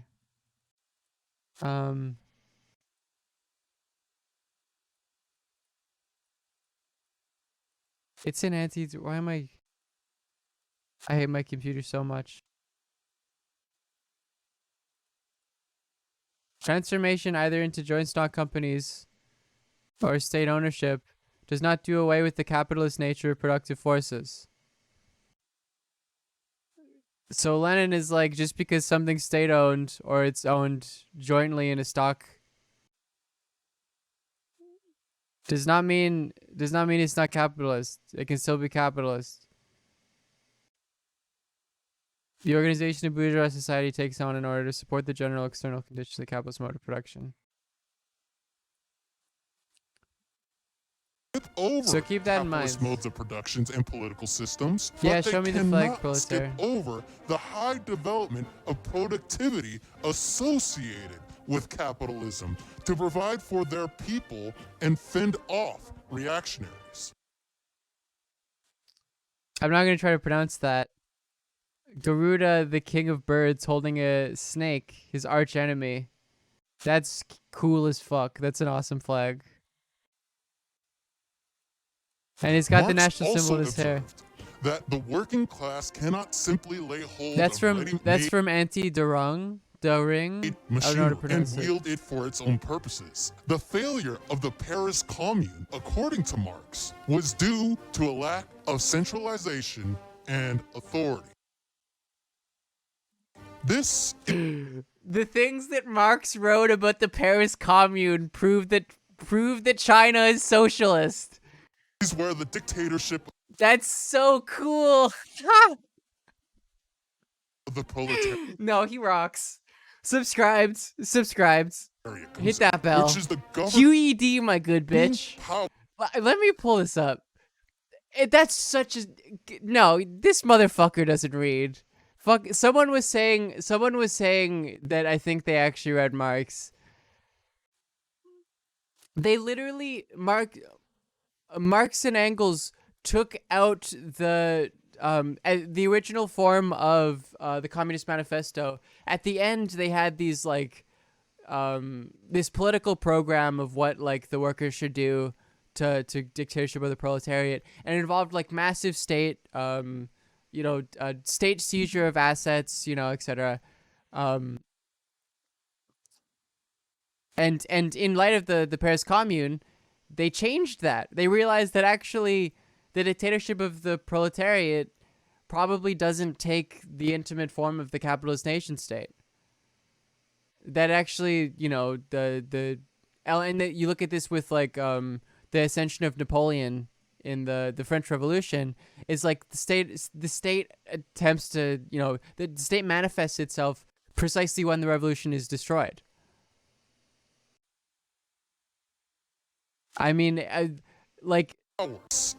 this, by the way, that is what they did say that about the Paris Commune. Is the problem was that it wasn't, that it didn't deal with its political enemies and wasn't centralized enough. But they rapidly changed the idea of what the dictatorship of the proletariat was, as far away from state ownership towards something else. To a lack of centralization and authority. This is where the dictatorship of the proletariat comes in, which is the governing power representing the proletariat through the state after the overthrow of capitalism that oversees the transition of socialism by managing the means of production through promoting public ownership. And which even like Lenin writes about this, that it's such a good example of how Marx was willing to change, like how his method was truly scientific and how it was falsifiable, and how he changed his understanding of the world based on events, as opposed to intaking information as this sort of epistemological cope, so to speak, of like actually taking in contradictory information as epistemological cope to not change your method whatsoever. Forces, while stamping out reactionaries. You have a flag of the day link? Oh, that's cute. The importance of and it's like flag of the day.blog. Oh, that's awesome. That's cool. I like it. We love to see it. That's cool. And it's like, okay. You should go look at the flag of the day. Flag of the day.blog. That's cool. Understanding all these definitions gives us the conclusion that capitalism and the bourgeois class it creates are exploitative of the people. However, changing the ownership of production to the hands of the people while efficiently providing for the people the material resources they need to survive without exploitation is what scientific socialism is all about, and what socialism with Chinese characteristics attempts to achieve. Once we understand these definitions, we can now turn to Lenin, Stalin, and the Union of Soviet Socialist Republics. I'm excited. Or the USSR. I'm so excited. This is a Stalinist, right? This is extremely important to understand for socialism with Chinese characteristics, as the USSR was the first country in the world to overthrow capitalism and provide a framework to practice socialism. Vladimir Lenin, a hallmark figure of the My Russian favorite part of Lenin is when he said that capitalism was over in Revolution Russia. contributed so much to understanding the roles of the state, party, and revolution. By the way, read State and Revolution. I love the idea of like overthrowing I guess, and this sort of works within the Leninist account. that socialism and communism are different systems. Because if you overthrow communism, clearly, or socialism, clearly we're not at communism. We're talking about a country with a state. He states as quoted, in any socialist revolution, after the proletariat seizes power. Yeah, the NEP was called that because it was socialist. That's why there's an S in the NEP. The S in the phrase, in the acronym NEP stands for socialism. And basically finishes the task of depriving exploitators and suppressing their revolt. It is bound to give the priority to the fundamental task of creating a social structure higher than that of the capitalist and improving labor productivity. However, this could not be done through communes, federations, or even jumping into communistic policies, as the productive forces in Russia were nowhere near what they needed to be to efficiently provide for the people. But again, this is the funny thing. It's like, then it's not socialism. Then it's still your labor productivity is a funny word to use in terms of Marx, because all labor is just, there's undifferentiated sort of average of human labor. What was I gonna say? If like Lenin made Russia not capitalist, then what's this shit? It's not even. You're telling me that it's not even capitalist? While fending off counter-revolutionaries that were coming at them in droves. Genuine question. I don't understand. Like, someone, I had that mini argument with the person in chat like a couple days ago about this. How like actually it is a dictatorship of the proletariat, but like specifically the only workers that existed in Russia, which was in Moscow and Petrograd. All cops are bad. But it's like, cops. Isn't it a dictatorship of the proletariat? That's the end stage of when capitalism has reached its final period. But then Russia wasn't even in capitalism yet. Surely that doesn't make any sense. Scribbler sis, thank you for your Bezos bucks.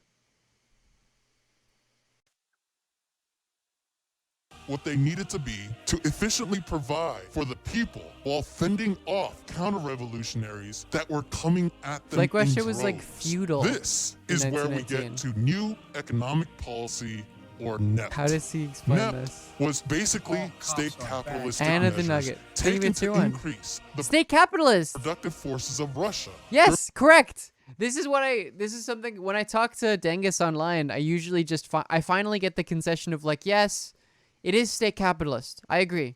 It's state capitalist, still private property, but and then you see them in another conversation. It's like, yes, as a socialist country. During their transition from capitalism to socialism, the theoretical significance of the USSR had socialist and capitalist aspects. That it provides an economic model for countries dominated by. That seems pretty anti. Marx, does it not? Small class production to transition into socialism. Thought to be a retreat, many of the left criticize this. But as we see how important production is for a stable socialist system, Lenin pushed for NEP by stating the following. State capitalism would be a step forward. They mean socialism as in led by a socialist party? He means socialism as public ownership of the means of production. That's his explicit definition of socialism, public ownership of the means of production. As compared with the present state of affairs in our Soviet. That's what he means. That's the thing he said that he meant. I can imagine what noble indignation some people will recoil from these words. What? Be a step towards as compared with the present state of affairs in our Soviet Republic. Nobody. Transition of state capitalism in the Soviet socialist republics would be a step forward. Isn't this a betrayal of socialism? We must deal with this point in greater detail. Well, I mean, because Lenin was a good Marxist in the sense that he understood that, like, yeah, you need capitalism before you get to socialism, and like Russia was barely a capitalist country; it was just beginning to become capitalist. So again, the idea is like, well, through the supervision of the party, we will oversee the great sort of oversee that capitalist change, and then extended to see that change into socialism. into communism. But I think the fundamental error there is to say like that a state party would ever have the capacity to oversee such a large social upheaval and remain in the same form as it did before in terms of sympathetic for the revolution, etc. Which is why you see the cementing of the bureaucracy. Lenin continues. Our state capitalism, which is what fucking happens, that's what Deng Xiaoping signifies in the Chinese context. Is like, yeah, it's eventually the capitalist political bureaucracy has to solidify itself. Differs. Transitional state from capitalism, socialism that degenerated and power stayed in the hands of the so-called bureaucratic collectivism. That doesn't seem, but so that on that account of history, it was both capitalist and socialist? Essentially. Because that sounds like the opposite of had socialist and capitalist aspects. Okay, I guess I know it. I guess I see what you mean. From the state capital that the state was used as an attempted tool of public ownership or whatever. In countries that have bourgeois government. Which means there's some elements of it. I still don't know if that's... I mean, maybe early on, possibly. I feel like Khrushchev and beyond, you'd have a pretty hard time of arguing that and looking at any real,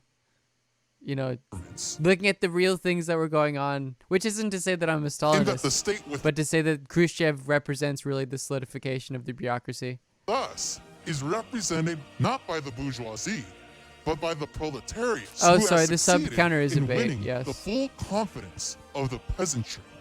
On the contrary, the development of capitalism controlled and regulated by the proletariat state, i.e. state capitalism in this sense of the term. That's so funny though, proletariat state, i.e. state capitalism. Is advantageous and necessary in an extremely devastated and backward small peasant country. After the economy recovered through NEP, Stalin took power and initiated his model for the economy, which include, number one, a highly centralized planned economy through governmental and political means. Which is, of course, those are synonyms for public ownership, right? Two, collectivized farming, and three... Well, that's does that imply that, like, Stalin is a continuation of Lenin? I guess we'll get onto this. I mean, I feel like Bukharin is far more the continuation of the NEP. Three, the banning of private and commercial industries. Is this the claim that there was no private property in the Soviet Union? By the time the Stalin model was installed, the USSR was the most powerful country in Europe and the second most powerful country in the world in less than 2 decades. Oh, because of the World War II. This Stalin model for socialist economies became the main planned economy model for building socialism. However, after World War II and Stalin's death, there were difficult economic periods of stagnation and Look at he did a really good job in, doing capitalism. Reform to pretty keep efficient. up productivity, along with the liberalization efforts and de-Stalinization efforts from Soviet in like one generation. And as China soon found out, very efficient. An unyielding adherence to the Stalin model was not working out for them. Okay, I was gonna say, okay, so he isn't a Stalinist. But again, there is no reference there to the mode of production changing, because it didn't change. Before I get into of course this it chapter, didn't. I want to say this Marx quote as it perfectly summarizes China's conditions and pathways towards socialism with Chinese characteristics. Marx said, quote, "No social order is ever destroyed before all the productive forces for which it is sufficient have been developed." This is such a good example of the thing I talked about before, that Marx is really good at taking new information, not as cope, but changing his historical method. No social order is ever destroyed before all the productive forces for which it was sufficient have been developed. So capitalism has to run its course in somewhere like Russia before there's socialism. Right? And what does that mean logically speaking? Superior relations of production never replace older ones before the material conditions for If their you think about it for a little have bit. matured within the framework of the old society. No, this isn't. What is it? MLMX? Is that how you say Marxist, Leninist, Maoist, Xi Jinping So long thought? as it is not possible to produce so much that there is enough for all, with more left over for expanding social capital and extending the forces of production, there must always be a ruling class directing the use of society's productive forces and a poor oppressed class. I couldn't say it better myself. So there is a ruling class in China and there's an oppressed class. Jumping into Mao now. Mao was a great revolutionary leader that broke many precedents. I don't like what. How is I'm genuinely confused as to how that's supposed to be like how that's not just an own. How is that not a cell phone? Resistance have matured within the framework of the old society. So long as it is not possible to produce How is that so not a much cell phone? that there is enough for all, with more Plenty of Maoists are against Deng. Absolutely. left over for expanding social Ruling classes, the proletariat, and the oppressed classes, the bourgeoisie. capital No, he's not saying that. and extending the forces of production, there must always be Because that can only exist for a very short period of a time. ruling class directing the use of society's productive forces and a poor oppressed class. I think he literally is. He's literally saying that, like... Jumping into Mao now. That's why, like, the view... I don't know. My readings of Dictatorship of the Proletariat, if you can even, like... Because, again, you know... I think Marx's most interesting points are about his analysis and critique of capitalism. Because that's what he writes most about. You know, there's far little of what he wrote about, like, what happens after capitalism and, like, why capitalism is bad or whatever. Saying it's bad is a, you know, misnomer or whatever. But, Marxist level marketing, that's funny. What was I going to say? Yeah, the reversal of the classes, so to speak. It reminds me a lot of what Fanon talks about in terms of like race in decolonization, which is like the idea of decolonization is that the last become first and the first become last.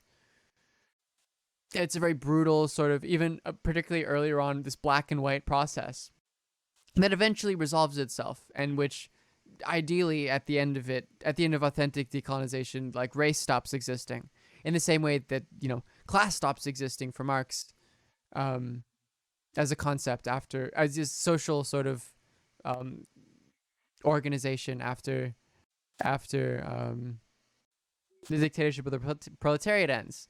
But that the flipping is like the bourgeoisie can only stand as the last class, the oppressed class, for a very short amount of time. Because what the social system previously is what is contingent upon their existence. And simply being cut off from it is very significant. Mao was a great revolutionary leader that broke many precedents. Like the idea that Cuba has been in the dictatorship of the proletariat for 40 years. Or you think Matt's take is the Chinese Revolution is a peasant uprising? That seems objectively correct. Right? I mean, it wasn't a worker uprising. There with Marxist theory set by the USSR while following Marxist-Leninist ideology for China to arrive at the success it is today. He unified the necessary classes and nationalistic... Like, this is a genuine thing that's interesting to think about for Dengus. What would China have to do for them to say that it isn't socialism? All cops Trash are bad Goblin, cops. thank you for the Jeff Bezos bucks. What would they have to do? Like how... What is required for their theories to be falsified? We're talking about like a scientific socialism. You need falsifiable theories that can be updated with incoming data. Like it's genuinely an interesting thing to think about. Overthrowing capitalism. He commenced an industrialization process under his New Democracy initiative. Like Mao, one of Mao's additions as a result of Khrushchev and, you know, the Sino-Soviet split is that, like, there can be, like, reaction within the party.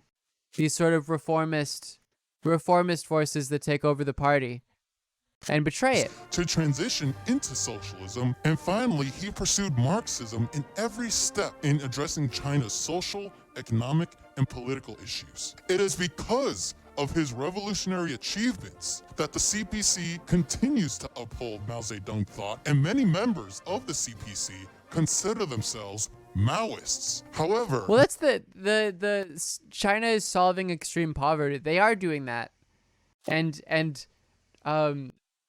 the reason they're doing that can be explained in terms of their interest as a capitalist nation state. It's a primitive accumulation of capital. It's literally there are a couple papers I can send. I have to go fucking find them, which is a pain in the ass. That literally account for these poverty relief programs using that chapter of Capital Volume 1.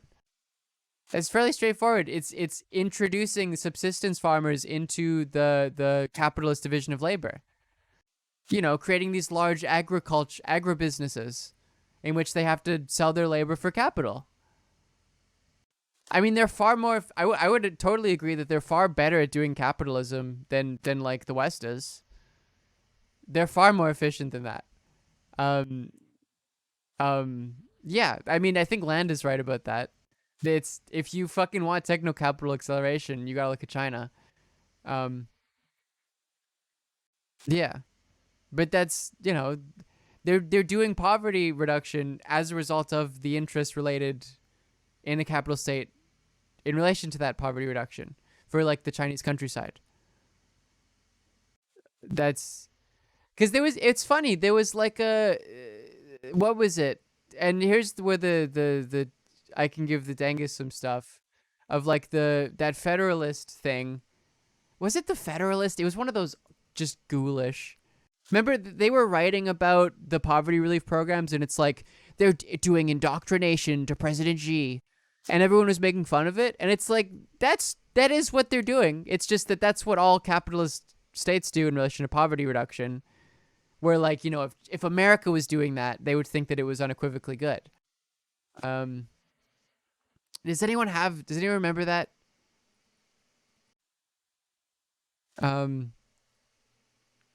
Is this the Federalist, the Economist, or something? If someone remembers a link to that. there were some serious drawbacks that some of It's probably the Economist, right? Which is, again, to say that, like, that's technically true, but, like, it's not a symmetrical analysis. Mao's initiatives have. The big owners, people had posters of Xi in their house. Right. Which is, like, an example of, like, attempting to put them in relation to, like, capitalist ideology. Gramsci's explanation of scientific socialism. Marxist dialectic are not scientific and natural science. Based off of empiricism. Empirical socialism? Yeah, that's probably a better way of putting it. I mean, and I think empirical... I think, particularly in the Anglosphere, it has shifted more towards the word empirical. Except the MLs and the MLMs. Some of which are considered, quote, who still use mistakes scientific. by the CPC. But just because, like, the association of science is, like... towards the natural sciences, especially in the English language, to such an extent. And even empirical, like, sort of a confusing... Here we go. Yeah, it's this. Because, like, this is, like, true. Extreme poverty, and you know, they are the best at doing it. This is, like, the largest, historically speaking, poverty reduction program, like, in history. How to end extreme poverty in 2020 involves stunning numbers, billions of dollars, millions moved from rural homes. But don't miss what it really is, a political campaign to integrate the poor into the national economy and train them to thank the party. That's correct. That is a correct analysis. Clip me saying that and cancel me. That's what capitalist nation states do. That's why they do poverty reduction. It's fairly common sense. Which, you know, and, you know, Marx highlights the elements of capitalism. Not thank the party is a really weird way of putting it, but, like, just think of Marx's idea of ideology. That's basically the idea. I mean, you know, they have President Xi in their home is sort of ridiculous. But yeah, that's, you know, and Marx highlights this massive raising up. Look at Brazil. What's in terms of, I guess, has Brazil been doing poverty reduction? I would imagine my vague conception is Brazil is a far less efficient capitalist nation state than something like China. Under Lula, right? Yeah. That's how countries work. Yes, that's how capitalist states work. See, the textbook doesn't really go into these mistakes, but they Because it's a state, do label them as such. By following more centralized models of the USSR while neglecting economic development to prepare for a war with other capitalist powers that never came to be, the economy... The implication is the CPC is explicitly trying to brainwash their citizens with poverty reduction and get them to do what they want. I mean, it's hyperbolic, but yeah, that's sort of... Yeah. I mean, yeah, that's stagnated. That's what ideology with incremental increases in GDP Marx's idea and of productivity. Things like the great again, GDP productivity, no reference to the mode of production. Anyways, so models of the USSR while neglecting economic development to prepare for a war with other capitalist powers that never came to be. The economy stagnated with incremental increases in... So he's referring to the Soviet Union as a capitalist power. This is so... The Gospel of Weeb, thank you for the 3 months. Again, his definition of socialism is public ownership of the means of production. But so it degenerated under, like, Khrushchev? Mao's initiatives have, some of which are considered, quote, mistakes by the CPC. The textbook doesn't really go into these mistakes, but they do label them as such. He said like 5 minutes ago that the Soviet Union was not capitalist. More centralized models of the USSR while neglecting economic development to prepare for a war with other capitalist He's saying that it degenerated under Khrushchev and it didn't under Deng. That's so cool. That never came to be. What did you stumble into? I'm just watching a video by the economy stagnated with incremental increases in GDP and productivity. Things like the Great Leap Forward, Cultural Revolution, and the Gang of Four fiasco were all signs that an overcommitment to socialistic ideals, while the productive forces were nowhere near ready for such transitions due to their material conditions, were damaging. I think we're gonna have to continue this later. Yeah, I gotta do some. Actually, we'll watch a bit more.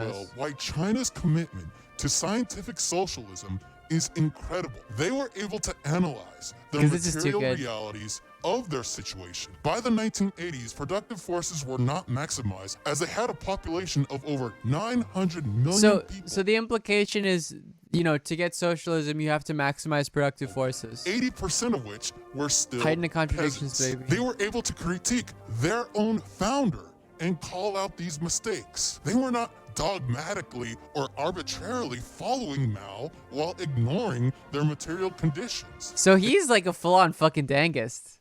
He's like, yeah, no, Deng Xiaoping is a critique of... They adopted and still upheld the thoughts and contributions of Mao while shifting towards a better transitional system. Deng Xiaoping said it best when he said, I'm gonna start every sentence I say with Deng Xiaoping said it best. Well, it's true that Mao made mistakes in a certain period, but he was, after all, a principal founder of the Chinese Communist Party and the People's Republic of China. In evaluating his merits and mistakes, his definition of socialism is that you can have public ownership of the means of production through the state, but that you can have that continued. Hold that his mistakes were only and that's secondary. The dictatorship of the proletariat as well. What he did for the Chinese people can never be erased. In our hearts, we Chinese will always cherish him. Which is why there are billionaires of our party in China and our state. China's conditions were different from that of the Soviet Union and needed to blaze a new path forward in order to survive. Do they believe that you need a period of hypercapitalism to heighten the contradictions? It's fucking genius. If you think about it, what's the best way to build a capitalist system? It's to make it look red. It's genius. Focus to China's productive forces and economic development was needed, which China is a far more efficient capitalist state than the West is. Leads us into Far more efficient. Deng Xiaoping stated, the essence of socialism is liberation and development of productive forces, elimination of exploitation and polarization, and the ultimate achievement for prosperity for all. The first step in moving towards their famous opening up and reform was admitting that they are still in the primary stages of socialism and will remain there for a long time. In the primary stages of socialism, which is still public ownership. Productivity was not high enough to usher in a transition toward. I want to know what he thinks public ownership means. They must keep. Did I talk over that when he said it? Building their productive forces through more investment within and outside the country. With the need for China to dramatically increase its productive forces, the CPC and Deng Xiaoping were going against the Stalin model of planned economies to address their own conditions for the first time and discovering that one of the tools that can help them rapidly produce their productive forces was markets. Produce their productive forces. Oh, so this is, remember folks, markets aren't necessarily capitalist. The market economy in China is a breakthrough in traditional socialist theory and a subversion in modern Western economics that equated markets with capitalism. Here is the textbook definition of what a market economy is. A market economy is an economic system Markets in are not which necessarily prices, capitalist. salary, and the supply of goods are controlled by what and how much people buy. That's fine. Not by the government. Applied in both private-owned capitalist economy and a public-owned socialist economy. Price is set by producers of consumers and the owners of the means of production, and a market economy is subordinate to the basic social system that can serve both capitalism Why does it fucking and do socialism. this? I don't know Both why the it's muting me. Anglo-Saxon or the United States and UK model and the Rhine model, the European markets, limit state intervention. It's dumb. Okay, I gotta go. Did it pop? I'm sorry. We'll watch the rest of this on Tuesday, I promise. Yeah, President Xi is muting my mic. Cause it's great. I like it. I love it. I'm a dangus now.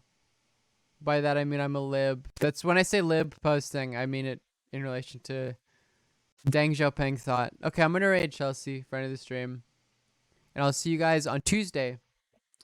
Go on my Discord. It'll ping you when I go live. We'll be